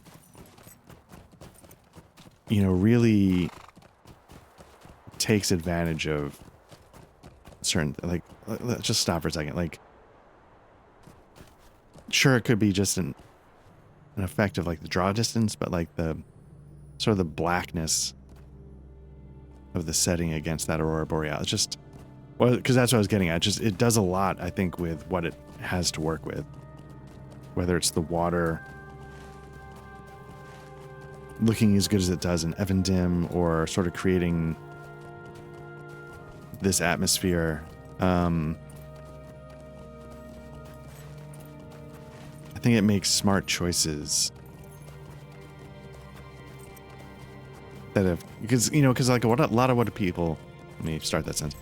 What a lot of people do is they'll go with stylized graphics like World of Warcraft or Borderlands, and they'll use that to give it sort of its evergreen visual appeal. And this game sort of, I think, chose the tougher road where it's trying for something with a little more fidelity. Let's see what these, that's an Angmar. Yeah, let's stop for a second. They are level 47. So Angmar is definitely making inroads here as well. But yeah, I feel like this game has made a tougher choice because they've tried to, again, like I was saying, go for a little more fidelity. And that seems like a surefire way to have the visual quality of your game just fall off the map. But this game, I feel like, still manages to hold up.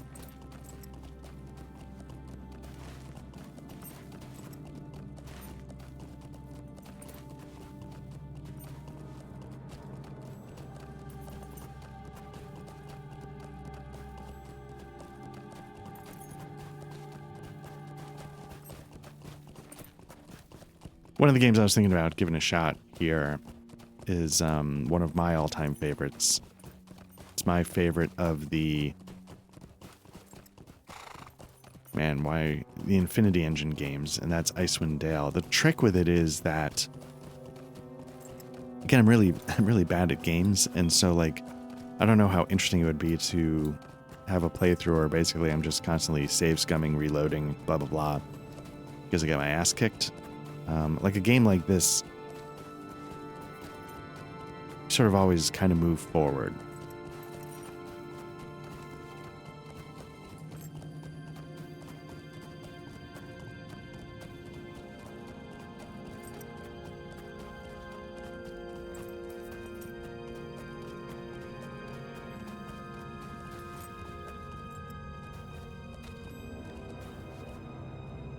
Looks like there's something really fascinating about that wall. Got everybody staring at it.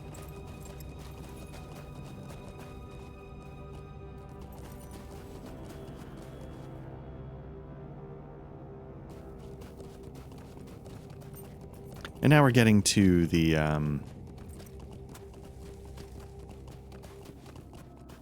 final town. I thought there was some...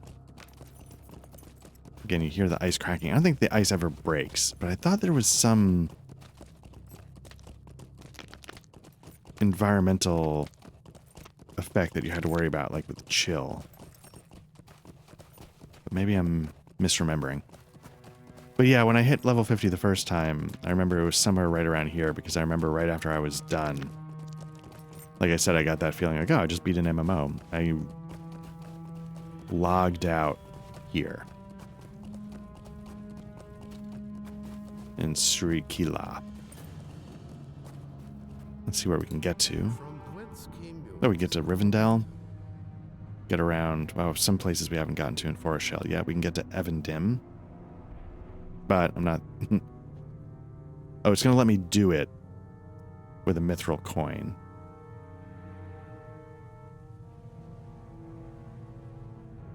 Oh, this is interesting. Okay. I was often wondering, like, in my head, like, you know, what's the point of, you know, working on the standing with groups? And this is why, because you can unlock certain types of swift travel. Interesting. Oh, and you got to accomplish book 6, blah, blah, blah. So there we go. We've made it to the main town. Got a little glimpse of Forest Shell. But now it's time to get back to what we're doing. Pay a mithril coin to speed travel back to this quest.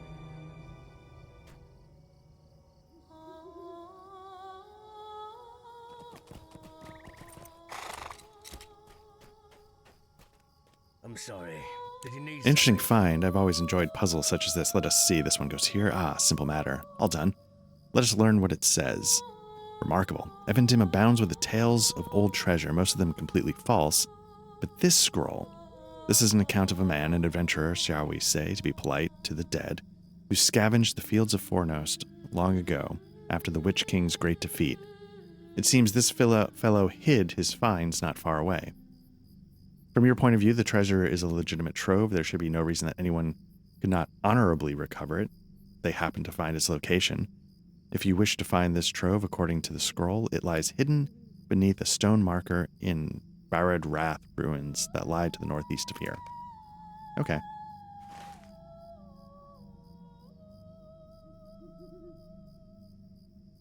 So it's going to be, yeah, the ruins that were west of Ostfarad. Okay. Nice. Is there anybody else that we can... Let's put these back on and take off.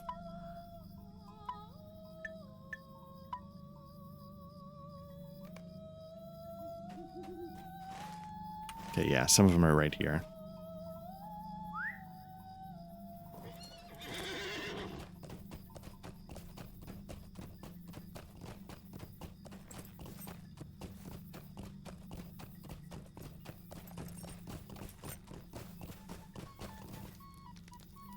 What do you need? What can I do for you? Okay, what are we going to grab? Boots. Medium armor. These are an upgrade, so it feels like, why not take those? What are these? Boots of true aim.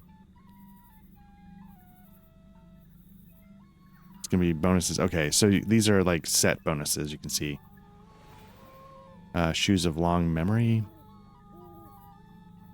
Those are light. We want medium at minimum. Armor of the Oathsworn gives me agility, vitality, physical mastery. What does the top one give me? Might, vitality.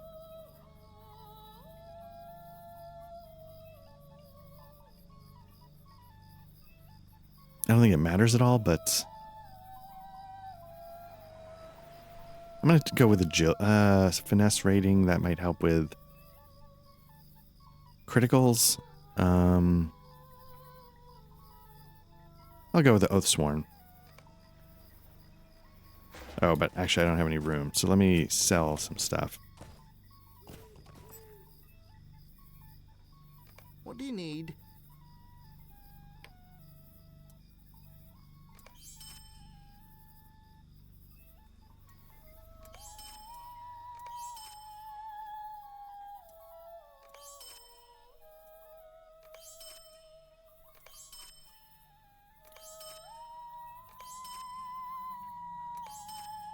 Now, if you want to get into all the like reputation items and stuff like that, I have no idea what it gets you, but I'm sure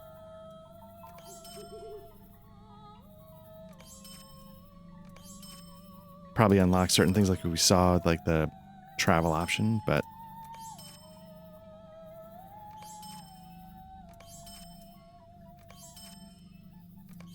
okay. Now let's try this again. What do you need? I'm gonna take the... What did I say? The Oathsworn?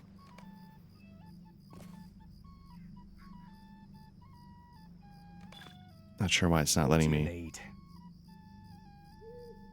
Oh, I see, because I keep clicking the wrong box. Might I take a moment of your time? We'll load up on this one just in case, but...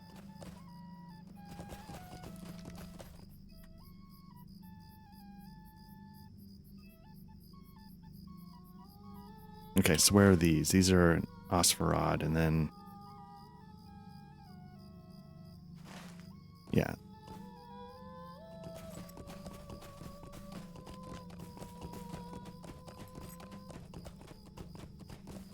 Basically, I'm just trying to cash in a bunch of quests, see how close we get to leveling. I'm hoping if we hit level 33, that at least lets us get going again on the book quests, and then we can sort of keep up by finishing those, but we'll see. If not, what I might do is, I know I was saying like, oh, I've been doing I've been doing this on camera or whatever just to chill out and relax. What I might do is I might get a couple of levels going.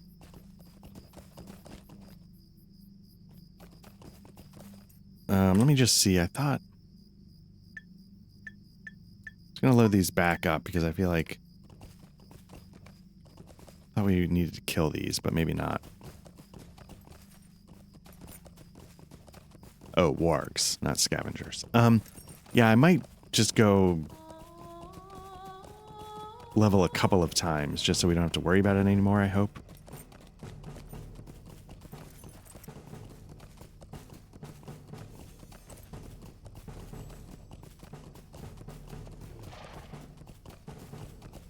Now you're seeing like yew branches, bunches of strawberries. Those are items that different professions can collect. Like a cook is one profession, so you can grab strawberries. If you're a woodworker, you can collect the different types of branches. Since I'm a miner, I should be able to collect that gold, but I'm not leveled up enough in it, so I can't.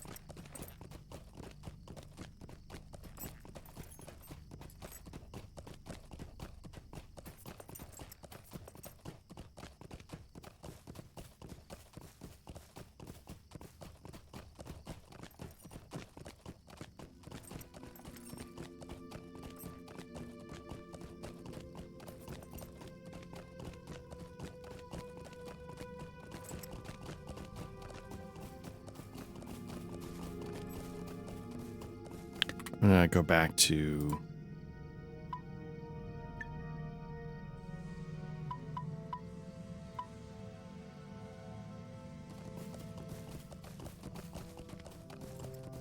Might I take a moment of your time?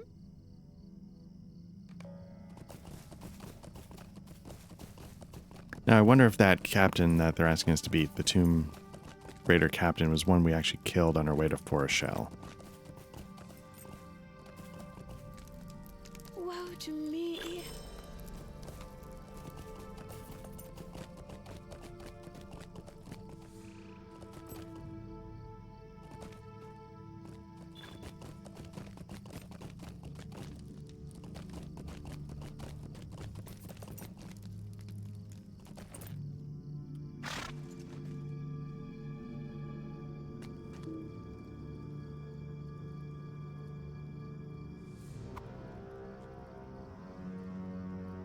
Oh, okay, so this is this quest. So we have to carry chests of relics to Tinadir. So we have to get out of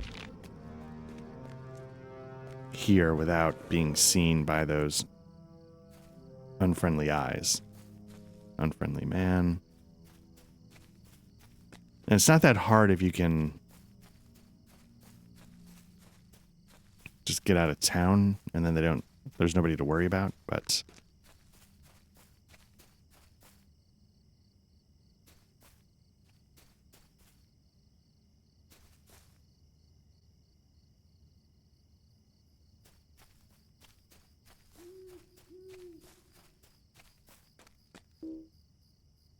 oh, okay.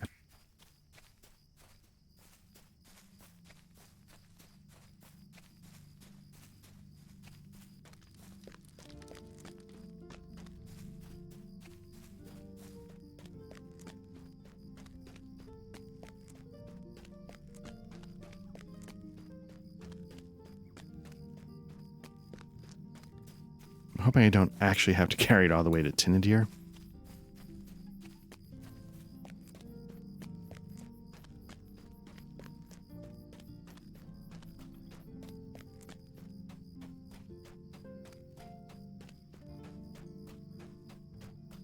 But maybe we were doing that. All right.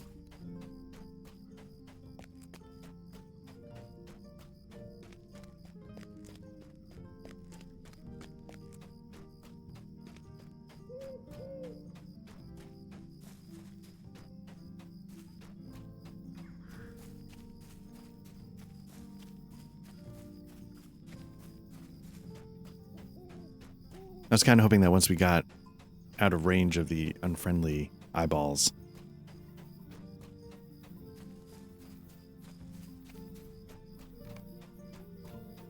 I see the chest of stolen relics is among the tents on the highest level of Farad, north of Robin Dunkley. Okay, so I'm getting again some lag. Robin Dunkley has asked you to find a chest of stolen relics and carry it to Ranger Estiel in Tinadir, avoiding the eyes of unfriendly men. Robin Dunkley is concerned that the presence of relics stolen from Anuminas in Osfarad and wants you to return them to the rightful caretakers of the Ranger of Tinadir. Yeah, it's kind of, I think I was saying this already. I'm sort of running a, gonna give a little bit more of the One Ring second edition chance. I don't know if the scheduling is going to work out though, but if it does work, and part of what I was going to do is try and see if I could have some of it take place in Anuminas. So getting to this area has been a lot of fun because, it sort of parallels some of the things in the actual RPGs I'm trying to run. Friend to the Wardens.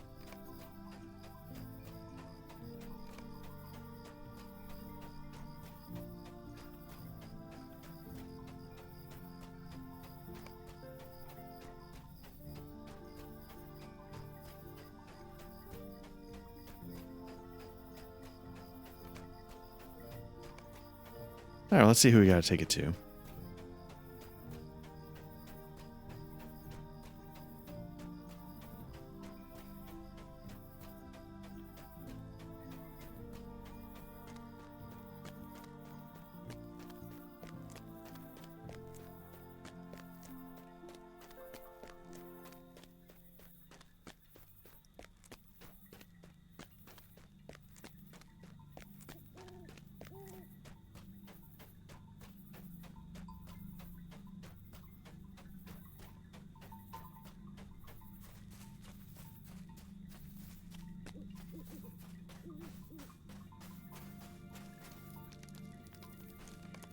What do you need?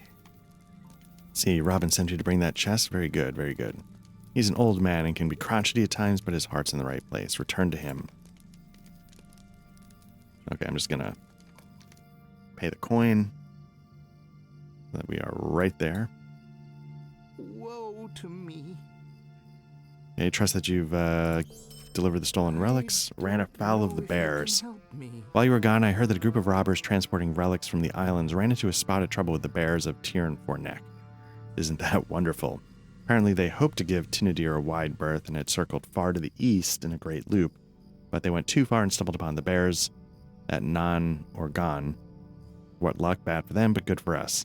Head east to Nan-Goran, Orngan, and search the bodies for the relics that they were taking. Okay.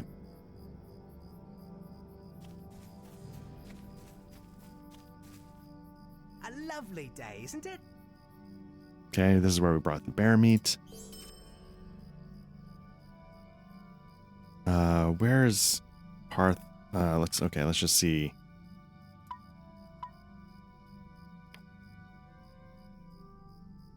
Tora Gathir's camp is along the road to the North Downs, east of Tinadir and north of Ostherin. So he's out there. Just gonna blow the coin to get there too. I always like when you do the fast travel, sometimes... Okay, that's not so bad. Sometimes it puts you like... They're like your groin right in their face kind of stuff. Let me see. Vitality, evade, that's pretty good.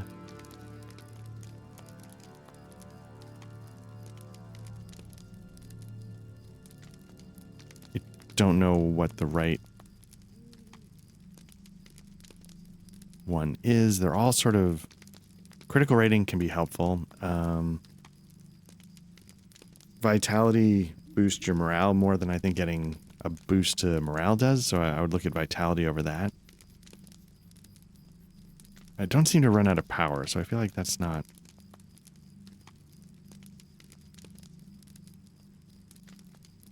So I'm going to look for the highest vitality. We've got a 7, 2, 2, 8, 9. So far we got the Hunter's Cloak. 10 for the Scholar's Cloak.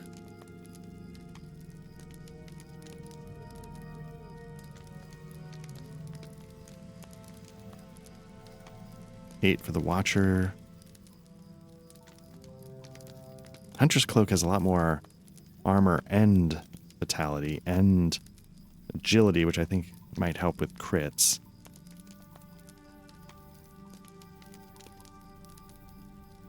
So I think I might do that. I might go with the Hunter because it's got... Would you do something for me? Might I take a moment of your time? So I'm just grabbing stuff. I have no idea. Stay a moment. I'm not even reading I'll speak them, with you a moment. which is probably a shame, but I'm just trying Might I to take a moment of grab your a couple. time? We're going to fast travel back to this guy. Greetings. Nice. Okay. Now we're going to start looking at the map.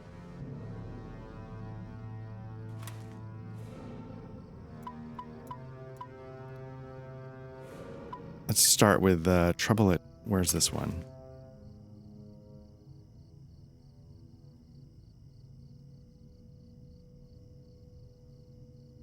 Not seeing it on the map. What does it say? The captain of a robber band maintains control of the road leading to the gate at Sirith Rue, north of Osfarad. So that's got to be way up here, right? Yeah, okay.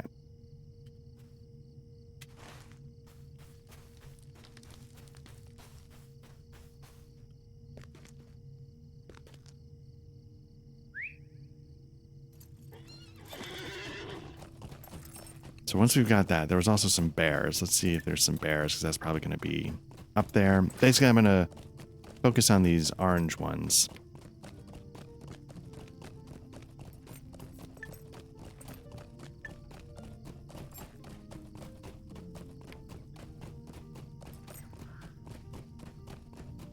Because they'll give me a little more XP for completing them.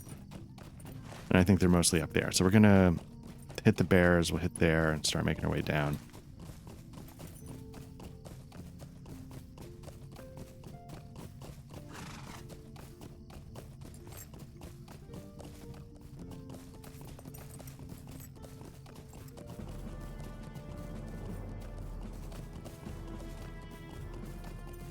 I wonder if there's a specific, because sometimes the fight music is that da-da-da-dan, da-da-da-da sort of guitar music. And that was a little bit more formal, drum beating kind of epic. So I wonder if there's a way, like what triggers what.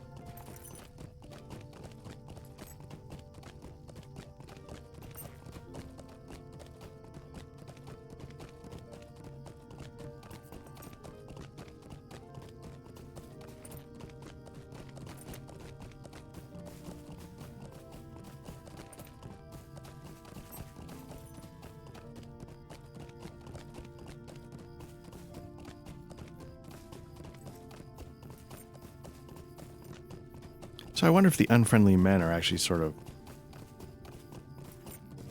potential like grave robbers or whatever that we don't. They're not like, I guess, bad enough that we murder all of them.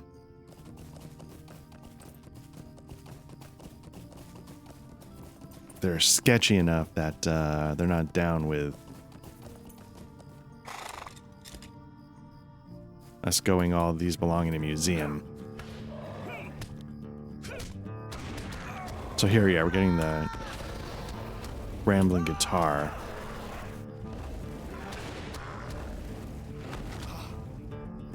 I don't know if these are the right bears, though, so that might have been a waste of time.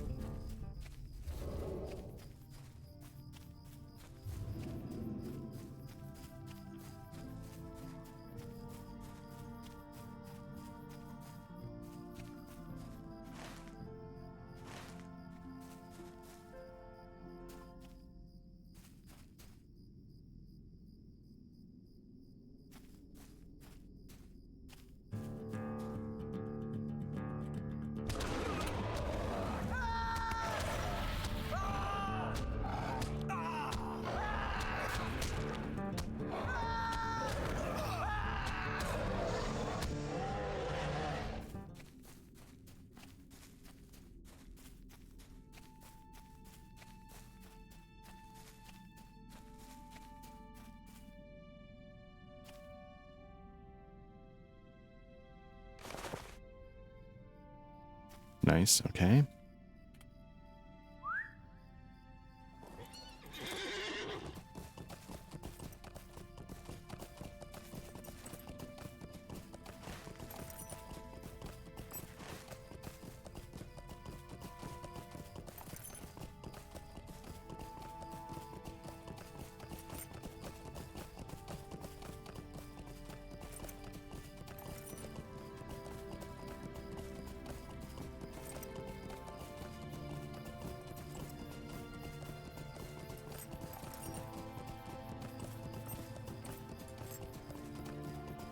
Yeah, so let's follow the road all the way up. Let's take care of that captain.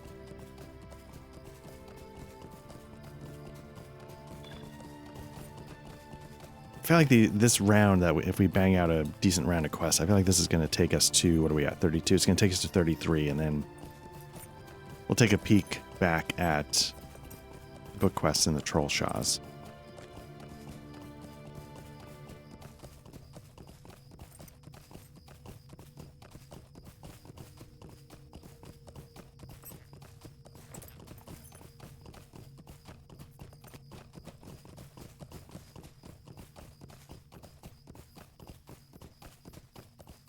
So I don't know, do people who play WoW, like, is it, you know, a lot of times in MMOs, you know, the going back and forth, it's a time sink. And obviously, I don't mind it here because I love this depiction of Middle Earth, but I'm wondering, do other games...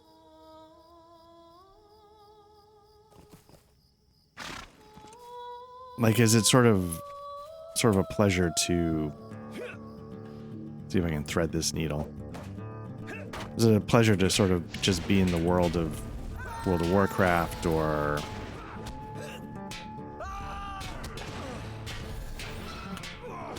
You know, insert MMO here. EVE Online. I just downloaded EVE Online again. I've never really gotten into that one, but it's one that's always fascinated me, and it's one I wished I could.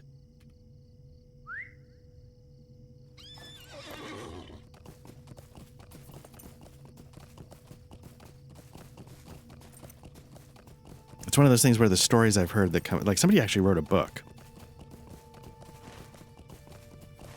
And the stories that I've heard come from that game are just fascinating. But then I get into it and start playing. And aspects of it feel pretty good. Like, you know, one of the things I've always... It's stupid because this is the type of game Elite Dangerous is. Elite Dangerous is very much a, like, you're getting in the cockpit and piloting the plane. But there are certain things where I'm like, you know, we have the type of technology that can let us travel faster than light or whatever. Like, why am I still having to manually dock or do this like, it seems like, you know, if we're in the year 2024, which is when I'm recording this, we're stumbling toward, you know, self-driving cars. The amount of micromanaging the ship in Elite Dangerous feels a little weird. And the reason why it feels weird to me is because I'm really bad at it. So I sit there and like, oh, I'm going to blame the game. And with EVE Online, there's a lot of automation because it's an MMO, but it doesn't bother me because it feels like...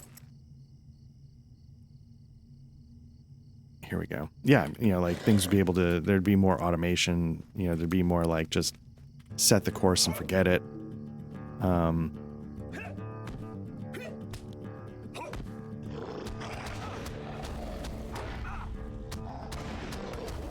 Like, I don't know if you can auto dock in...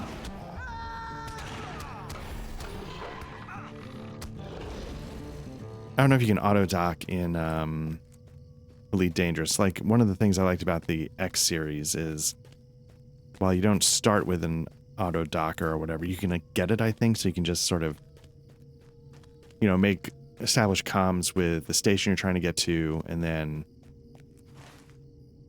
Yeah, I don't think I can get to where I'm trying to go, which is just over this hill. You establish comms with the station, then you can sort of just say, okay, permission to dock, and then I think you can let the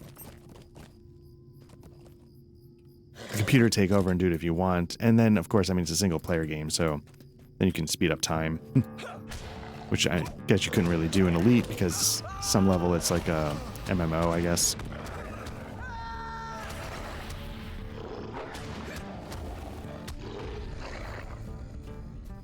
If I could get good at Elite Dangerous, I imagine I'd really appreciate, you know, just sort of like when you're good enough to like come in super hot and then just nail the landing and you can go way faster and than an auto docking ever would, and that kind of stuff. But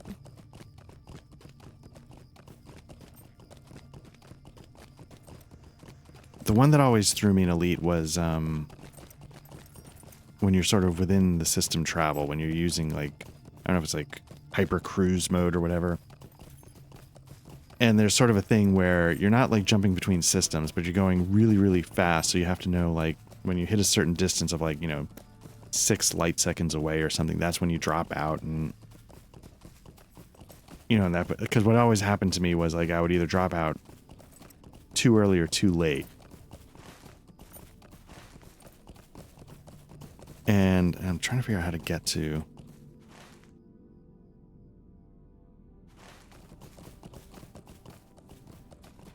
And when I would drop out too early or too late, you know, then you end up being like, you know, 12 light seconds away or something. But then that might take an hour to fly at normal speeds. So then you're like, oh my God, all right.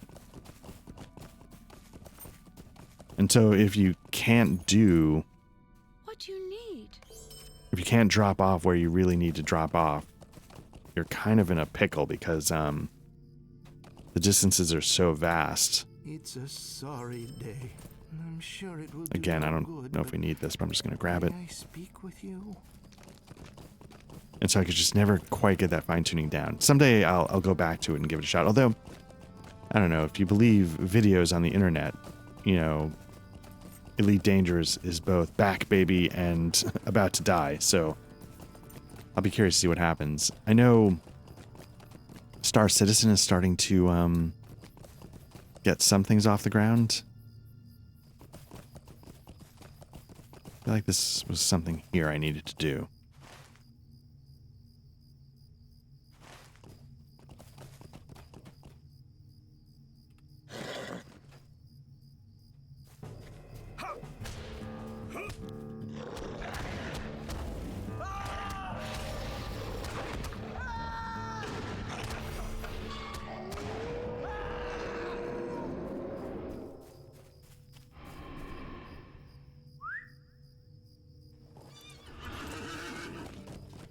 The X series, I think, is the space series I probably should focus on. But then it gets like super spreadsheety. And like, it's sort of like, the X series is sort of like Madden. You know, a long time ago, like Madden 99 or whatever, it was not that hard to play. It was a lot of fun. It gave you enough of a football vibe, but it still let the idiots like me in through the gate.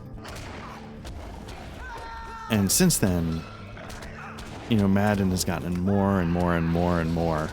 And now somebody like me doesn't even bother picking it up anymore because I'm like, eh. Like I just... What it provides at its most basic level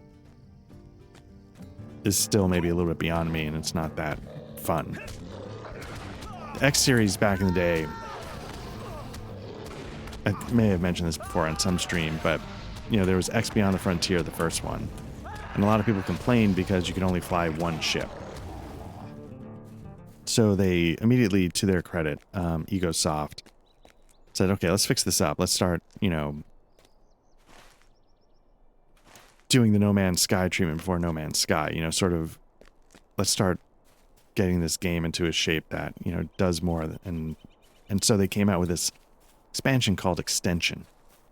X dash and then Tension. And you can, okay, I think we're done with the Warks. And you can still buy it on like GOG or Steam. There's one that I think is more mod friendly. It might be the GOG version.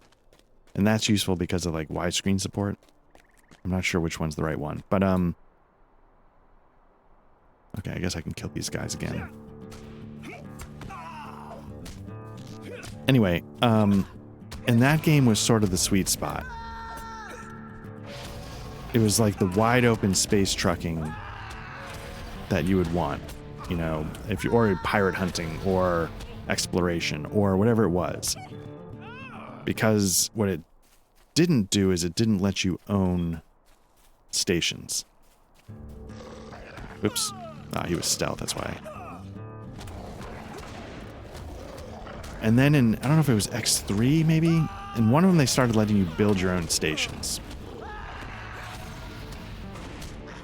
X2, I skipped X2, and the last one I really put hardcore time into is Extension. So like all of my knowledge of X3 and X4 is very cursory. But once they let you start building stations, it got very complicated. Because then you're dealing with, you know, the spreadsheet aspect of it.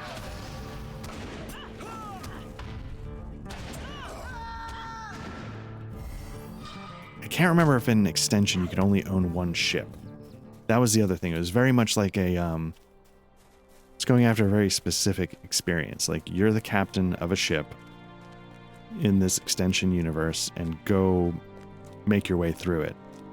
But then once they started letting you, like, own multiple ships and blah, blah, blah, they started introducing ways to, like, teleport between cockpits. And so then it became something very different, where it's like, we're going to just sort of narratively justify letting you sort of be both CEO and undercover boss kind of stuff. Where you can do whatever it is you want to do. You know, jump over here, jump over there. Sort of jump into the role of anybody within your infrastructure at any given moment. Now, what am I doing here? There's something here, and I don't remember what it was.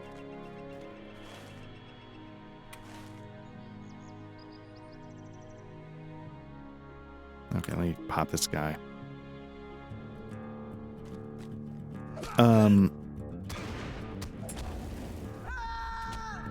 And so I think it gives the hard, and it's like Madden, right? It gives the hardcore the increased scope that they want. It lets them get into the minutia, but at the sacrifice, potentially, of the idiots.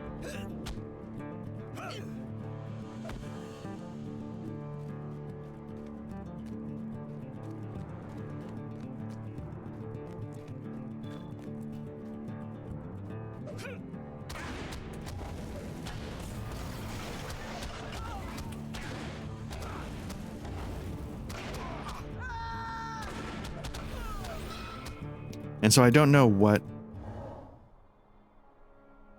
like, X4 gives you if you're somebody that doesn't want to I was reading old book.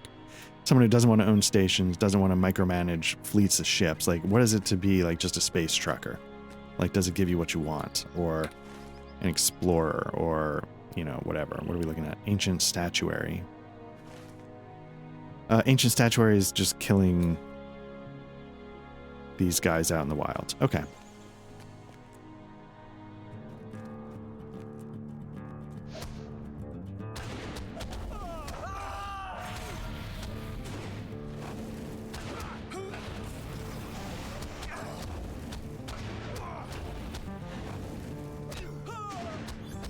But luckily, you know, the thing that, you know, Madden fans unfortunately can't do, but PC gamers can, is like, I can, like I said, I can go get Extension on GOG, GOG, Good Old Games or whatever. I can get a widescreen support mod from Egosoft's website or something. And I'm off to the races. Just want to hand these quests in because I'm curious. Bring the restored scroll and the battle chronicle back to Kulong. Where is he? There he is. I'm sorry. Did you need something? Choose one. Tome of Tracking.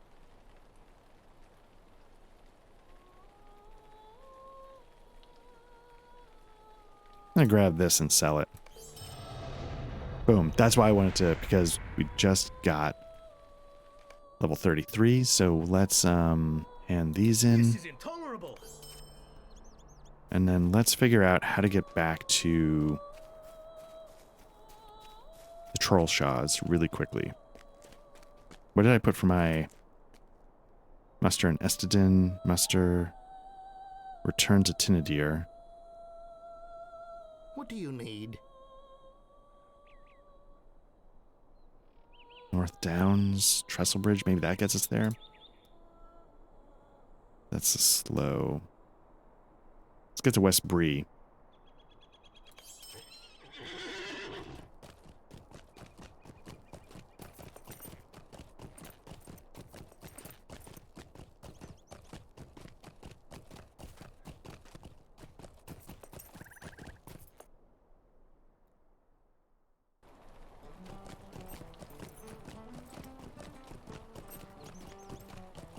Now from West Bree, we got to get to the other side of Bree.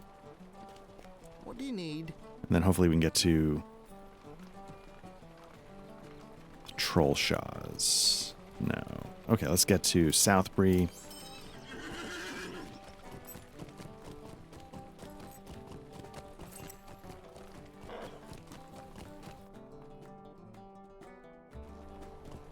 Need to make sure I'm actually recording, because it'd be funny if I just forgot to record this whole session, because that sounds like something I would do. Okay, now we're trying to get to the Trollshaws. Got a lot of options here that I don't recognize. The Trollshaws. Okay, let's get to Rivendell and then see if we can work our way back, maybe.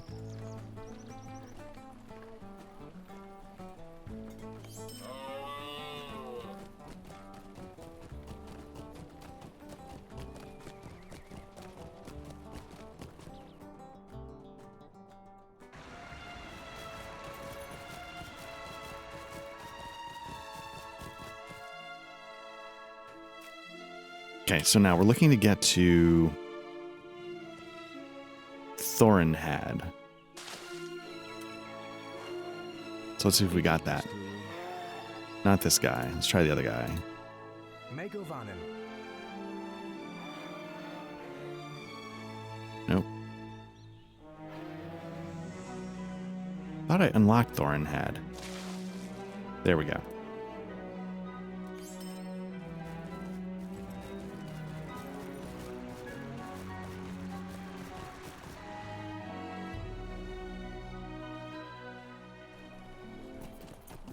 Nice. Okay, this is what we want.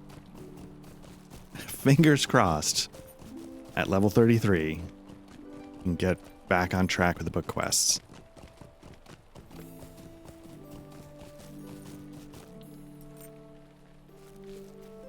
Oh, what's going on there? Look at that action. Stay a moment. Book 4, Chapter 2, The Missing Rider. We are back, baby. Shortly after Frodo Baggins and his company came to Rivendell, my father sent us to search for signs of the Nazgul, the 9 riders of the enemy. We found the bodies of the 8 horses downstream, but of the last there was no sign.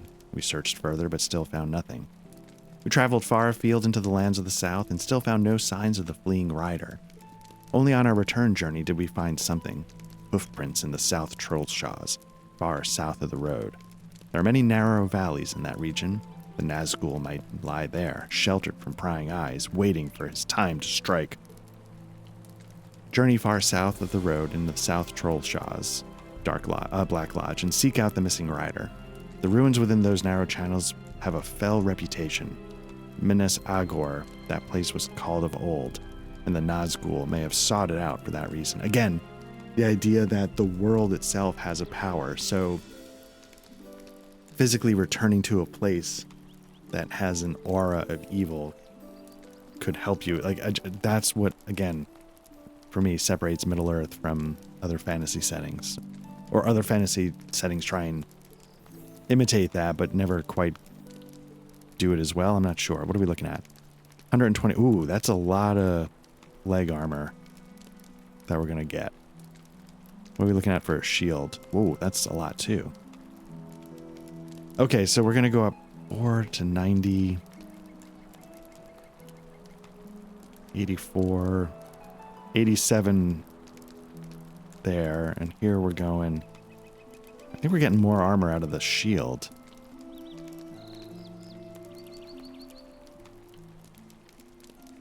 I might go with the shield. Oh, no, when the time comes. Oh, this is a fellowship quest, though. Okay, this quest is meant to be completed while grouped, but can be attempted solo. The stone you receive upon bestowal can be used for a short... Okay, so this is something that we experienced in the North Towns and never got to work, and I had to do it without that being able to use that stone. So, yeah, where are we? So first things first, let's start clearing off Evendim. Let's get back on track with this one, and let's check the map again. So yeah, it looks like they want us to go into these valleys. To Erigian. Erigian, I don't know how you pronounce that, but that's where I think you can enter into Moria. The walls of Moria. So I wonder... Anyway, we're not there yet. So yeah, we're gonna do... What I'm gonna do is I'm gonna call it here. This session was a little bit of a sidetrack, but you could see what you might have to do every once in a while if you just follow the book quests, I guess. You might have to just put some time in, do a little leveling off to the side. It's not too painful. I mean, it took me, I don't know, this one again is going to be a supersized one, so hours, but it wasn't, you know, if you're going to put in time to an MMO, like 3 or 4 hours is not crazy. Anyway, I feel like I was saying something... Just to cap off extension, I just wonder if extension was the sweet spot where by giving, like having a very specific point of view, so to speak, it allowed it to do that very well and sort of keep it simple enough for anybody to enjoy. Maybe similarly to old Madden's. Anyway, that's going to cap that off. This has been Black Lodge Trivia Night. Thank you again for checking in. There will definitely be more Lord of the Rings, and next time, obviously, we can get right back into the book quests. And hopefully this little sidetrack is behind us now, and we can just focus on book quests for a little while. But otherwise, what else we got going on? You know, we're an RPG actual play podcast. You can get audio versions where we get your podcasts if you want to listen to our actual plays instead of watch them here on YouTube. But if you found this video, you've already found the channel. You can like and subscribe if you want. You can jump into our Discord where we, you know, have a little community getting started, and yeah, we talk about RPGs, try and organize some games, etc., etc. What else do we do? By the time, I don't know when, by the time this goes up, I think our first session 0 of my spy game will be on the channel, up on the channel. So it's finally my turn in the rotation after we did Scritch Scratch with Call of Cthulhu for Patrick. Then Patrick had a kid. And had to be a little here and there. Then Matt jumped in with Pathfinder, wrapped that up. So now I'm back up in the rotation. And yeah, so the first session 0, I'm very excited. I feel like the character creation, I mean, went pretty well. And I think it's going to let us sort of play the type of game I'm hoping to run. So otherwise, thank you very much for everybody who's checked this out. We really appreciate everybody who's liked and subscribed and jumped into the Discord and done all of that, and there will definitely be more Lord of the Rings Online. At some point there will be more Dragon's Dogma 2, but I'm trying to sort of let this, trying to not focus so much on output and just let the real RPG stuff breathe a little bit. Otherwise, again, Black Lodge Trivia Night, thank you very much. We'll be back soon, and take care.